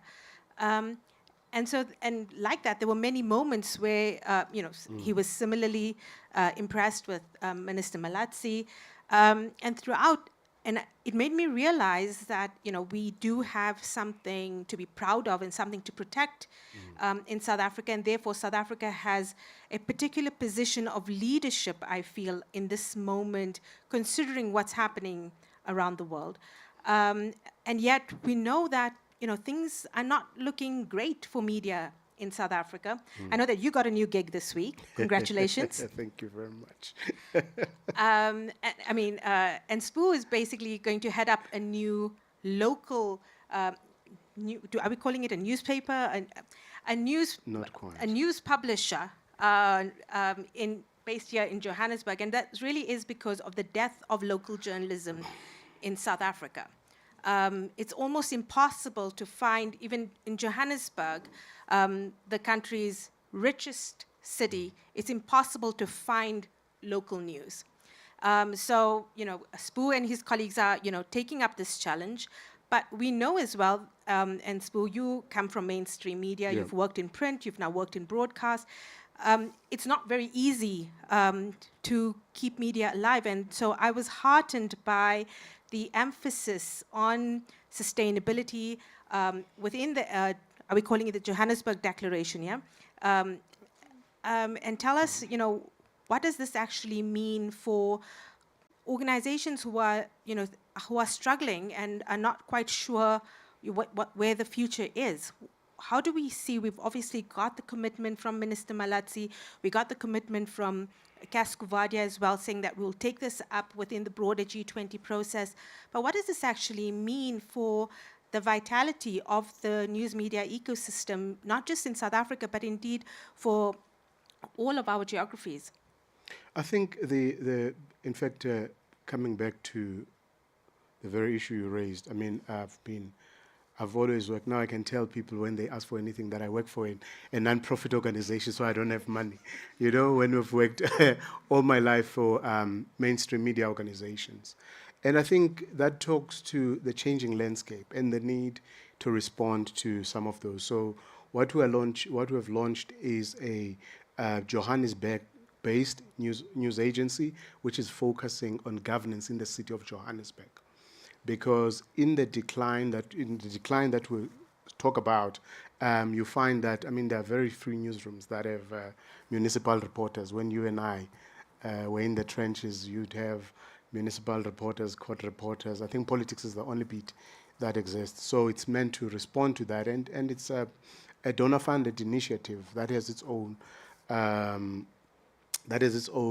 pitfalls. But the reality is that there is a need for us to constantly adapt and try to find a way in relevance in this fast-changing world. But I think the reception actually we've received, because we're publishing through existing, through third-party publishers, everyone who's spoken to is actually, they can't wait to publish those stories tomorrow. And I think that talks to the lack of, not just the lack of depth, but also the lack of skills in newsrooms. So when it comes to the promises made by business, I think it was quite encouraging, actually, because one of our main sponsors, actually, of the M20 is Standard Bank, who are the leaders of the B20. And we are in the process. There's a SANEF-led process to establish a country fund. Someone like Irene would know that we pick your brains time and again, and sometimes after those dinners we have to pivot and think differently. But the reality is that there are all these efforts we're trying to put together to make sure that we can sustain journalism for the future. I don't know if I have the answer to your question, but I believe that in this fast change, it's like quicksand, really.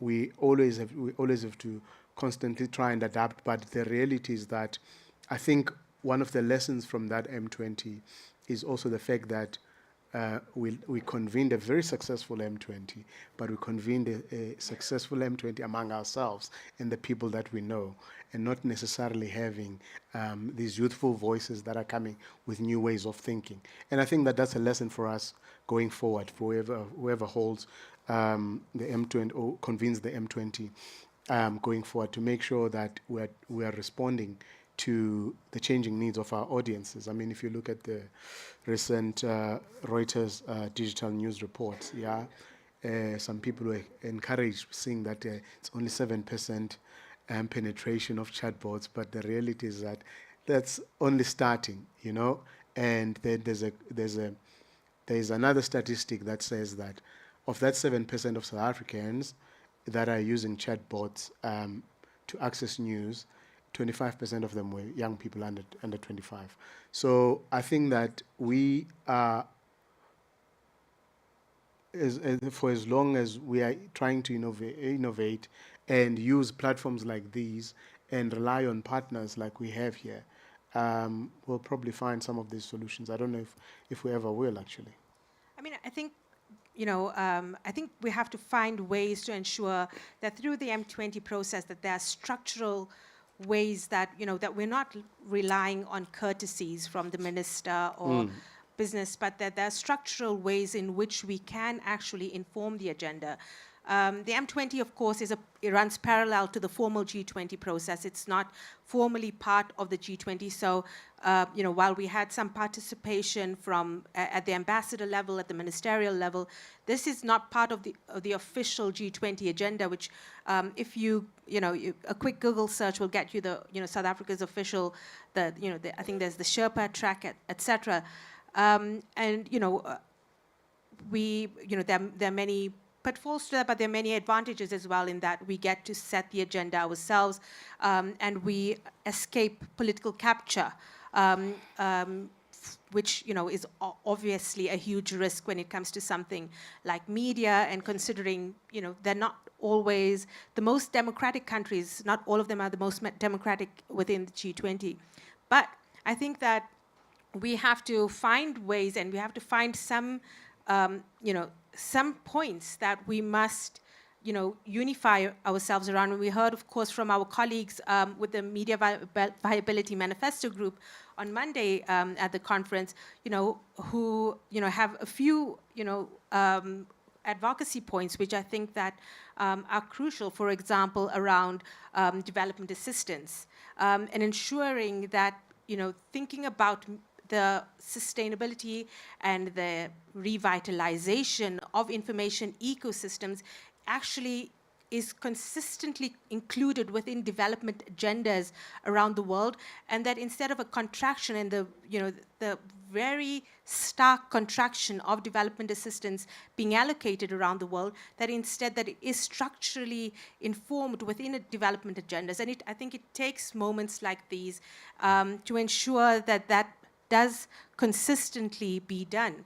And I think that, for us as South Africans, of course, to ensure that we use our voices to get there as well, but of course also use our voices to ensure that government does things like that they're always saying that they're going to do, like, like the 30% advertising budgets to community media, and, colleagues from community media will tell you that that never happens.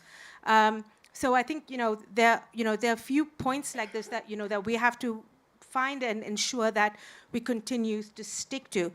But I want to talk as well about the safety of journalists. The Johannesburg Declaration, of course, considering the moment that we are navigating in world history, we're seeing journalists, of course, being targeted and killed with impunity. And so, within the declaration, there is a call for justice and accountability for the killing of journalists. Tell us a little bit more about that. We had a moment of silence for Tsidimadia. Tsidimadia is one journalist who was constantly bullied online. I mean, we recognize that there's physical harms and physical threats to journalists, but also the online threats, body shaming, particularly of women journalists. And I think that it's important for us to realize that, there was a time when, as journalists, would sit about this and sit around at a bar and drink ourselves into a stupor and take this to be a normal. It comes par for the course. It comes with the territory, but you realize actually the damage and the trauma that journalists actually carry in doing their job. So I think the declaration's emphasis and also urging the condemnation of physical and online assaults on journalists and calling for an environment where, as media professionals, we can work without fear is an important one, because really we are living in that dangerous world. And we had that video that we showed at the M20. I mean, if, and my fear, and I'm sure other colleagues as well, if Israel can kill so many journalists with impunity, what does that mean for the rest of the world? And what does it mean for copycat dictators in this particular continent, actually, where we've had cases of journalists being threatened and jailed? I mean, we've got colleagues in I think it's Guinea. Is that Guinea? Where's Traore? Is it Guinea? Burkina Faso. You can see that they are active. The disinformation campaign and chatbots that are thumping him, and you've got members of the public believing that this is some modern day. Is one of them. Modern day. That's it. Modern day Thomas Sankara. But this is a guy who's jailing journalists and also anybody who criticizes them, it throws them onto the front line. They're dragged and fitted into military fatigues and forced to be part of the military. So that's why I think it's an important one for governments to actually realize that journalists work to serve their societies. But I don't know if politicians actually want that, because if you look at the biggest purveyors of disinformation and misinformation, it's actually political actors. So I think Many of them in the G20. exactly. You know, there's something that I think there's a reference we make that is made in the declaration, the fact that 9 of the G20 countries are members of the Media Freedom Coalition.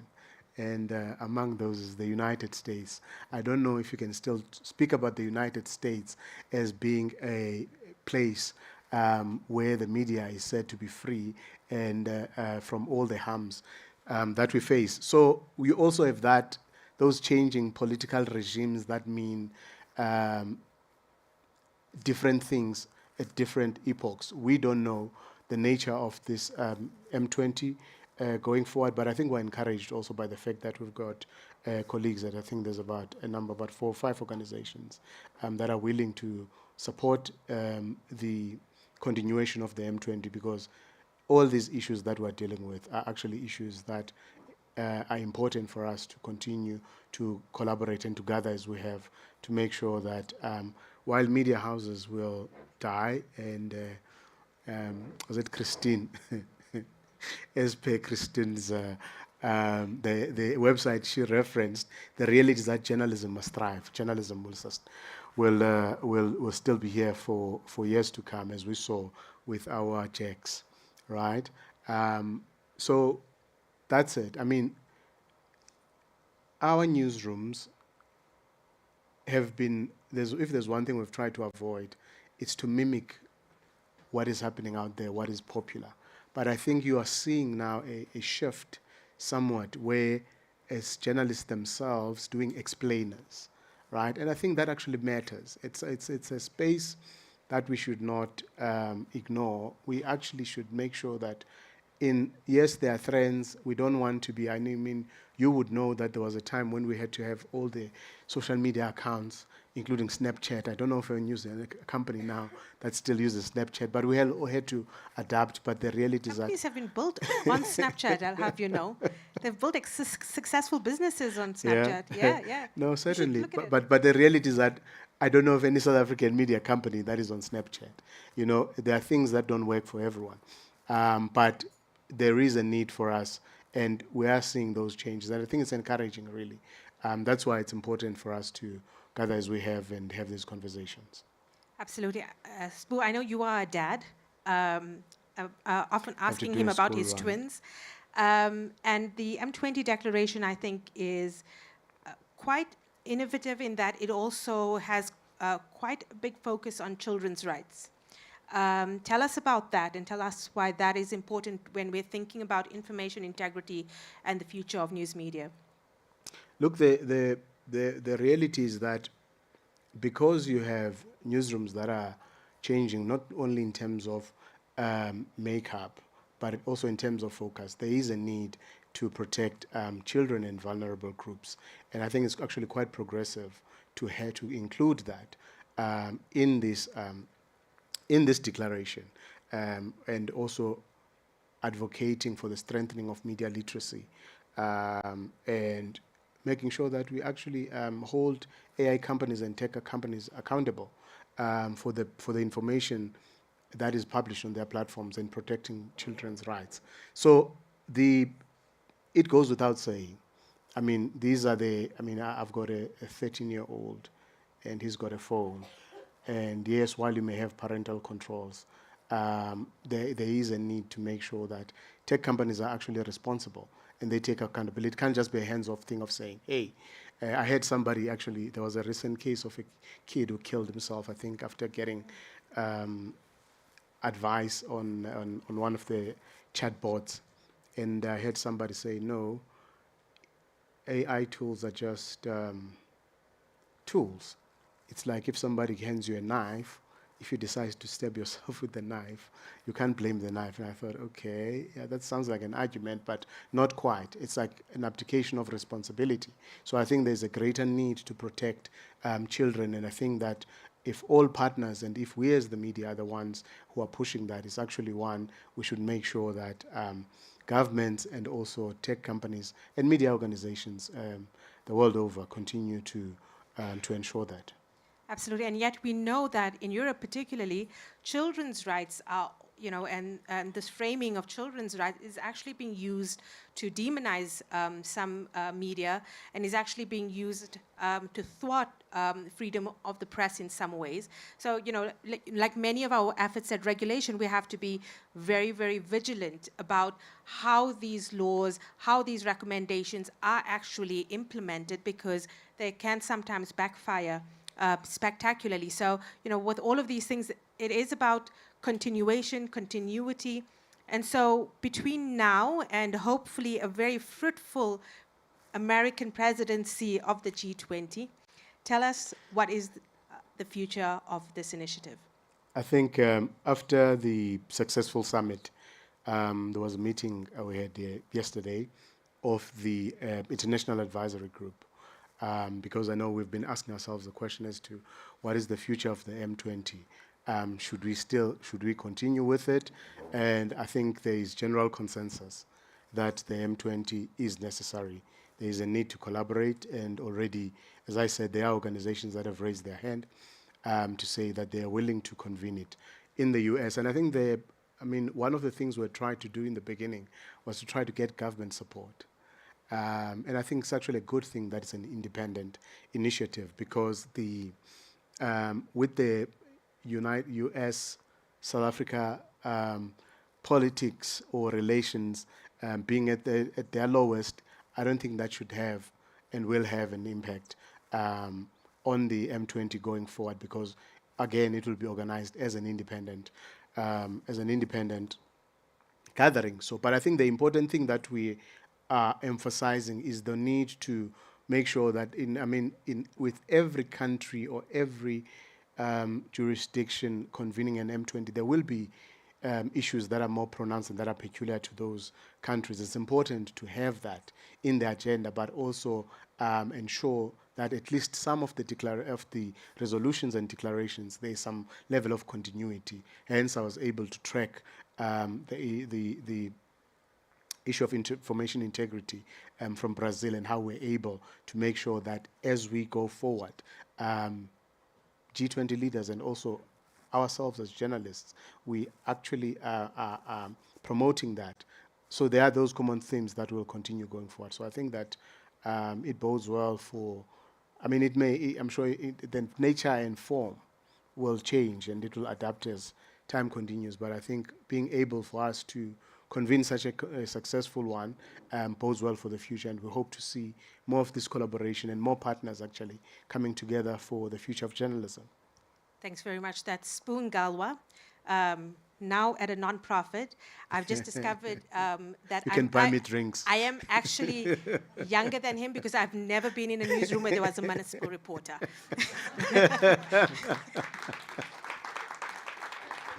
Thank you, Khadija. Thank you so much, Khadija, and thank you, Sbu. A round of applause for them.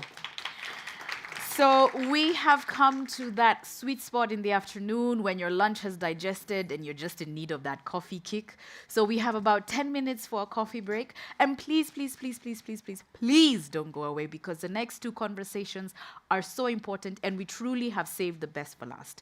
Just a couple of housekeeping announcements. We do have a dinner tonight and you are all welcome. Please keep your lanyards with you, because that guarantees access to the venue. We will have buses that will be leaving from here to the dinner venue from 6:30. So this means you have a bit of time at the end of the day to network, have meetings. We do have some meeting rooms booked. If you need to have a meeting room, just let us know and we'll guide you to where they are. And enjoy the beauty that is GIBS and marvel in the terracotta. So please, we'll see you back in 10 minutes and we'll have a fantastic and deeply engaging conversation. Thank you.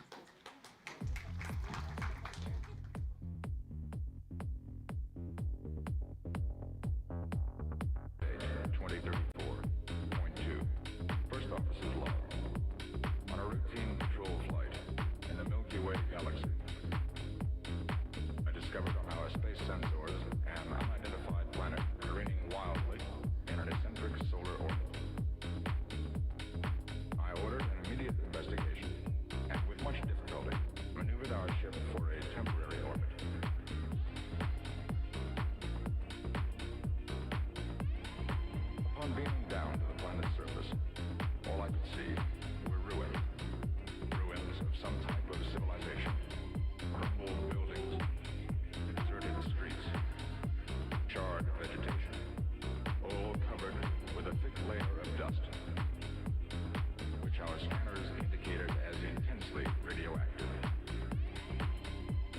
proceeded to make a thorough survey of the area.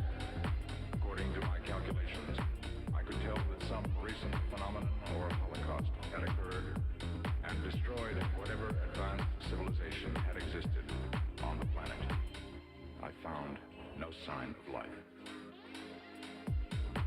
As I made my way back to the ship, I heard a sound. It came from a cellar in one of the nearby buildings. Carefully and slowly, I found my way to the source and discovered a human being, or rather what once was a human being.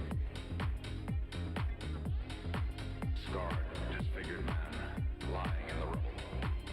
When I questioned him, he told me that this had once been a great world.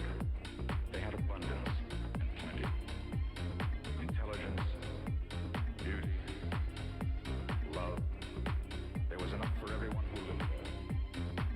But the inhabitants were never satisfied. They wanted more. They wanted everything.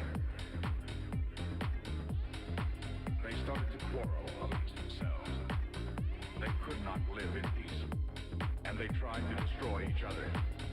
In doing this, they destroyed everything.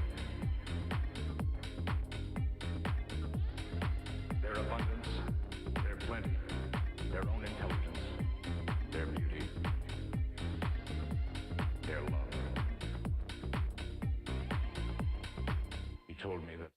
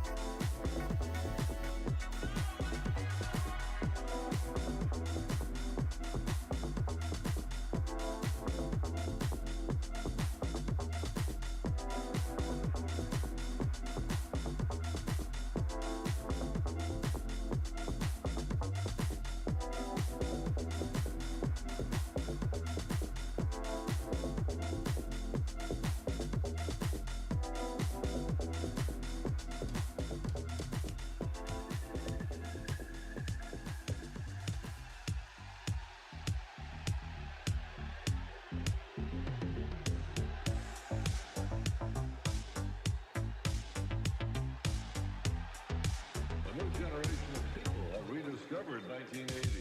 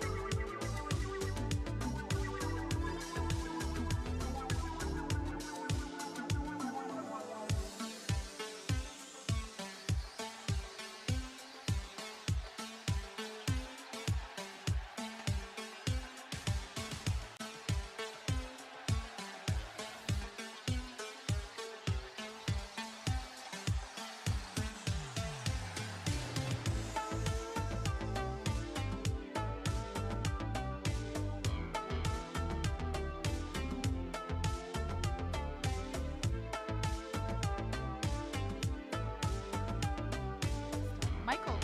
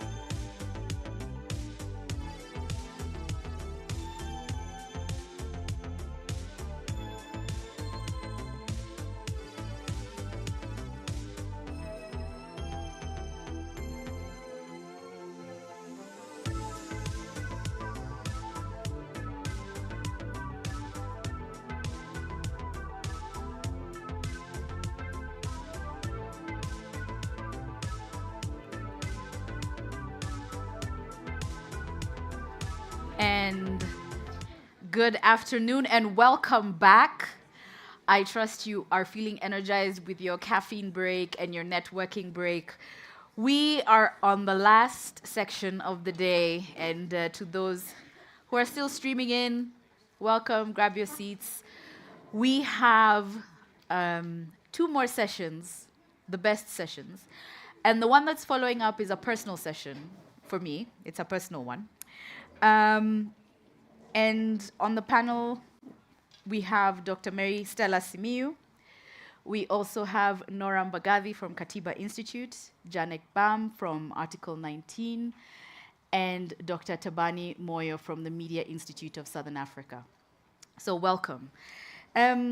This panel speaks very closely to me because as a Kenyan, the last 2 years have been really difficult for journalists.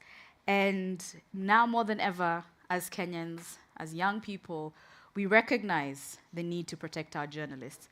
The previous panel with Ompa and Lisa and Christine and Asafika highlighted that fact. And as I was preparing today, I remembered a remix of a very famous poem about the Holocaust that was shared with me by one of my former colleagues. And it's by Pastor Martin Niemoller.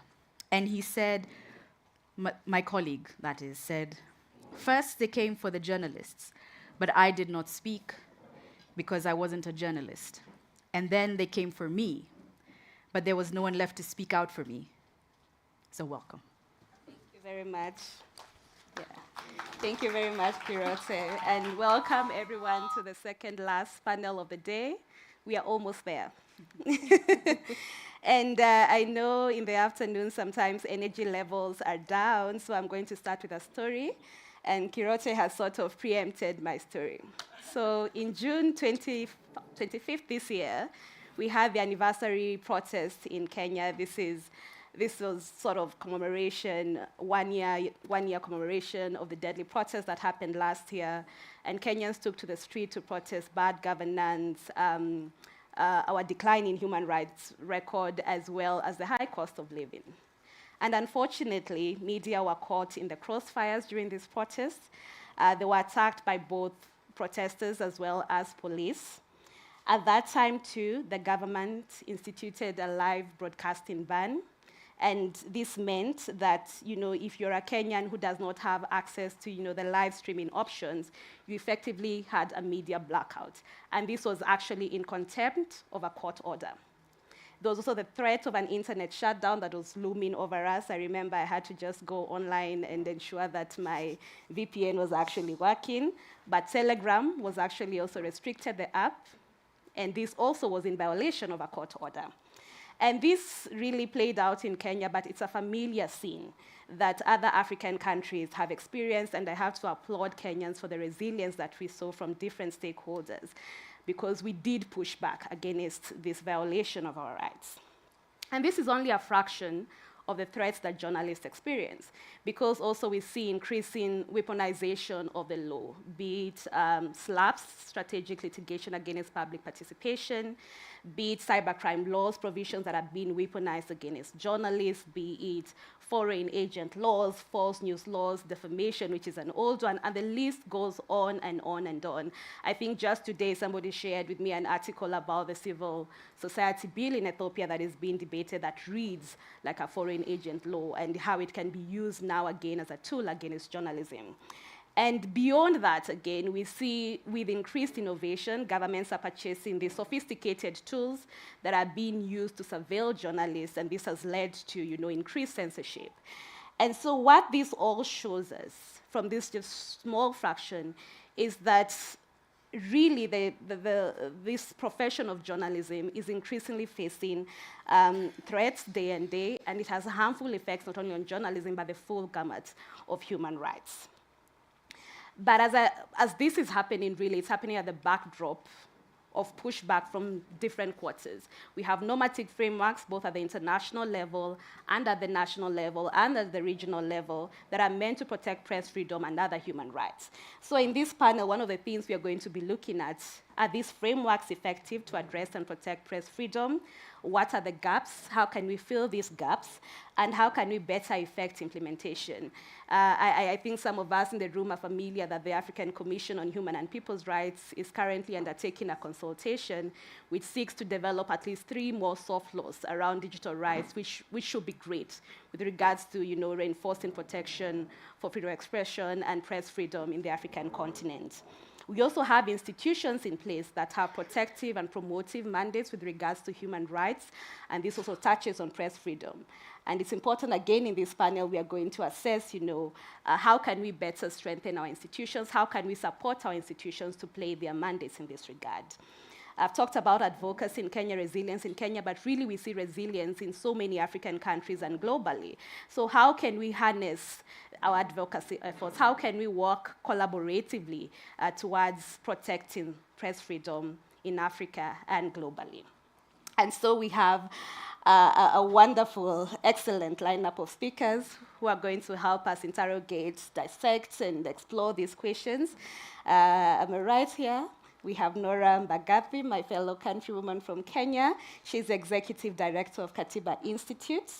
Then in the middle, we have Janet Bam, the Senior Program Officer, Digital Rights and Freedom of Expression from Article 19. Welcome. And to balance off our full female panel, we have our our token mill, Dr. Tabani Moyo, the Regional Director of MISA. Welcome. And so I'll start with Nora. We see political flexing, really, with regards to press freedom. We see a sort of obsession with controlling information. So I want to hear a little bit more. Let's talk to us a little bit more about what the work Katiba Institute is doing, and really, how are we seeing our political cultures, the political class, and their actions affecting press freedom, especially in East Africa. And I've talked a little bit about the laws, but Katiba Institute, for those who don't know, Katiba Institute is an amalgam of a Kiswahili word and an English word, and Katiba means constitution. And so they are really the vanguards of the constitution. So how are we seeing the law being used in this regard, and how is it affecting the practice of journalism in Eastern Africa and in African continent? Welcome, Nora. Yeah, thank you. And thanks for allowing me to be here and speak about this, because it's an issue really close to my heart. When I was preparing my remarks, I was like, yeah, this is going to be great, talking to a room of journalists about how hard journalists have it, since I am not in that space. I am not, this is the disclaimer, I'm a lawyer. I'm not in the media space, but I think it is, I think the poem or sort of quote that was quoted earlier, I think is really relevant, and I think we're seeing again a time where there's such attack on media freedoms, on journalists, and so I think this is a very important conversation to have. As you mentioned, I think there's increasing political pressure from different sides that we see that attacks journalists and the work that they're doing, and in thinking through what the elements are that feed into that, I think we're seeing an abuse of laws. Basically, there are laws that are put in place to help us, but they're being abused in ways that then create this crackdown. We're seeing laws that are specifically being put in place to allow for this crackdown, and then I think finally we're seeing what I like to call an unholy alliance of governments and corporations as well in certain spaces, also limiting press freedom in that way. And I will talk a little bit about as you mentioned, the work that Katiba Institute is doing in that space, and some of the cases we have worked on, and some of the challenges and issues we and our clients have faced in that context. But I want to set out a little bit the legal landscape that we're talking about in that context, because as mentioned, I think there are a few laws really rooted in colonial legacy, even rooted in that desire for control, that then are now still being applied, still being used in the East African region, but really across the continent. So looking at, and you touched on this, on criminal defamation laws and the ways in which journalists can be harassed that way, licensing and media ownership are big factors there as well. We're looking at newer challenges such as cybercrime laws, the use of internet shutdowns. The flip side of that is lacking regulation, and I know that that will be addressed more in the next panel as well. But sort of lacking moderation versus criminal laws suppressing freedom of expression, the use of strategic litigation against public participation, and then also abuse of data protection laws and data privacy laws to again limit what can be said. All this sounds and feels really depressing. It's not, we do see positive developments as well. We're seeing a rise of access to information laws and the use of access to information tools. At KI, we've worked very closely with on helping develop the access to information framework in Kenya, and also training now at the county level and civic level on how to use access to information laws and make access to information requests. We've seen 2017, Kenya, for example, the courts have struck down criminal defamation laws, but then again, we're seeing them reappear in other formats. So it's not all terrible, but it is a challenging environment legally, I would say. So speaking then more specifically, and I want to be really specific about some of the examples of the cases that we have done in that space, which is, I think, when it was really interesting to listen to the conversations and the presentations that had been happening here today. And when we're talking tech, and it was interesting to hear how the word big tech, that big had been dropped. We're often sort of immediately thinking about, the Googles, the Metas, the sort of digital platforms, right? But tech goes broader than that, and I think there is an element to which we're slightly losing sight sometimes of some of the more traditional tech giants, such as our telecommunications companies. And so I do want to reference the case of Safaricom here and what happened with that tech giant in East Africa, in Kenya, when late last year an article was published in the Daily Nation calling out certain tools and mechanisms through which there was surveillance measures essentially being put in place through the Safaricom network. Following that publication, not only did Safaricom file a complaint to the Media Council of Kenya against the newspaper that published that, but also a journalist went ahead, his name is Robert, filed an access to information request asking for more information on the data, basically saying, as citizens, what kind of data have you collected from us? What are we? And the access to information request was not complied with. He went to the Ombudsman, the Commission on Administrative Justice. The Commission on Administrative Justice ruled that Safaricom should publicize what the information he had requested. And so he was sued by Safaricom, who sued him in civil court, basically seeking damages as well, seeking this was going to cost him. The representation, of course, in the court was going to cost him. So even thinking about that, the fact that he went and sought what has been deemed public interest information by the Commission of Administrative Justice, and Safaricom has appealed that, so we're waiting to see how that appeal goes. But he went and sought that information, and now he is the person being sued. Again, similarly, the Daily Nation published that information. They're the ones now being sued.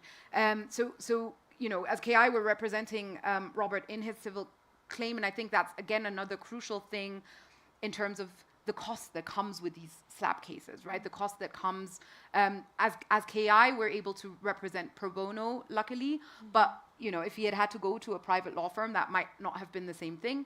And there are many journalists facing that, and few, I think, institutions that are able to provide those kind of services. So I think that's really something we need to think about. Similarly, I think the question of funding came up a lot in the conversations today, and I think there, and specifically we had talked about the funding also coming from the corporations, right? The digital corporations in the space. And I think that can be a very positive thing, but I think we also need to be careful in, we currently are in court as well, and I know Mercy Mutemi is going to speak on a later panel, also speak more to this, I'm sure, and the great work she's done there, but we are in court about sort of insufficient content moderation on social media platforms, specifically Meta.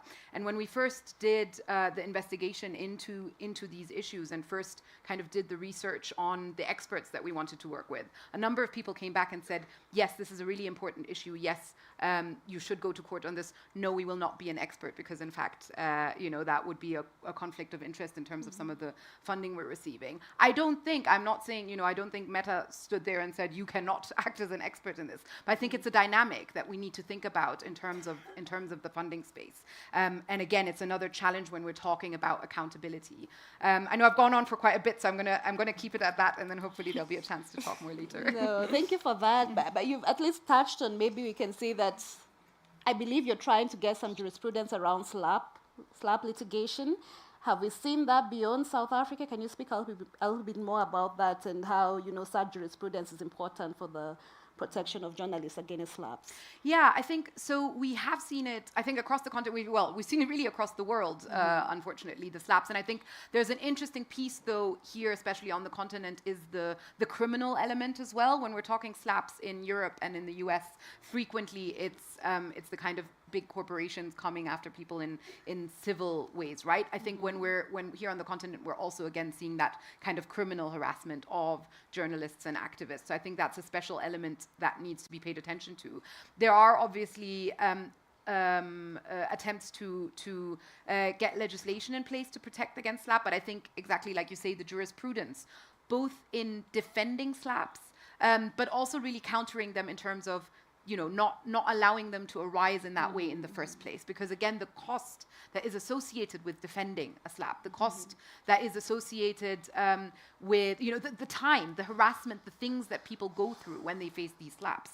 And I think we have to not just cross-jurisdictionally, but also cross-thematically talk about slaps. There have been a lot of slaps in the climate space, right, and in the climate activist space. So I think also, much like some of the tools in terms of corporate accountability, there is a real value to learning from each other, I think, in how we work with experts, how we work with lawyers, how we work with partners in the SLAP space, you know, learn from those who have worked in the climate space, those who are working in the tech space. I think there's a need to come together there as well. Okay. Thank you very much, Nora, for that. I'll come to you, Dr. Tabani.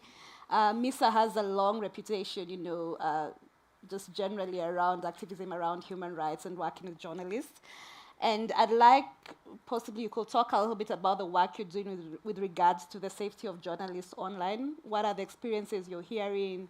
What interventions have been there? And, you know, what more do you think we can do as stakeholders in the space?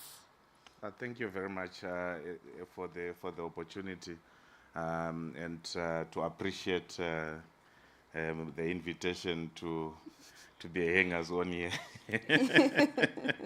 But yeah, MISA works in 8 countries in Southern Africa, promoting expression and promoting media freedom and access to information.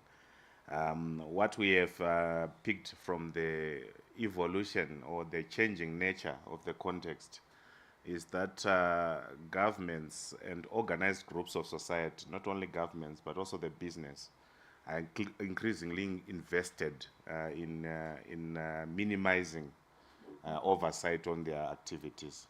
And each time when the media tries to go an extra mile, it becomes a criminal activity, in one way or the other, criminal in court. And what that means is that the response mechanism is always to deal with the media as an easy scapegoat of causing problems to the existence of these groups, powerful groups in society. And what we observe is that in different countries in the region, for example, if you look at the case of Lesotho, where a journalist jockey who was killed in 2023, the threats will be visible online. You'll see the sentiment online that something is about to happen. And ultimately, it leads to online triggers offline harm. And at times now, with the complexity of the web, it also leads to complications that are mental health related. And since the death of the murder of Jockey in 2023, no one is held accountable. But even worse off, I think where the danger lies is that the context is changing and the ecosystem is broken because of the changing nature of geopolitics, funding, and everything. What will happen in the next 5 years, for example, with the increasing nature of these threats and the ever weakening of the response mechanism? And in that regard, I think it is key to stimulate a focused, localized agenda towards collaboration, where there is also need to strengthen the local small players on the ground, because context is everything. I'll give you an example. There was a case in country X, X in Southern Africa, and then this journalist is using a drone. Because of the evolving nature of technology, is using a drone to film traffic. But his drone loses power, and by its nature, you lose control of the remote because it wants to safe land. Then it safe lands in an Islamic training institution. He goes to the institution because he can see on the remote where it landed. He goes there to pick it. The principal of the institution instructs that, no, pick the drone, send it to the police. It's wired to the police, and he's told, no, it's now at the police. He's arriving at the police and introducing himself. I'm following my drone. I am told it's now here. There are 3 people seated who are looking like civilians, but one is from military intelligence, the other is police intelligence, and the other one a police officer. They are already profiling him. So in the process of profiling him, the guy from military intelligence says, "Is your drone licensed to fly in this country?" He says, "No, I bought it online, so and so." No, where's the license? When he's in the process of answering the military intelligence, the Secret Service of Police says, "But you work for Voice of America. You're a journalist." So the whole complex became a web of protruding factors that were militating against this journalist. In terms of our safety response mechanisms as an organization, we had trained media lawyers network, lawyers who respond to media violations. But when we contacted for attention, they said, this is not a human rights issue. Look for a good criminal lawyer. And now to go and, and disentangle this journalist from multiple charges that are emerging from this act of using technology to do journalism, we had to go an extra mile. But the pressure is coming from various stakeholders who are not appreciating that we are now beyond the law only. But we also need to sweat political capital to engage those behind the scenes, the military intelligence, politicians, everyone. But the international system and the stakeholders are saying, issue a statement. This thing requires a statement to safeguard this journalist. And the lawyer who is criminal, handling in nature, says, don't utter a single word. So this is an evolving issue, and it requires a new form of collaboration. But beyond that, it also requires the third element, which is solidarity, because of the nature of geopolitics, which is now inward-looking. With time in the next 5 years or so, when research really is rooted on the impact of global cuts on support of journalism, or public good journalism, we will then know the depth of how exposed the media is towards its existence. And when that happens, solidarity will be the last thing at the back of everyone as we all retreat into survival mode. So what type of a new form of solidarity do you want to see to protect journalism? From online threats that will also culminate in physical threats that are threatening journalists. There are many cases that I can profile, but for now, let me leave it here. Thank you. No, it was a very good it was a very good case, actually, because it shows the intricacies, of working in this space such that you think you're doing something, in your ordinary day-to-day work, and suddenly you've got yourself in conflict with the law. And you've brought in the issue of the difficulty of providing such help given our current funding crisis. So how is MISA navigating this to ensure that you can still provide and engage journalists and assist despite the very difficult operating environment that we are currently in? Yeah, that's a difficult question for everyone. But yes, you can appreciate that the changes in the environment require that you use less to achieve more.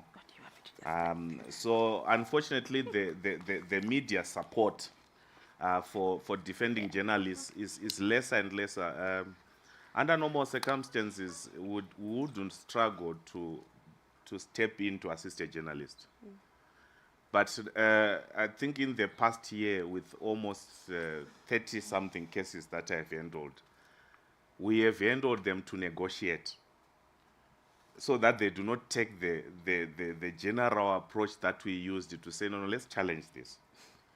So we are now invested in using social capital and negotiation skills. But the danger of these things, like in any negotiation, you only know that there is a position taken by someone. But it's difficult to appreciate the interest behind that position. So to unravel the interest to give effect to the speed that is required in a negotiation is quite a difficult engagement. So what we are doing is actually utilizing the limited resources we have to minimize the cost of a journalist either spending a night in jail or going to jail, or minimizing harm. We used to have a mechanism where we say MISA is a first aid institute. When a journalist is under attack, we remove them from danger and activate support mechanisms from our continental and global partners. There were mechanisms which you could utilize options because others will tell you, okay, you want to move a journalist from harm, do an email explaining the harm, and but there are mechanisms that were there that once you tap into them, automatically it kicks in. But those mechanisms are no longer there. What it means that we are more exposed than ever, and we utilize the limited resources we have to prioritize where the highest level of danger is. This is a danger in itself because you spend less of time on raising literacy and awareness as a mitigatory measure. You spend less of time engaged on the text and substance of laws that are emerging because you're always reacting to the heat of the moment because that's what you are left as an industry because of the pressures from the moving target. So this is the challenge that is happening to the safety nets, to attacks on journalists, very much scorched earth in terms of the attacks on support mechanisms. Yet journalism is, as we know it today in other contexts, is increasingly under threat. Indeed, and I'll come back to you, but I want to also now go to Janet. I think we were even having a conversation recently, and we were talking about internet shutdowns, right? And when I think about internet shutdowns and I think about West Africa, I can't help but think about the ECOWAS Court of Justice because in terms of regional courts, it has really, built up jurisprudence around internet shutdowns. So can you talk a little bit more about, how we are seeing internet shutdowns in West Africa, given your work at Article 19 Western Africa, and how our courts now emerging as institutions where there's pushback, and possibly we could learn, other regional courts can learn from the ECOWAS Court of Justice. And maybe this, you can tell from here that we are lawyers that have somehow found ourselves in this media space, but I hope you will indulge us. Thank you very much, Maricela. Yes. Just like the caveat you gave earlier, I am a lawyer, I'm not a journalist. I've just found myself in this space. I guess maybe growing up, my parents, my dad was a journalist, and so who even grew up to working for the National Television Authority and wanted me to be a journalist. Okay. And I did everything I could not to go there. And here I am now, working for the rights of journalists. So it has a way of coming back to you. So, but when you speak to shutdowns, internet shutdowns, I feel like I was actually doing an analysis with a colleague just before the panel to say how many countries in our region, that's for West Africa and the Sahel, have not experienced any form of internet shutdown, whether it's maybe throttling, just something.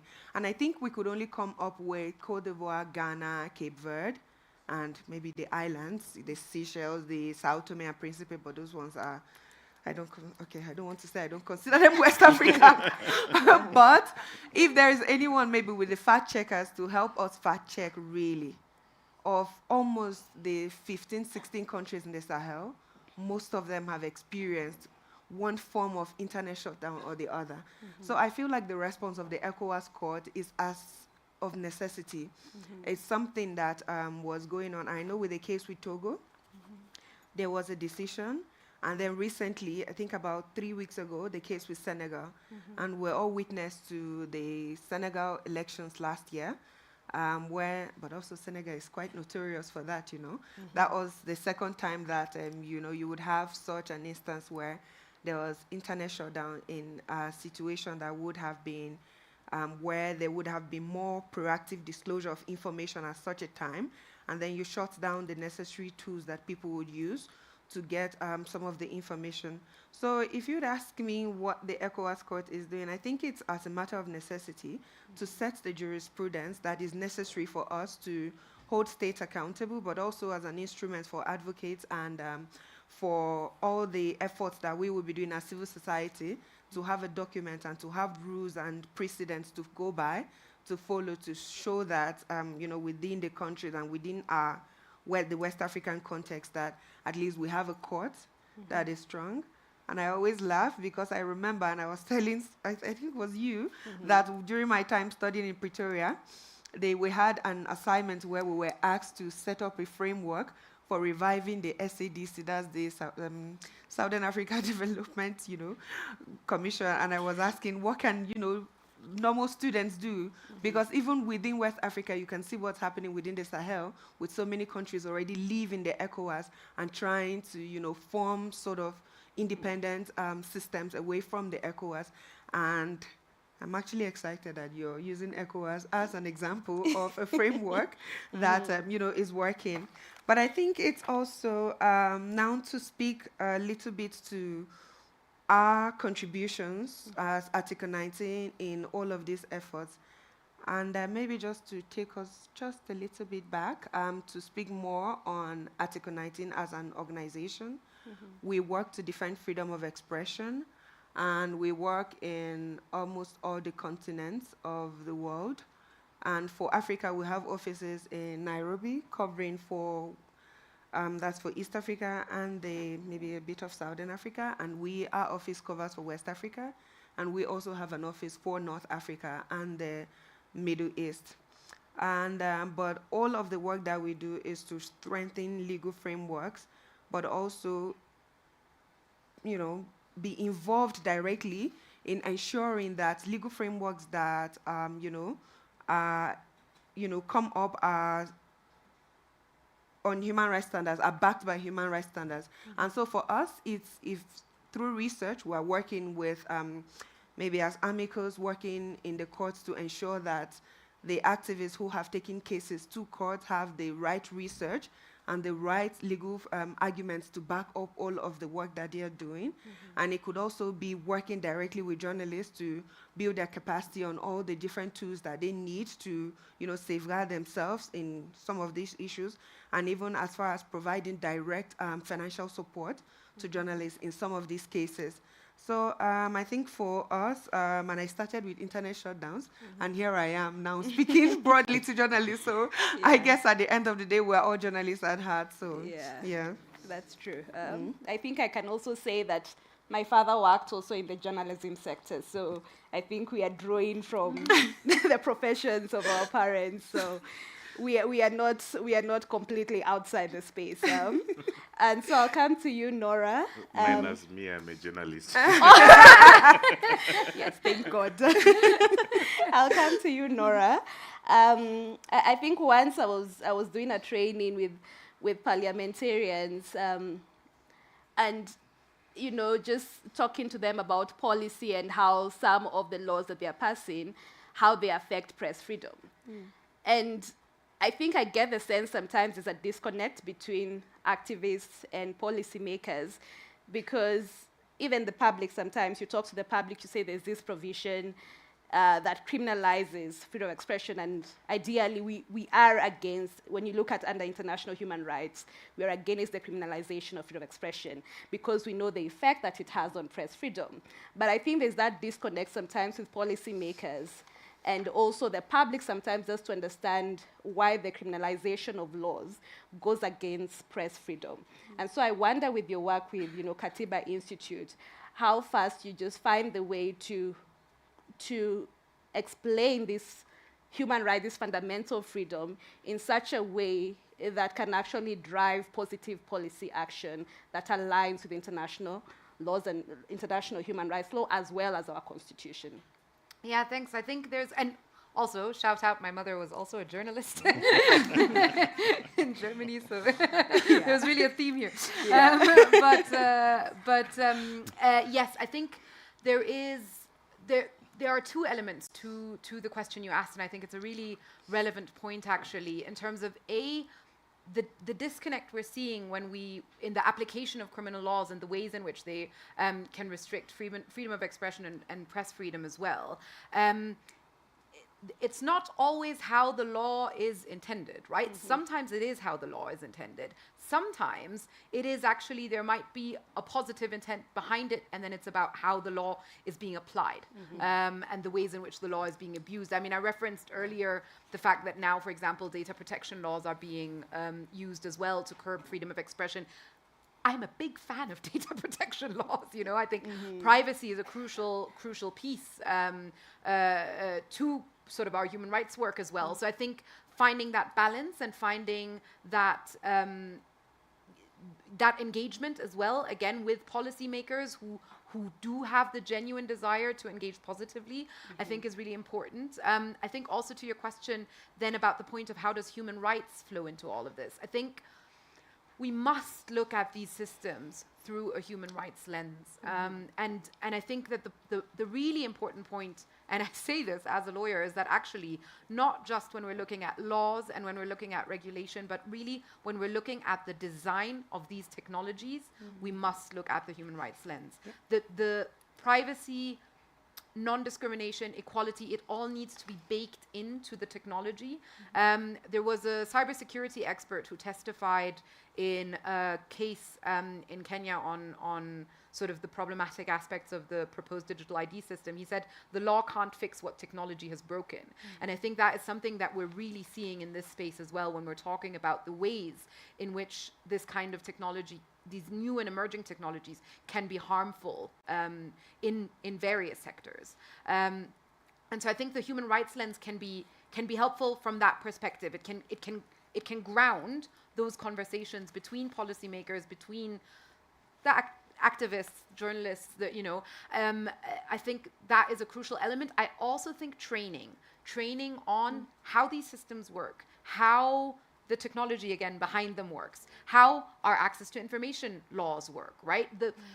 Equipping people, and that's something I think at KI is something we really believe in. Ultimately, if everything goes really well, at one point we will no longer be needed, right? What we are trying to do is entrench constitutionalism to the point where we have the great jurisprudence that does mean those fundamental rights flow through every aspect of our society, and people use the Constitution as a tool. And I think what we've seen in the protests in Kenya is that is, it's really happening. People are really keen to use the Constitution directly, and so in that sense, I think that's where that engagement can be incredibly valuable. Okay, thank you. And I think I'll also just give almost the same question to you, Dr. Tabani, especially given your experience with MISA and engaging, let's say, for example, parliamentarians with regards to some of, the laws, also state surveillance of journalists. When you feel that there's that disconnect, where you feel that there's no real interest in protecting press freedom, how do you engage in such context? How have you navigated that space?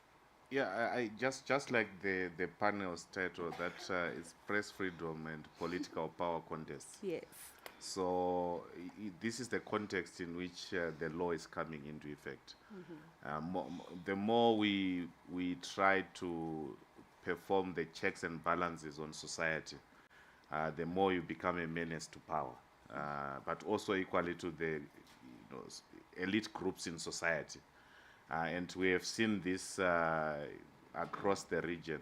Just before I came here, I was handling a case actually, wherein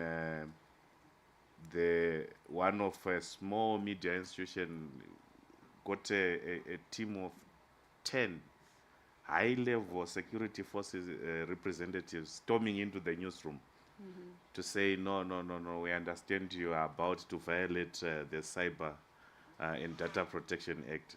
How do you, are you a Sangoma? Who are you? How do you understand that something is about? Yeah, so there is that interesting convergence in terms of politicians in parliament. First of all, they are politicians, and lawmaking. Lawmaking is aimed to preserve a certain level of retention of power. And the media, the more it engages on this power context, the more it becomes a menace. And we have seen that over the years. We fought against sedition laws, defamation laws, and then we were winning through courts. And why? Because the lawmaker was not keen on pushing this away. Whether those in opposition or those who were in power, and those who were in opposition became powerful, they also maintained the infrastructure. What is now even more pressing is that the gains we made in the past 2 decades or so through the pushing back of sedition and criminal defamation are emerging through cybersecurity law as clawbacks. So they are smuggling them back again, at our weakest point as society, to fight back this new intersection where cybersecurity becomes a hoovering arm of the government. Government is supposed to be under our feet. It's supposed to preserve us as a level ground. But in this case, become a hoovering on top of everyone, using this new level of laws. So what is quite noticeable is the convergence, be it at opposition, at ruling parties, to preserve a certain level of legal architecture as a stick on top of the media. Okay. Thank you for that, Dr. Tabani. So I'll come to you, Janet. The other level, the other perspective of power could also be big tech, because we can't avoid them in this discussion. And I know Article 19 is also doing some work with regards to big tech. How is Article 19 engaging with that particular space with regards to holding big tech accountable, because they do have an obligation to respect human rights? How are we trying to hold them accountable to that obligation? Yes. Okay, you were saying something about big tech. And I feel like at the end of the day, we're all looking at Meta, Google, and all the big tech. So at Article 19, we have a project, and I think you're also part of the project, Digital Market Watch, where it's a global project for looking at unfair competition practices. So it extends beyond just big tech, even coming down to communities. There are local radio stations, and I think that conversation has also come up here so many times in the meetings, where communities could get verifiable information in the past. But a lot has now already overthrown them, where like the young people session, I mean, I'm no longer a young person, am I? By the description that was given earlier, was also speaking about the need for everyone just trying to be visible and putting out there. So some of the very credible small stations that were providing information are also now being disenfranchised and overtaken by a quick TikTok video or something. So it's, for us, the work is no longer just about going for big tech. It's about going for those avenues that create that disconnect between information that is valuable to the consumer and to the person who needs that information. So it could be working on the case of Meta in Nigeria, or monitoring the situations with also Meta in Kenya, whichever the issue is. At the end of the day, the core aim is to ensure that we bring that bridge back, so that businesses thrive, small businesses thrive, that working, and there is no big tech and even mid-tech, like you had also mentioned about maybe Safaricom, for our region, especially in West Africa, it could be Sonatel or MTN, do not also abuse their market dominance within that region to disenfranchise smaller, businesses that are also just trying to make ends meet and also just serve their customers. Thank you. Before we go to the Q&A, Nora, I just want to throw to you a last question, and a little bit contentious. Recently, I believe it was in Ghana when there was it was a crash, yeah? There was a crash, and they lost a number of their politicians, if I'm not wrong. And I believe I was in this group, and I think there was a minister in the group, and he mentioned that when the conversation started happening online, the governments had not even sat down and come up with an official statement, and there was a lot of misinformation online about the cause of the crash. And he said that at that point he actually considered shutting down the internet.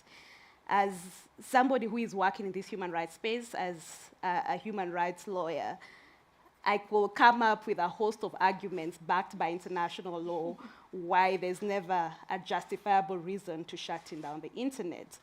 And it's a nuanced argument indeed, but can you provide that human rights lens of why it's never justifiable to shut down the internet? It's not even just, how the politics comes into play here, and why the law has to come supreme when it comes to issues of internet shutdowns. Yes. Yeah, I mean, and this it's an interesting question, and maybe one sort of to be discussed basically also over multiple bottles of wine. But I don't know that it is indeed the case that the internet can never be shut down. I don't think internet shutdown, it's not like the right to life. I don't think there, it's not absolute. There is a proportionality and necessity test that can be applied. I can imagine instances where it might indeed be necessary. The example you give to me would not rise to such an example when you are looking at, again, the balancing of proportionality, necessity, harm, etc.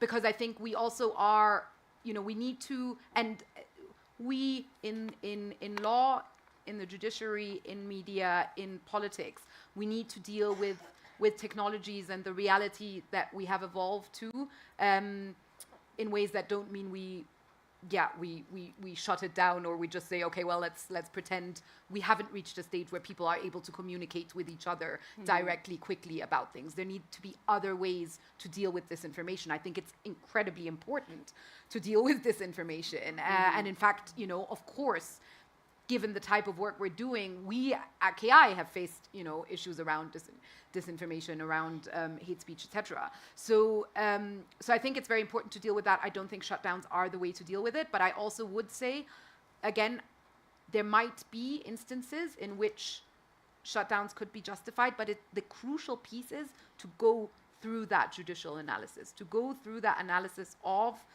is it justifiable? Is it lawful? And being able to stand that up and have the accountability if and when it wasn't. We're in court as well on internet shutdowns in Kenya. What happens when there was a shutdown and it was unlawful, or it was in contravention of orders, like you say? How do we fight for accountability in those instances as well? That is a crucial piece of the justice process. Indeed. Thank you. That's a contentious argument, but it's yet to be seen. Do we have any questions from the crowd? Okay. I see Linus here. He's my countryman. I can't let him not speak. Then Michael. Yes. Number 3. And then Professor Chengeta, Isaac, and finally, the last gentleman. Yes. Linus, we'll start with you. Thank you, Dr. Simiyu and team. My question is to Nora, and actually Moyo and Janet can also comment on that. I see the battle for press freedom and the struggle between press freedom and political power as permanent. And I got worried a bit when you said somewhere that you think as Katiba Institute at some point you will not be required. Just to put it in context, we've seen several shutdowns in Kenya. Personally, as an editor, I have experienced about 4 across 3 different TV stations, across 3 different elections, to the point that I feel the next shutdown is going to come in the next election. And my question is to you as stakeholders in the press freedom space. How do we build resilience first, and 2, more predictable ways of pushing back so that every shutdown is not an emergency? Because we expect it, it's coming. So how do we prepare for that, especially legally? And just to comment Katiba Institute, a lot of the battles in Kenya when it comes to these shutdowns have been won through law courts. Even though quite a number of court orders have been defied by the government, but the courts have done very well in protecting the press freedom space. Thank you. Thank you. Michael? Thank you very much. I think one layer that seems to not get the attention it deserves is the role of mobile operators and telecommunication companies, because internet shutdowns don't just happen. They are enforced and enabled by those people who run the infrastructure, which is the mobile operators, often in Africa. Many of them are South African owned. And I imagine, as a former regulator, is that they get threatened with the loss of a license if they don't comply with an internet shutdown. But obviously that part of the law is also something that needs to be investigated. I mean, what is the telecom setup if the government says to the telecoms regulator, you know, if you don't comply, I would imagine this is how it works, but you can correct me if I'm wrong, you will lose your license. So is it ever been that a mobile operator or telecommunications has refused to do it? Because if you look at the UN, I think it's on business and human rights and the role of business, we need to start looking at these telecommunication companies that are making this happen. They are saying in a country like South Africa, okay, we respect human rights, but in other countries in Africa, to quote Groucho Marx, if you don't like my principles, well, I've got others. And it's, you know, it's just quite disconcerting to see, I can just speak on South African-owned telecoms companies, and not just them, who are enabling internet shutdowns by switching off the internet. And I just want if the panel could comment on that. Thank you. Thank you so much. In Kim here, I think Michael literally took that question off my lips. I think that the telecommunication companies, they have a role to play here. There is a responsibility to the three-part test that you spoke about. They can ask, is this lawful? Is it necessary? Is it proportionate? So I think that we have to ask ourselves, at what point do we bring the telcos into conversations like this? And how do we also hold their feet to the fire? Indeed. Thank you. Prof? Thank you very much to all the panelists. My question, I have to apologize, comes again, I think, almost from the side of the government. I'm not though with the government. My first question is really to all the panelists. Of course, on the title of the conversation today, Battle for Press Freedom. I wondered, in the digital age that we are in today, where every camera phone that has got access to internet is a potential newsroom, unfortunately an unregulated one, would you consider that perhaps it's not necessarily, at least in this age, only a battle for press freedom, but sometimes a battle for freedom from press, especially from the responsibilities of a government in a volatile situation? And that particular question, I also link it to Nora's consideration to say, can we always say there are no circumstances, even so, from a point of human rights law protection, where it may be necessary for a government out of its responsibilities to act in this way? The second question that I have is for Dr. Tabani Moyo. Thank you so much for your presentation. I really resonated with some of the approaches that you have mentioned, in particular, approaching with negotiation. And I just needed further clarification from you when you say there's always this case of press freedom versus political power contest.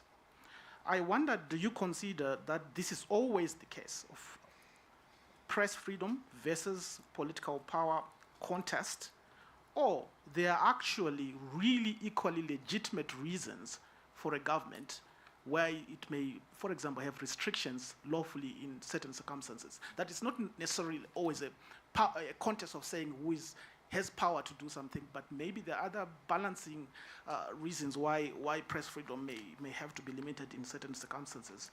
My last question is for Janet. I just wondered, when you were talking about the question of press holding big tech accountable, in this digital age, again, emerging technologies, artificial intelligence, where big tech, really most of them own these platforms that more fully are responsible for actually mass media now at a very lightning speed. Do you separate these two? as to say the press holding the big tech, when actually big tech is the one now that's almost like is platforming everything. I wondered how, if there are any perhaps problems around accountability issues in that regard. Thank you. Thank you. Isaac? If one accepts that access to the internet is a basic right, how can you ever argue that you can just switch off the internet in the whole country? If there's a big crash on a highway in Johannesburg, will you close all the roads in South Africa? Or are you just going to deal with a particular issue if it is from an international rights-based perspective? I don't think you can ever argue that this internet must be switched off because it is my right to use the internet. Isaac coming up very strongly on that, finally. Thank you, Moderator. I just wanted to find out from the panelists whether you are organizing your interventions along safety mechanisms and of course to hear of any experiences in terms of how your interventions can be seen from a safety mechanism structure. Then also I didn't hear any of you talk of the international instruments that are available for use in protecting journalists. The UN Action Plan on safety of journalists, is this relevant in the context of Africa? How have you applied this? And also to hear on how you are monitoring safety violations online. There seem to be a huge gap in terms of our understanding and interpretation of what journalistic violations are online, resulting, I think, in us missing some issues that we need to take note of. And by way of a comment, I think it's important that we maintain robust monitoring and documentation of violations of journalistic rights. The West Africa case, the Gambia case of Deida Idara, I think is instructive in that after so many years, the case against those who murdered him was finalized and some were arrested. So for me, it's important that I think we still maintain robust monitoring and documentation of violations against the journalists. Thank you. Thank you. I think I'll start. Nora, do you want to go first? Yes, just on a couple of points. So on the question about how we can build resilience and more predictable ways, I think that's a really, actually, as we go into the elections in multiple countries, a really important question, because I agree we're due to see more shutdowns. I think one interesting element is that the shutdowns already are, they're becoming less effective, right? We are seeing alternative mechanisms of how people are spreading information anyway. The shutdowns aren't working. So that might eventually render them unnecessary. But I really am interested in those conversations about how can we act in more predictable and preventative ways as well. The day we went to court in Kenya over the most recent media blackout was the one day where KI had to file 2 emergent petitions in one day on the barricading of sort of the central business district on a day of protests and that media blackout. It was an insane day. I would like to not repeat it. So in terms of what measures can we do to sort of prevent that from the beginning, I think that is something that we need to talk to different stakeholders about as well. I think the judiciary, as you say, has been an amazing actor in sort of protecting our rights, but it is reactive. So how can we be preventative in that space? On the role of telecommunications company, just briefly as well, I think yes.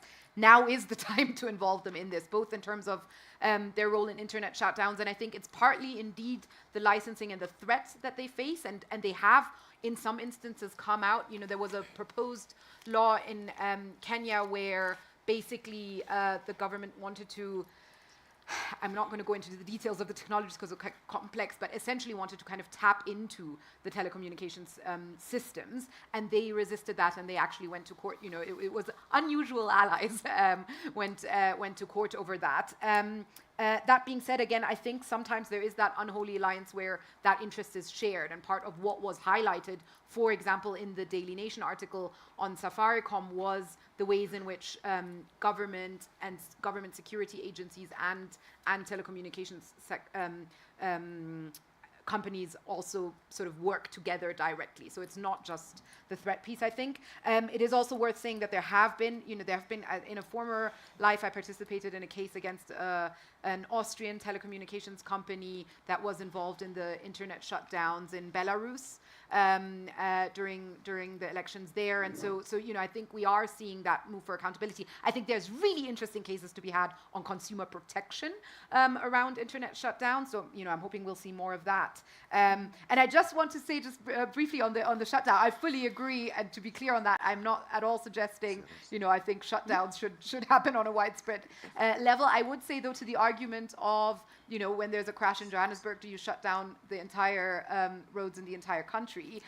No, but you are able to sometimes close roads, right? When the circumstances are right. So I think, again, looking at, I think it is helpful to think through what are the instances in which certain aspects of shutdowns or limitations or throttling or whatever might be useful, and where we do want to see limitations of freedom of expression, and that I think relates to, and that would be my last point then, to the question of the battle of freedom from the press, right? And that I think this comes up very strongly, for example, in the questions around content moderation. And, on one hand, we're seeing, yes, harmful content is being pushed out actively, and that is an issue, but we're also seeing that there are safety mechanisms that were applied in certain jurisdictions. We see the safety mechanisms that were applied in the US, for example, around certain viral information spreading that are not being applied in the context of Ethiopia, that are not being applied in the context of Kenya. And so I think that those limitations are something to talk about. Thank you, Nora. I hope those are also your last words, your final words. Yeah. Thank you. We have actually run out of time. Janet. So I think I'll just speak, what's his name, your brother from Kenya? Linus. So I'll just speak specifically to an initiative that we have that we use during, when there's been internet shutdown. And of course, I know people now, like you said, people use VPNs and all of that, but we also developed a tool, SMS Without Borders, where we've hosted it in certain places within, and we just wrote it for only Dakar with a partner, wrote it for just Senegal, to see how people can still communicate through very safe channels through that. Luckily, we've not had, a need to test it again because there's been no internet shutdown again. So hopefully, if that happens again, and you can never really put that past governments in Africa, and we may have a solution that will work for activists who are in the field working and also reporting on this. And yes, Prof. Chengata, I agree with you about sometimes the tech platforms are the ones even hosting some of the, tools that a lot of maybe online journalists are using. But at least if you've been following the conversations, we also have a lot of independent media that goes beyond some of these tech platforms that can also operate. But in instances, and you mentioned moderation briefly, we don't have time, so I don't even know how to speak to the content moderation bit of information, but we're also seeing that companies like Meta are already rolling back, on independent fact-checking and all of that on their platforms. So hopefully that's something that we could also look further in to say, how do we create this level of unbiasedness through moderation of content online, especially when it benefits some of these issues that are of great concern to these big platforms. And I think, yes, for international conventions and instruments, I know you mentioned something, and I know that there are so many, but as the product of the Center for Human Rights, I'm always trying to promote the African Union's mechanisms and, the African Union human rights system. So I feel that, of course, we can tap into the international documents, but there's also provisions on the continent with the AU that we can go. In fact, it was when I was researching today that I discovered that we even have resolution on internet shutdowns too on the continent. And there are so many more. And Guy is here. He's one of those who is working, actively to promote legal frameworks across different topics on the continent, from data privacy to information integrity and all of that. So maybe you can have a conversation with him also to see ways that you can find synergies. So yeah, thank you. And finally, Dr. Tabani. No, thanks very much. On the mobile networks, I think you are very correct, and we have used that as leverage for the cases in Eswatini, Mozambique, DRC, minus Zimbabwe, in challenging in court, because we want paper trail. So we wrote to the mobile networks in these countries to say, were you forced? So when they are responding, you use it as file to win cases. Then we deal with issues of limitations to press freedom. The press freedom is justifiable limitations, like you can't promote hatred, isms, and so forth. But it's a battle for contest of power when, for example, an editor in Zimbabwe, Faith Saba, writes a comment, a satire, and you are arrested over that. You spent 2 days in prison for that. Or a journalist in Azori Gwanda who disappeared in 2017, up to now never found in Tanzania. Ibrahim Brako in Mozambique 2020, up to now, simply for checks and balances on society. Performing journalism, that's why we say it's not a crime. So in our context, there must be justifiable limitations, and of which there are challenges, there are professional remedies like press councils will be battling with daily to escalate the issues of ethics. I agree with Isaac that internet is now a public good. The revised principle on access to information and freedom of expression, the declaration of the CHPR, internet is now a human right. Then the issue of rush with safety mechanism, UN action plan, it is actually a challenge. We are pushing that it is domesticated into the various member states' laws. In terms of mechanisms, in terms of interventions, cases like Lesotho, before 2021, a general walk into a newsroom, fire open, just shoot to a journalist and he's dead, and he lives. The case of Mtungamili and the others who were had to be hospitalized. And the cases of Zambia, Zimbabwe, we go up to 420 cases of police-induced attacks. So we then started engaging police force and security services across the region. Now we have police media action plans. And in Lesotho, in the 2020 elections, the 2021 election, there was zero violation by police. Same with Zimbabwe. Same with, now we are engaged with Malawi, where we have just signed a pledge to uphold highest ethical considerations in covering the elections. So these are some of the mechanisms. In terms of documentation, we do actually annually have a state of press freedom report in Southern Africa. Have to end our panel now. That's fine. That's fine. Thank you very much, Keynote. Sorry for going over time, but I think we can say thank you to our wonderful panel and possibly leave with food for thought. I know Isaac said it and Nora mentioned our Declaration on Principles of Freedom of Expression and our Guidelines on Access to Information. The wording says, states should refrain from implementing internet shutdowns, and then there's a lot of words, and then it says, unless it aligns with international human rights laws and standards. And I think now food for thought is whether we need stronger languages, whether that provision should be there, is it time for a change, or as Nora indicated, is it that we need to meet that 3-part test? So food for thought. Keynote, over to you. Thank you very much, and a round of applause for the panelists. Thank you. You can stand and take your group photo. And colleagues and friends, for those who are Gen Z or Gen Z adjacent, we did it, Joe. We're on the last panel of the day. And as they take their picture, I'll just do a little intro. And at the start of today's conversation, when Michael was giving his opening remarks, it really highlighted the importance of collaboration among partners to build sustainable and thriving media enterprises, and to do what's needed to come together and create an ecosystem that's one of value. And to do that, one of the key pieces and key stakeholders that we need is government, as has been mentioned in very many conversations, and different arms of government and the roles they play as regulators, as ensurers of a fair, ensurers of a fair market system to ensure that we have a balanced playing field. And it's a very difficult, but we believe it's a manageable task. So I'd like to welcome on stage our moderator for this session, Shaista Goga, and the panelists who will be joining her on stage. We are very thrilled and honored to have representatives from South Africa, from the regulator and from the Competition Commission, as well as from the Competition Authority of Kenya, and Mercy Mutemi, who is a lawyer. And we'd like to welcome you all on stage, please, as you come down. Thank you.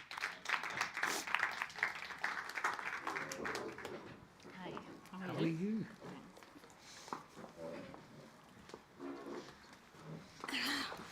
So low.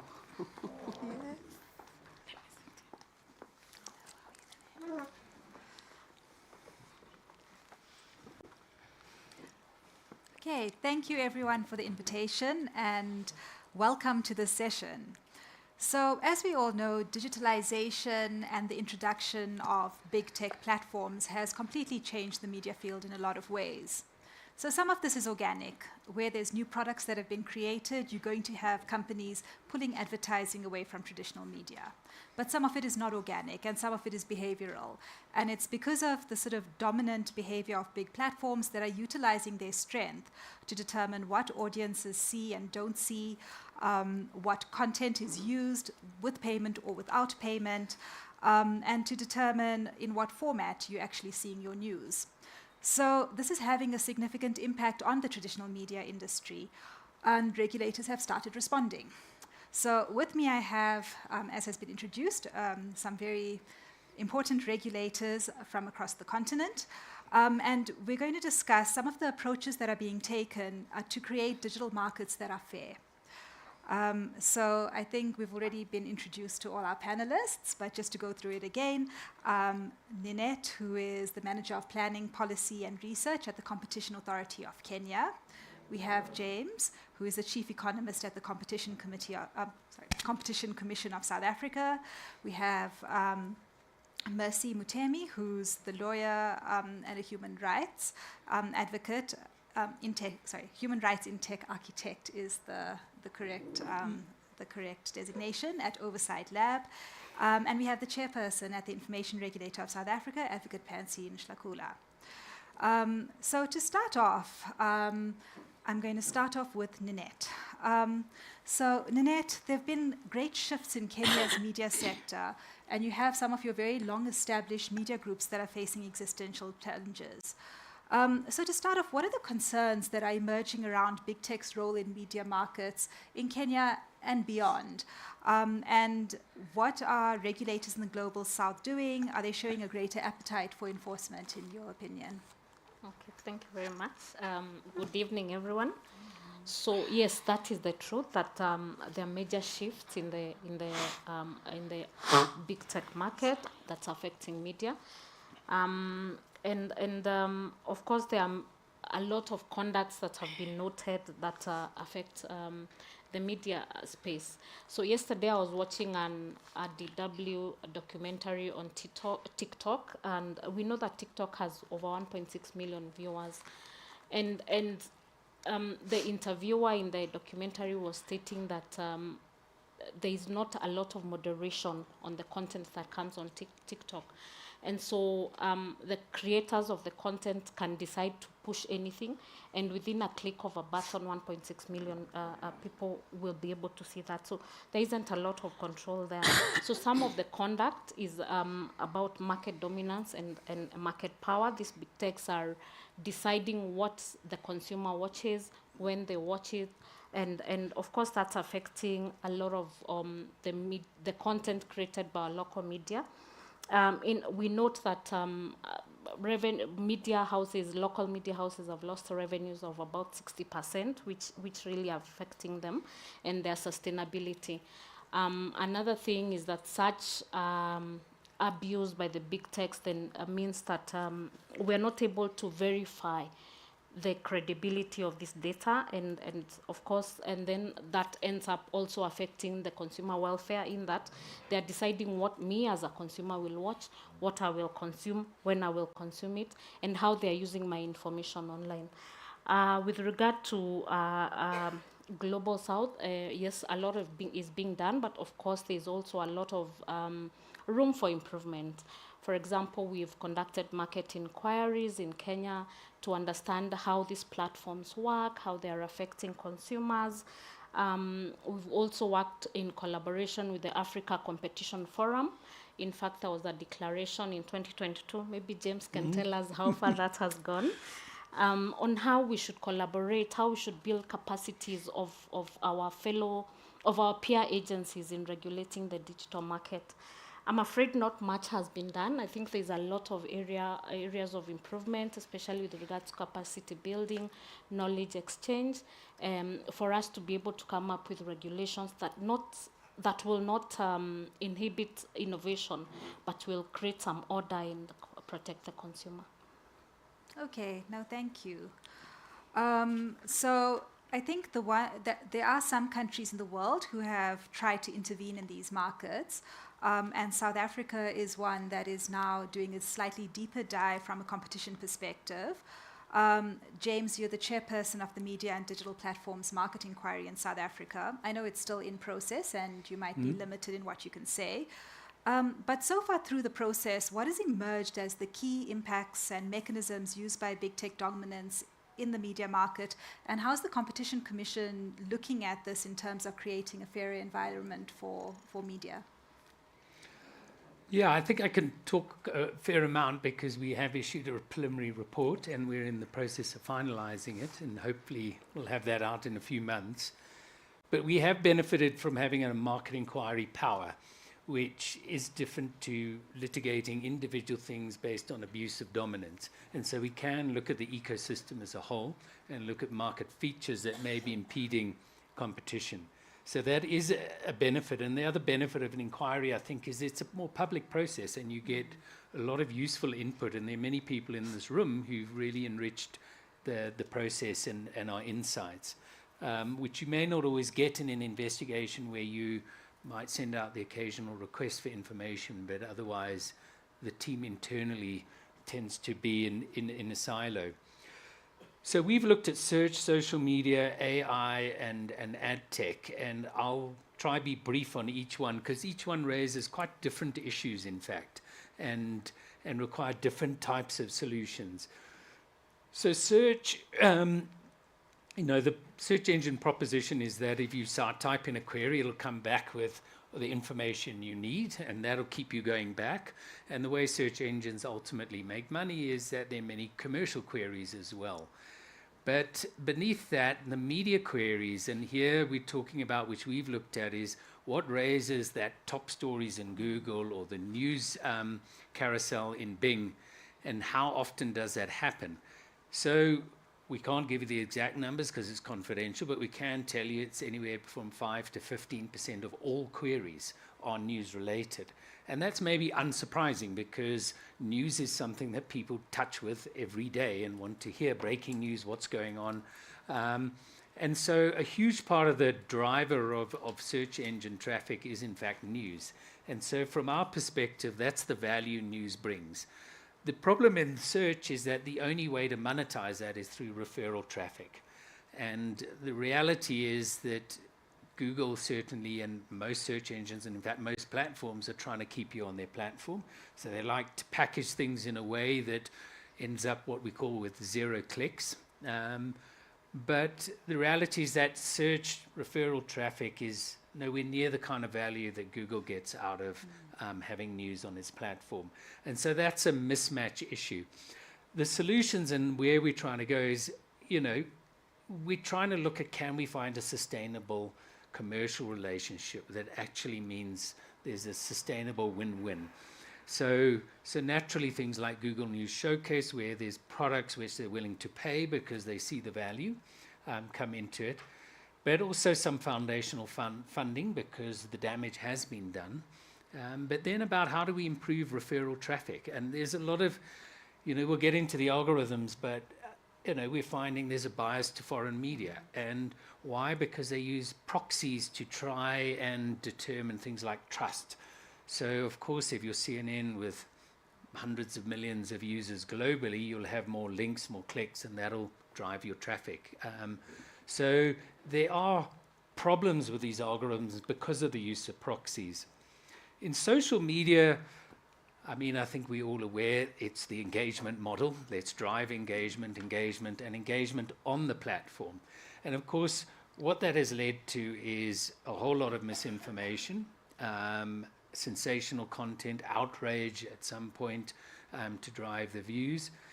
But also it has meant that they've sought to cut down on posts where there are links that might drive referral traffic, which is one way the media monetize. It's not the only way, but it's one way. So on Facebook, I mean, the data, and this is public, from 2021, posts with links went from 13% of all posts to 3%. So a massive decline. In X, they were clear that they are moving away from people getting off the platform. They want to keep you on the platform, so posts with links too have declined. They've said, well, it's okay, you can monetize on our platforms, but the experience of the media is monetizing on the platform gives you sense, not even sort of decent returns. And the reality is on something like Meta and X, most of the media are not monetizing. The only thing they might do is have a sponsored post, which they then have to pay to get promoted because they don't have the reach anyway. So I think the solutions there have to be about looking at driving some of the traffic, affecting sort of posts and with links, but also monetization. So the solutions are, you know, to find tools where there can be better monetization on these platforms. And the reality is the shift to video has meant it's not about click-throughs anymore, it's about consuming on the platform.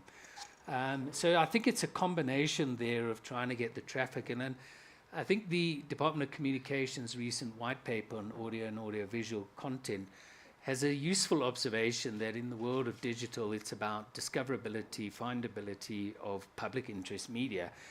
And by burying media content by Meta, by what they call deprecating the news, they're not making it findable or accessible, which means you don't get that balanced reporting in a sense.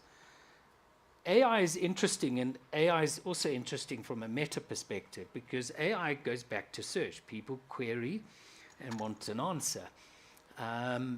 Now, because that's a big part of Meta, suddenly Meta's got an interest in now having the news because people are querying the news rather than necessarily looking for it on their feed. But in general, I think what's happened in AI, it's been this huge arms race amongst AI companies, and that may be seen as good, it's competition, but it's meant they've cut corners. And one of the big corners they've cut is they've taken copyrighted material knowingly and used it to train their models. And they've also been using a lot of, obviously, public information, much like search, to ground the answers on news because these models hallucinate, and one of the worst ways they hallucinate is on, in fact, current affair news, where some seriously misleading answers can come out. So they've realized they have to ground. Now, the joy of this is it's led to a market for content licensing. The sad thing is it's the biggest publishers globally and not anywhere in Africa, quite frankly, or anywhere in the global south. So we're seeing Meta do a deal with Reuters and saying, well, that's fine because they're global. We can get Newswire from everywhere in the world, and that'll ground our answers. So like I said, there's an interesting benefit here that it's led to this market. It's how do we deepen that market and how do we ensure that it goes further? Because a lot of the evidence is there's not the clicks. Once you've read the summary, do you really click through? We're collecting more data on that, and some of it is, you know, so close to zero, it's might as well be zero. Some of it's better, and it may mean what is the environment in which the tool is being used. But I think we need to, in a sense, you know, our answers are we have to strengthen the opt-out because the opt-out forces people into content deals. And a lot of the smaller media just simply don't have the technical skills for that. But we've seen over the period of the inquiry, more of the mainstream media actually starting to opt out and exercise those options, which is a really positive thing. And the other is to establish, and this would be beyond competition law, the copyright aspects. I mean, the last thing on ad tech, all I will say is that you know, we were first, but the US court has now ruled similar to us. And it is a deep monopolization of the whole chain. And the long and the short is the media is probably being shortchanged anywhere from 5 to 10% of revenues in additional fees. Now, the fact that we have a US court ruling means we can actually get some progress in South Africa too. But I think as we've recognized, and what is also public about some of our discussions with Google, is you're not going to break up Google in South Africa alone. I mean, it simply is not going to change the market. So you have to look at global solutions here. But it is one where at least there's progress. The EU is hoping to make rulings soon. And so, you know, sometimes it's about piggybacking on what's happening elsewhere and bringing it to our jurisdictions. Because it's shocking that something found anti-competitive in their practices in Europe is not even implemented in Africa. And you start to wonder why that should be the case. Surely it should be universal. And I think that ties into the sort of information side, because the sort of privacy laws and that in Europe aren't, they sort of, in some cases, using different laws in South Africa than they are in Europe. So Advocate Hlakula, in terms of the information regulator, obviously you have the privacy side, and then you also have the PIA side. And for journalists, access to information is pivotal. So, I mean, you've made you sort of looking at big tech in terms of PIA requests, and you've sort of come up against some sort of jurisdictional issues. So would you like to tell us a little bit more about the information regulators' experience with big tech, and how you've dealt with these issues? Okay, thank you very much, and thank you for inviting me, and to apologize to those who attended the M20 yesterday, because I'm dealing with the same issue. And also to congratulate GIBS, by the way, because I signed a consent form for taking my picture and video. That does not happen often. So thank you for that. Yes, the information regulator, for those who are not South African, it's a statutory body, independent, reporting to Parliament, and it's responsible for regulating the right of access to information and data protection. One of the few on the continent, I think it's us and Morocco and Botswana recently, who have a dual mandate, and even internationally, I think it's Canada, UK, and Mexico. Yes, we received access to information complaints against 3 social media companies, Google, LLC, and Google South Africa. And the companies, it was media organizations that lodged complaints with us. They had requested this information from these social media platforms, and of course they were denied the information, and then they came to us to lodge a complaint. And it is important, I think, to also make a point that the promotion of access to information law in South Africa, or the freedom of information law as it is known in other parts of the world, it's one of the few that applies to information held by private bodies, including political parties, so that anyone can request any information held by a private body if they want that information to exercise or promote a right. And the law also applies, of course, to public bodies. So that is why the media organizations came to us using our Freedom of Information Act, or PIA as we call it, Promotion of Access to Information, to request information from Google, LLC, and Google South Africa on their content moderation, advertising, competition practices, news content, and so on. And what then happened is that Google South Africa said, look, we don't hold that information. That information is held by Google LLC and Google Ireland. We went to Google Ireland and Google LLC, and they said, look, your law does not apply to us. So you have no jurisdiction to request that information from us. And we had another complaint from Meta, against Meta Inc. and Meta Island, and this related to Facebook and Instagram and the records held by these two, and the media organization that lodged the complaint wanted election-related information related to South African elections, because we had an election last year, and they wanted to know how these platforms were going to address disinformation and content moderation, particularly in the run-up to the election. And we got the same response from Meta saying, look, your law does not apply to us, so we cannot give you that information. TikTok is the only one that said, yes, the law does not apply to us, but they released the information, and they say they're doing that to promote transparency. Now, how do we then move forward? I don't think we can just take it that and fold our arms and say, well, you know, the jurisdiction matter, you know, that's where we are. I think the Competition Commission, I don't know which year, they also had you didn't have a jurisdiction matter which was dealt with by the Constitutional Court to respond to that. But what we have decided to do as the information regulator is to approach the courts for a declaratory order on this issue of jurisdiction, because otherwise we'll have a law that we cannot enforce to social media companies that operate in South Africa. They say that the company, their offices that are here are only for marketing purposes, and therefore, although they are registered with our CIPC, which is the organization to register, that registers companies. They're registered, but they say, no, no, no.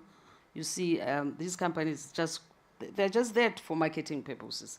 So we want our courts to help us with this, and if needs be, I think, I know that these people have deep pockets, but I think it's a matter worth pursuing. Absolutely. So that's where we are. Absolutely. So, Mercy, so I think this is something that I think you're probably quite familiar with as a litigator, where you have these companies that have an office in the country that you can't sort of directly litigate against. So from your perspective, in your focus on big tech and their sort of anti-competitive behavior, but also their human rights violations and that, in engaging with courts and regulators, what lessons have emerged from you, and what regulatory gaps or legislative gaps do you see that need to be addressed? First of all, thank you so much for having me. And there's a sad camaraderie in knowing that jurisdiction challenge is also being experienced here. Just by way of explanation, we have a case, an active case against Meta in Kenya. And this one is on algorithmic amplification of harmful content on social media. And just when you extrapolate that in vulnerable situations, like during elections or in countries that are vulnerable to conflict, just how dangerous that becomes. And of course, the first contest is, we don't operate here. And in our example, they don't even have the cosmetic office in Kenya. So it was purely, you do not have jurisdiction over us. We are not a company that is registered in Kenya. If you want to sue us, you have to go to California. And this is, for me, the biggest lesson for us as litigators and also as advocates looking for interventions in this field is that we also have to do the same. We cannot operate in the traditional rules of tort, or even our traditional understanding of negligence, for example. We have to be creative in the legal interventions we design, which is why human rights litigation has become a very important tool. And I'm glad that the perspective here as well is just the human rights take on what this does mean for journalism and also for the media. Because in human rights law, which a lot of us Africans are familiar with, we get to ask a different question. It's not about the product anymore. It's not about the company anymore. It's about the person. It's about the people and what this is doing to them. So in a recent decision, actually, it's no longer recent because that was back in April, we had the first decision, I think, ever that Facebook can actually be questioned about its algorithm. The historical context here is, for many years in the US, you can't question a tech company for its algorithm because of the immunity offered by Section 230. So to have, on the other side now, in the African continent, courts saying, actually, we can do that. We can ask questions about your algorithm, and not just that, we can examine whether those algorithms violate human rights law. I think that becomes a very important and very potent tool that we need to utilize further, and because this is something we can replicate across the continent. All these issues, all these harms are taking place across the continent. So it's something I've been very keen to crusade about, that this is we have a tool that other parts of the world do not have. The EU have their administrative procedures, but for our context, we have constitutions that really, really mainstream human rights and give us a framework to hold tech companies accountable. What I've seen in this field and the adjacent field, because I think it's not just about what we're seeing in the media landscape, it's what is also happening in similarly disruptive landscapes, and how not just the courts, but also the regulator has responded. I identified about 5 ways, and I mean, there's lots more ways in which human rights are impacted when there's an interface between journalism and AI. But some of the obvious ones that we've been discussing about actually throughout today have been, number one, journalists are being forced to optimize their content for monetization. Listen, from a business perspective, this makes sense. The market changes, you adapt. From a human rights perspective, there are deeper implications. What are we doing to the right to freedom of expression? What are we doing to the right to freedom of the media?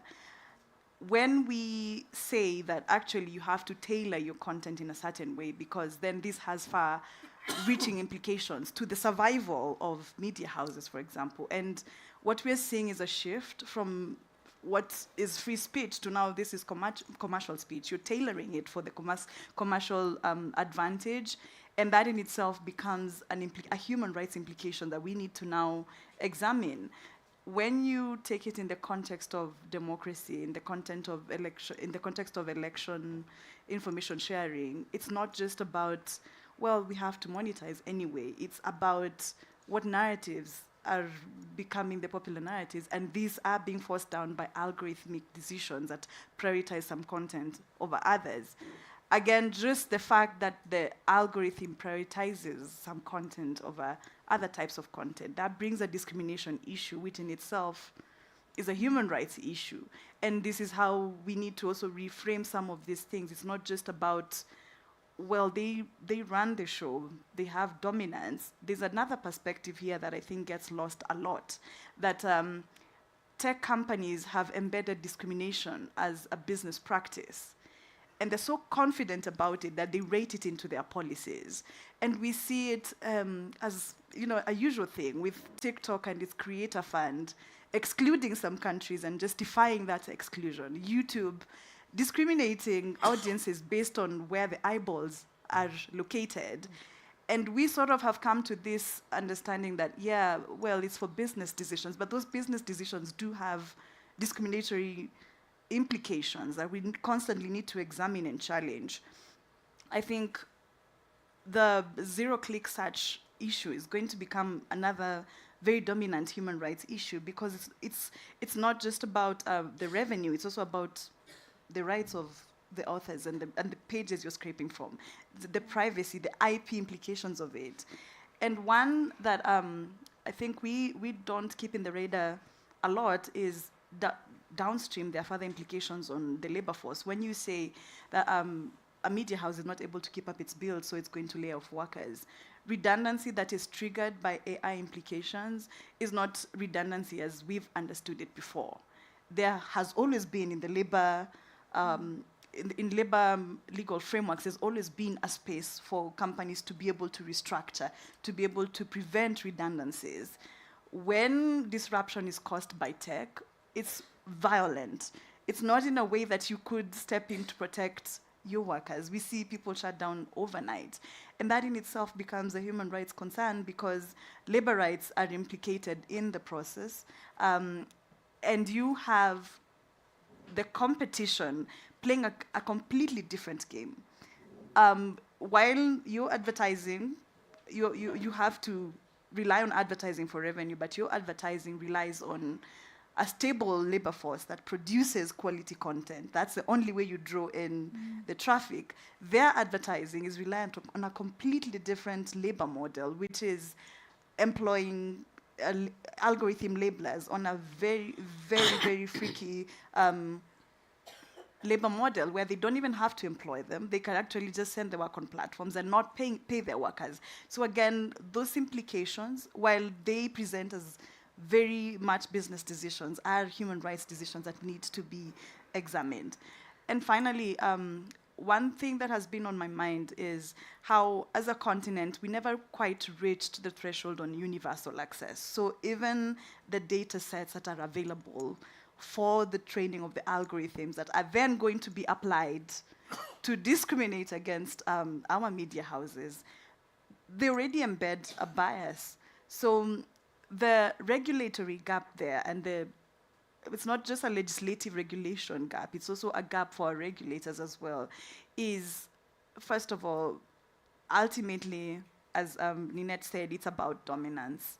And dominance is their goal, and dominance is the problem at the same time. Those two things exist at the same time.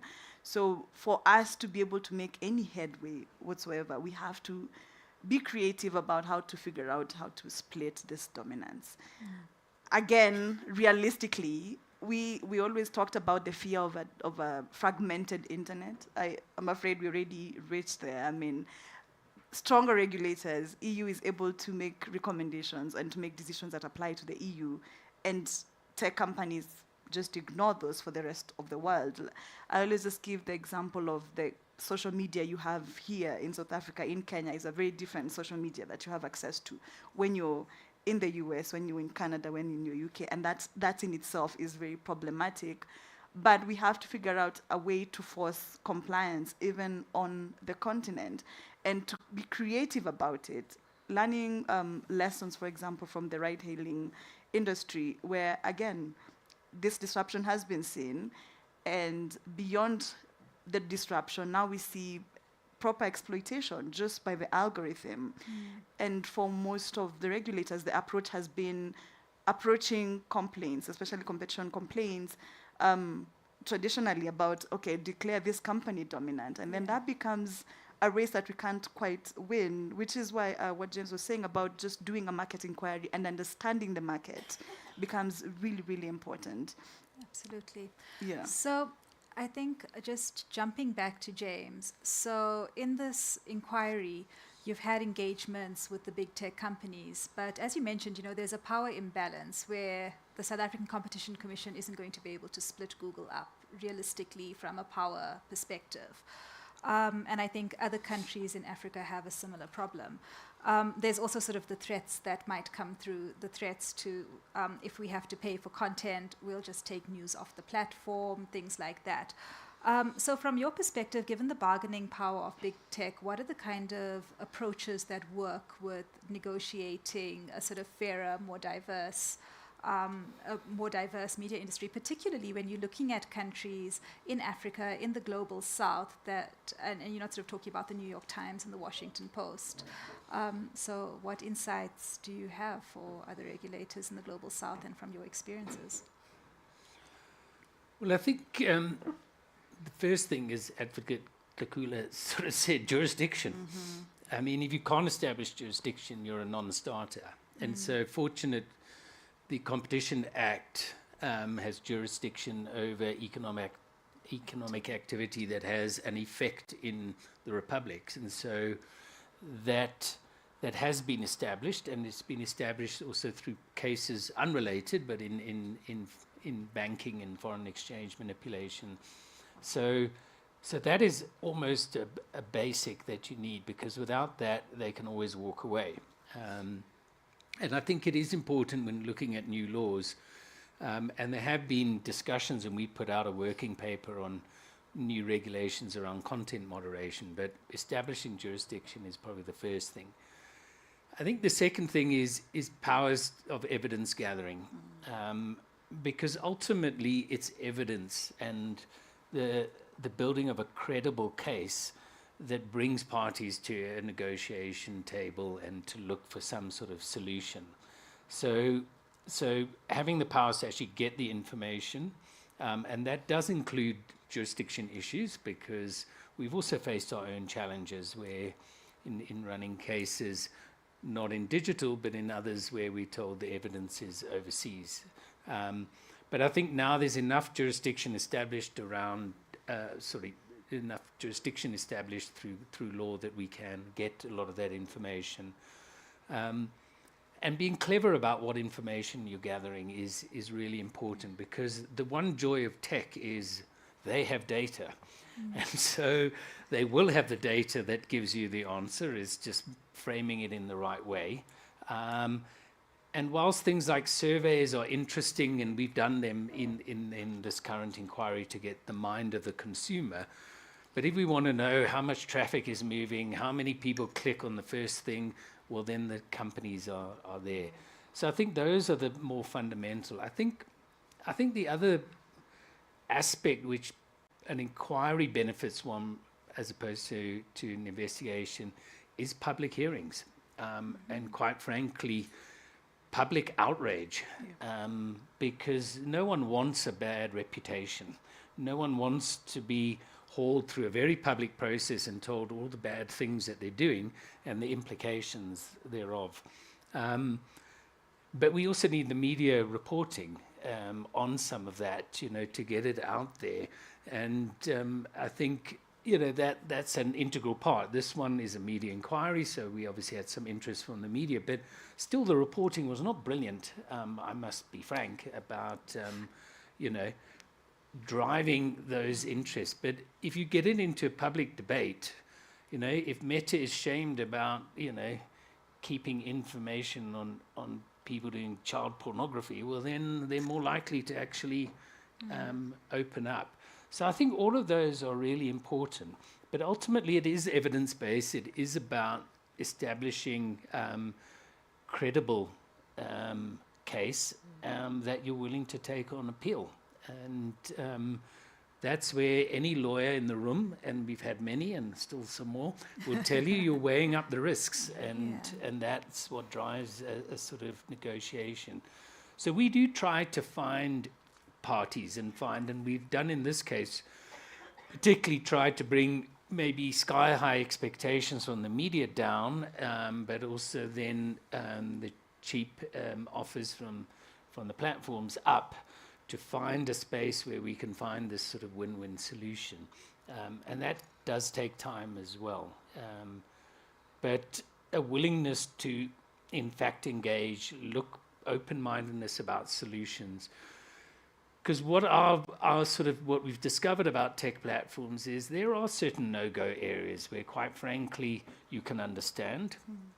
The cost of doing, let's say, technical changes for a single country may not warrant that. But that doesn't mean the end of the conversation. It's about finding the other areas where we can meet each other and see each other. And the solution may not be what you start with, but hopefully you end up with something that moves the media forward. I just want to, I think... Can you hear me? Yeah. Yes. I think what you're saying is quite important. Sometimes what we do, because we are so small and we are situated, we are a tiny country in the most southern tip of the world. And sometimes we get scared to take on these big players. But once you take a leap of faith and do that, you find that they respond positively. When WhatsApp introduced its privacy policy, I think it was in 2021, and we looked at that revised privacy policy in South Africa against what they had introduced in Europe, and it was not the same. And yet our law here, our data privacy law, is based on the GDPR. So there was no justification for this differentiation. So we then did an assessment, because in our law we can do an investigation, we can also do an own initiative assessment to look at compliance, which we did. And we identified areas of non-compliance. And we issued what we called an enforcement notice, which then says to them, comply with the following. And they came back and said, look, we don't agree with you. We are going to challenge your enforcement notice in court, because our decisions are binding unless you challenge them in court. And they instituted that review application. It's appeal and review at the same time. I said, fine, we'll meet in court. We are talking now, and I'm coming back to you. Because of that, you know, the issue of let's talk, let's see what is it that we can do so that we can come to an agreement. The discussions are at a sensitive stage, so let me just say that. But it's good because we came together. Because sometimes, like I say, it's just being scared, you know, because there's, let's leave them to their own device. And I think the lesson is that we shouldn't. And we are stronger together on the African continent. And I think we need to stand up and to collaborate and you know, exchange strategies on how we're going to move forward. Because one of the issues that they like raising, is to say, oh, you see, it's easier to comply in Europe because there's the GDPR.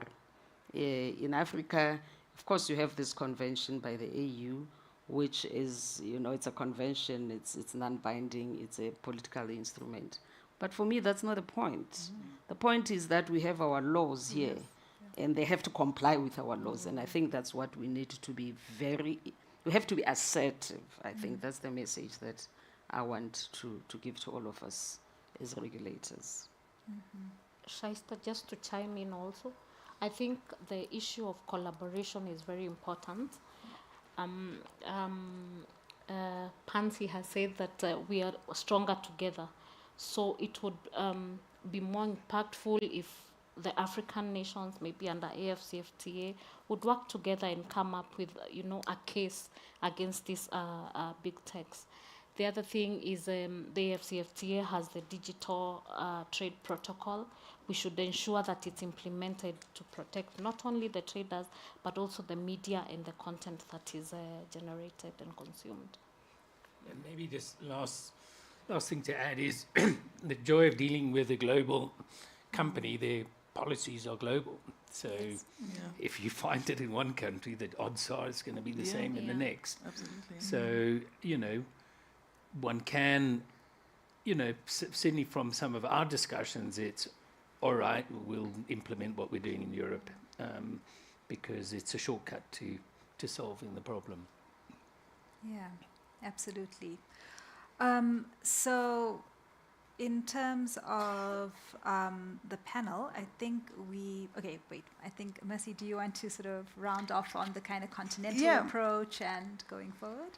Two things that are coming up very clearly from this panel. I think we are not instigating regulator action enough. I think this is what's coming out very clearly from South Africa, and I think that's a big lesson for us as who we need to initiate action with our regulator, for example, in Kenya, but also to do it in a coordinated way. I think one obvious problem for the media is going to be, what are we going to do about Google AI overview, for example?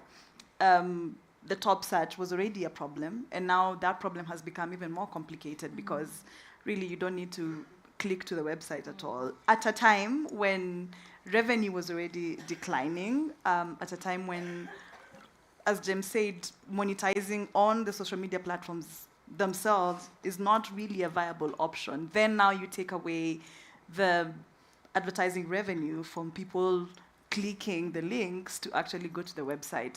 But if you examine that example, it's not enough for one journalist or one editor or publisher in Kenya to say, I'm going to take action against Google. I mean, by the time you're done with the administrative stage and go to litigation, it's 7 years, and the technology has really shifted. It's now not even Google AI overview anymore, right? So there's a place here for very strategic and coordinated action on our end to where people who are experiencing similar patterns of abuse need to do similar things. I hear the point that we're all in competition at the end of the day. Yes, there's a space for that, but a friend of my friend is my friend, and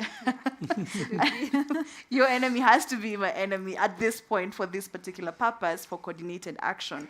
It's across East Africa, it's across South Africa, but also West Africa as well, and North Africa, where we take coordinated action to fight these things, because by the time you wait for a proper legislative structure, the technology has really moved. Yeah. But for that to happen, two things need to sort of exist at the same time. Our regulators' capacity needs to really, really constantly be improved, but also our capacity as litigators, as advocates, as rights holders needs to improve. You know where it hurts. The media house knows where it hurts in terms of declining revenues, declining viewership, but then that's not what you present to, for example, the regulator. You need evidence.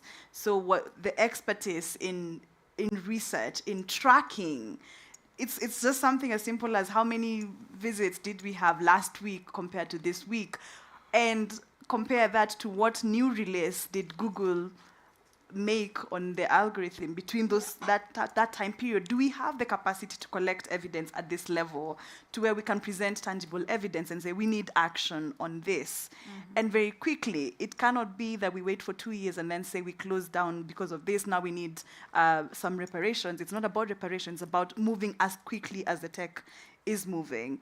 The other thing, the other lesson we've learned from our litigation efforts in Kenya is ultimately, if they are forced to comply, they will do what petulant children will do and say, okay, fine, we quit, we've shut down operations in this country and we will leave. We experienced this with content moderation when Meta was forced to actually obey the law, not to pay people extra, not to give them any fancy benefits, just to obey the law on redundancies. They said, actually, we're not that interested in Kenya anymore, and moved to Ghana, where the same pattern is being perpetrated. So what that tells us is that we don't have the laxity to say, actually, this country is leading in regulatory efforts or in litigation in this. It has to be that we approach this together, so that the collective pressure makes Meta think, yeah, it's way cheaper to comply than to defend 20 different actions on one continent. That's where we need to get to. And I think the continent is big. There are a lot of consumers. There's a lot of data that they're pulling. So, that's a value that can't be ignored. I want to move on to a round of questions. So I'm opening up the room. Okay, so let's say 1, 2, and 3.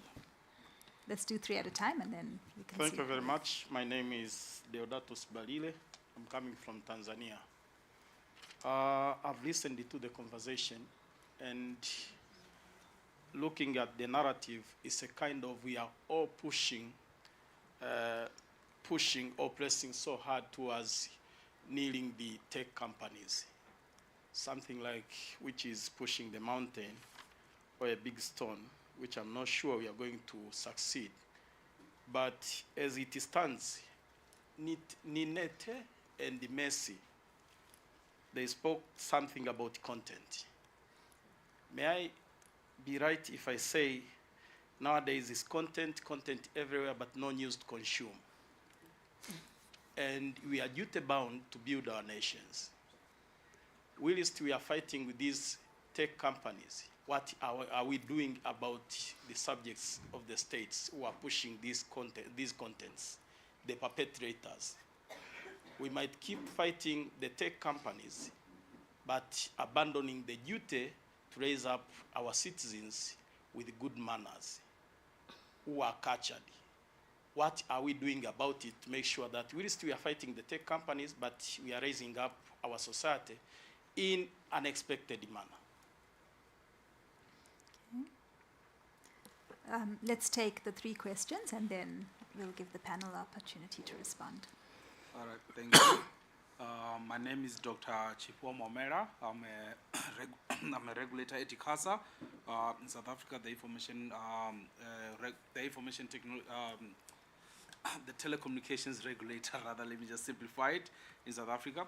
So I think one of the biggest challenges that we have in South Africa is that we fear a lot of not being consumers of the tech that comes out from the rest of the continent, the rest of the world, rather. If I can start that by saying that if you look at Saudi Arabia, you cannot easily make voice calls on WhatsApp. They go on and block those things. But us, the moment we think that there could be certain things that we can stop if people are not compliant to our laws, we start thinking that the citizens are going to be on an uproar.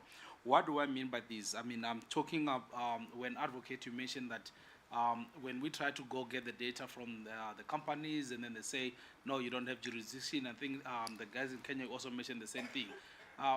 Maybe it could be time that we might need to, as you alluded to, look at our laws and costs and say, well, if you don't comply with us, if you're not going to use our data centers, because we are investing a lot on the infrastructure, if you're not going to use our data centers to store your data, then we block your URL from, then the people will not be able to access. It's extreme, but it's one of those things that, again, we must think and say, but because if you think about it, we got into a point of thinking that tech companies are not, do not have assets. We start thinking of tech companies as if they operate from somewhere up there, from the cloud, and then just come here.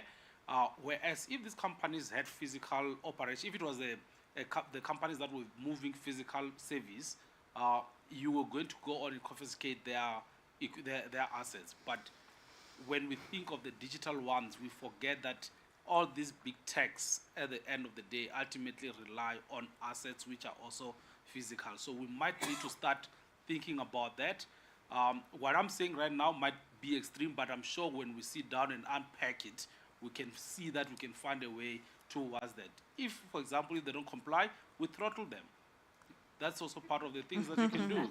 No, I mean, it's the realities. Yeah. It's the realities. It's the way, because as you mentioned, as Africa, we are the biggest customers. In fact, the whole global south, all these developed countries, they've got departments that are just focused on how to extract value from Africa. So if we do that, yes, indeed, you might be thinking that we're not going to have anything, but that, again, at the same time, we might be creating an opportunity for the young people to start the companies that will fill those gaps. And that's just some of the thoughts that I have in my mind. It's a bit extreme, but we could get somewhere. All right.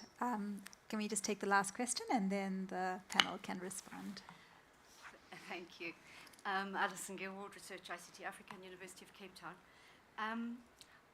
I guess I was trying to sort of grapple with some of the kind of challenges that have been mentioned here around the sort of complexity of the issues that we're dealing with, the increasing complexity, the fast-moving, the dynamic nature of it, and the agility we need, and the challenges around institutional capacity, institutional design, and indeed sort of more fundamental issues of institutional arrangements. These issues of jurisdiction and co-jurisdiction, which we've really largely been dealing with kind of at national level. But also, this is no longer, these aren't kind of sectoral issues which the Competition Commission is able to deal with because of that, information regulators, but I think the kind of issues that were just raised here, where we're still kind of dealing with these issues, not only from a regulatory siloed point of view, but also from a broader economic point of view. So just thinking, I mean, everybody said, no-brainer that if we collaborate, we can do this better.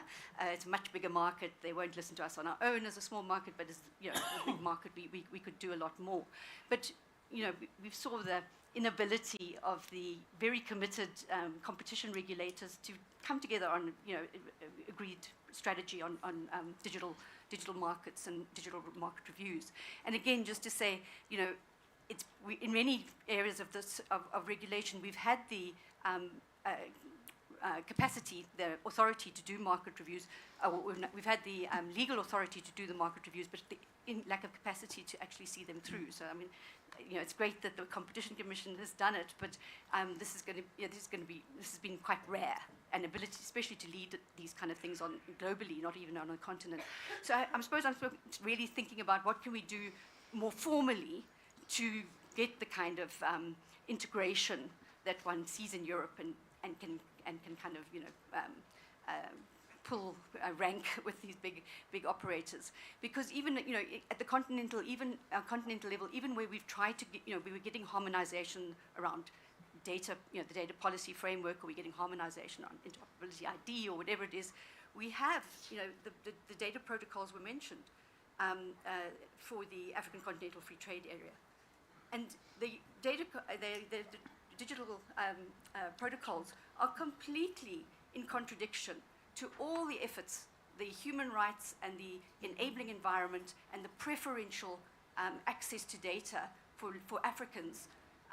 Because it's basically a direct copy and paste reference use of paper. Sorry, I'll very quickly wrap it up. But just to say that it's a complete copy of the of the World Trade Organization. Exactly, digital copy of that.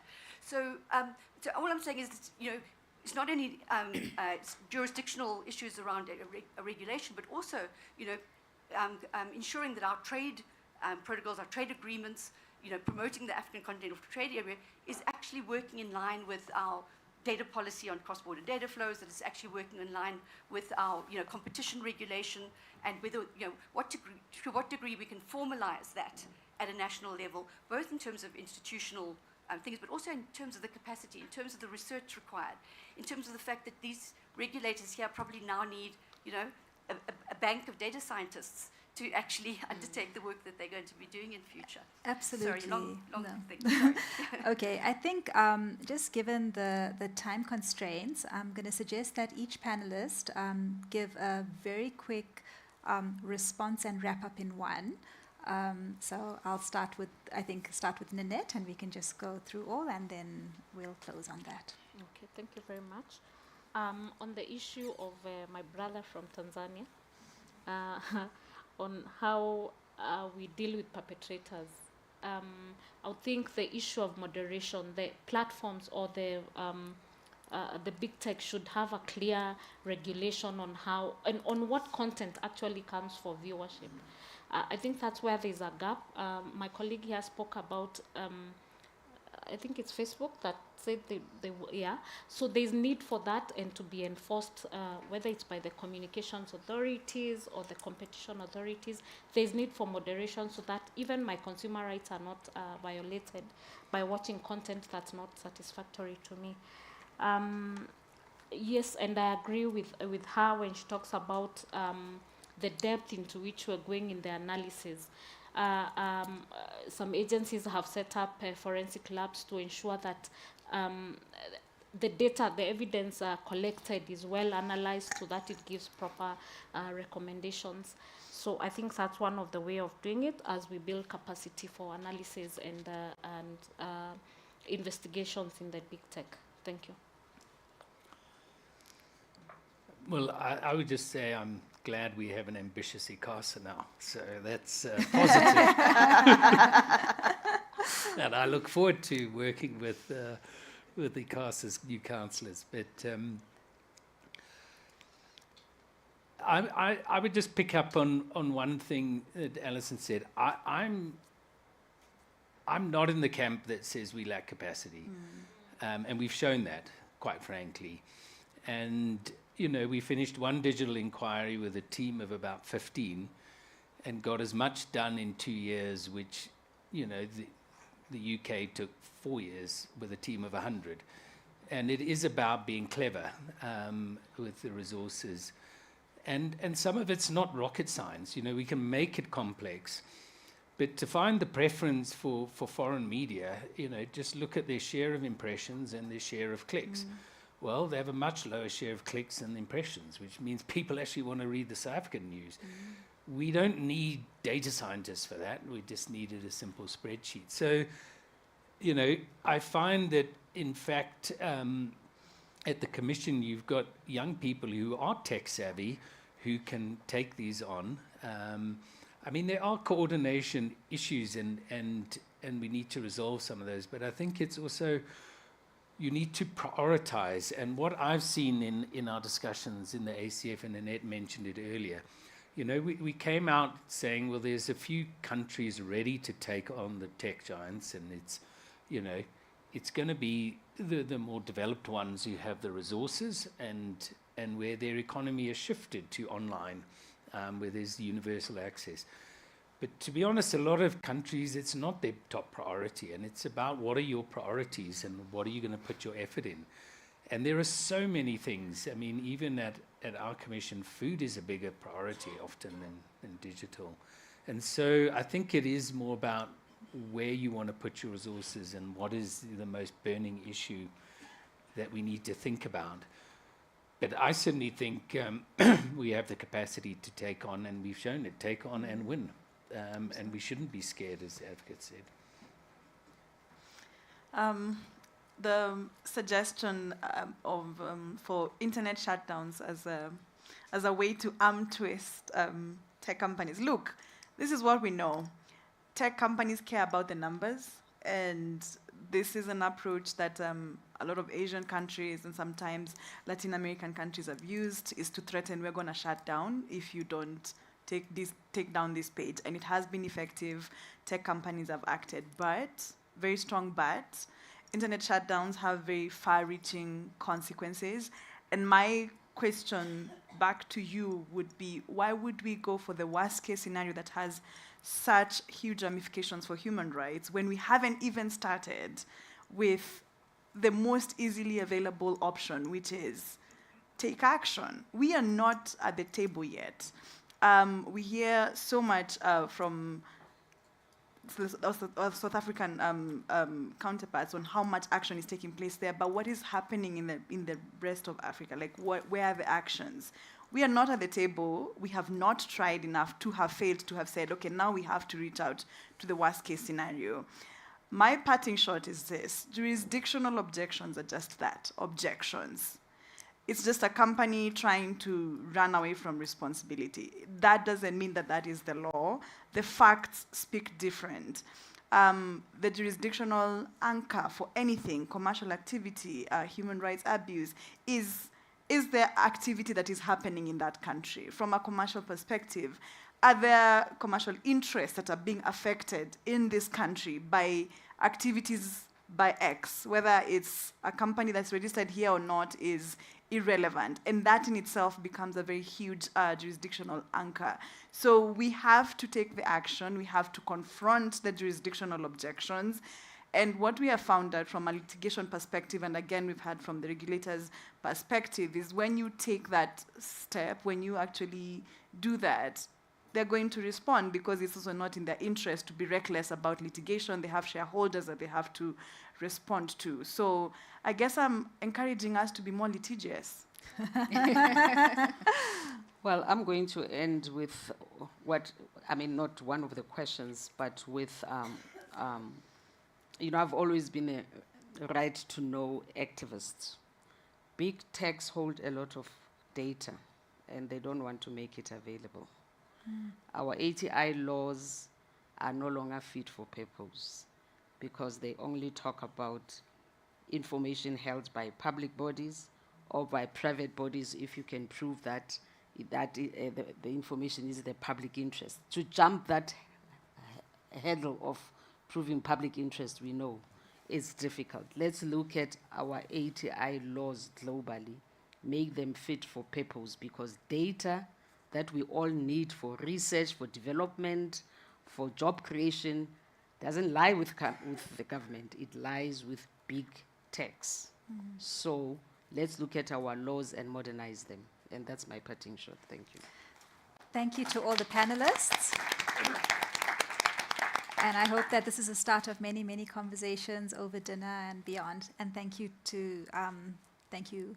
Yeah, thank you so much, Shaista, for your fantastic moderation, carrying us through the end of the day when we are battling many, many priorities. But this was such a timely conversation, and I'm so happy that we were all able to make it, because it's ended how we began the day, by bringing in stakeholders who may not have been in conversations for a long time, but are here and are necessary. So thank you once again, and thank you to our panelists and moderator. And you will take a group photo as I... While they're taking the photo, can I make a bus announcement? For those of you, the buses to dinner are going to leave from 6:30, so you've got half an hour. They will go through the main GIBS building to the parking lot. They will be there. I'm sure you won't be able to miss them. Sorry, Nkuruchi, I just thought it was a public service announcement. Thank you. In the interest of the public, thank you for telling us where we'll gather to have our dinner. And everybody is invited to dinner. You're all welcome. It has been my pleasure being your host today and taking you through the day. I'm looking forward to dinner because then I'm not hosting, so then I can be my usual unserious self. But thank you. You guys have been fantastic, and have a great evening.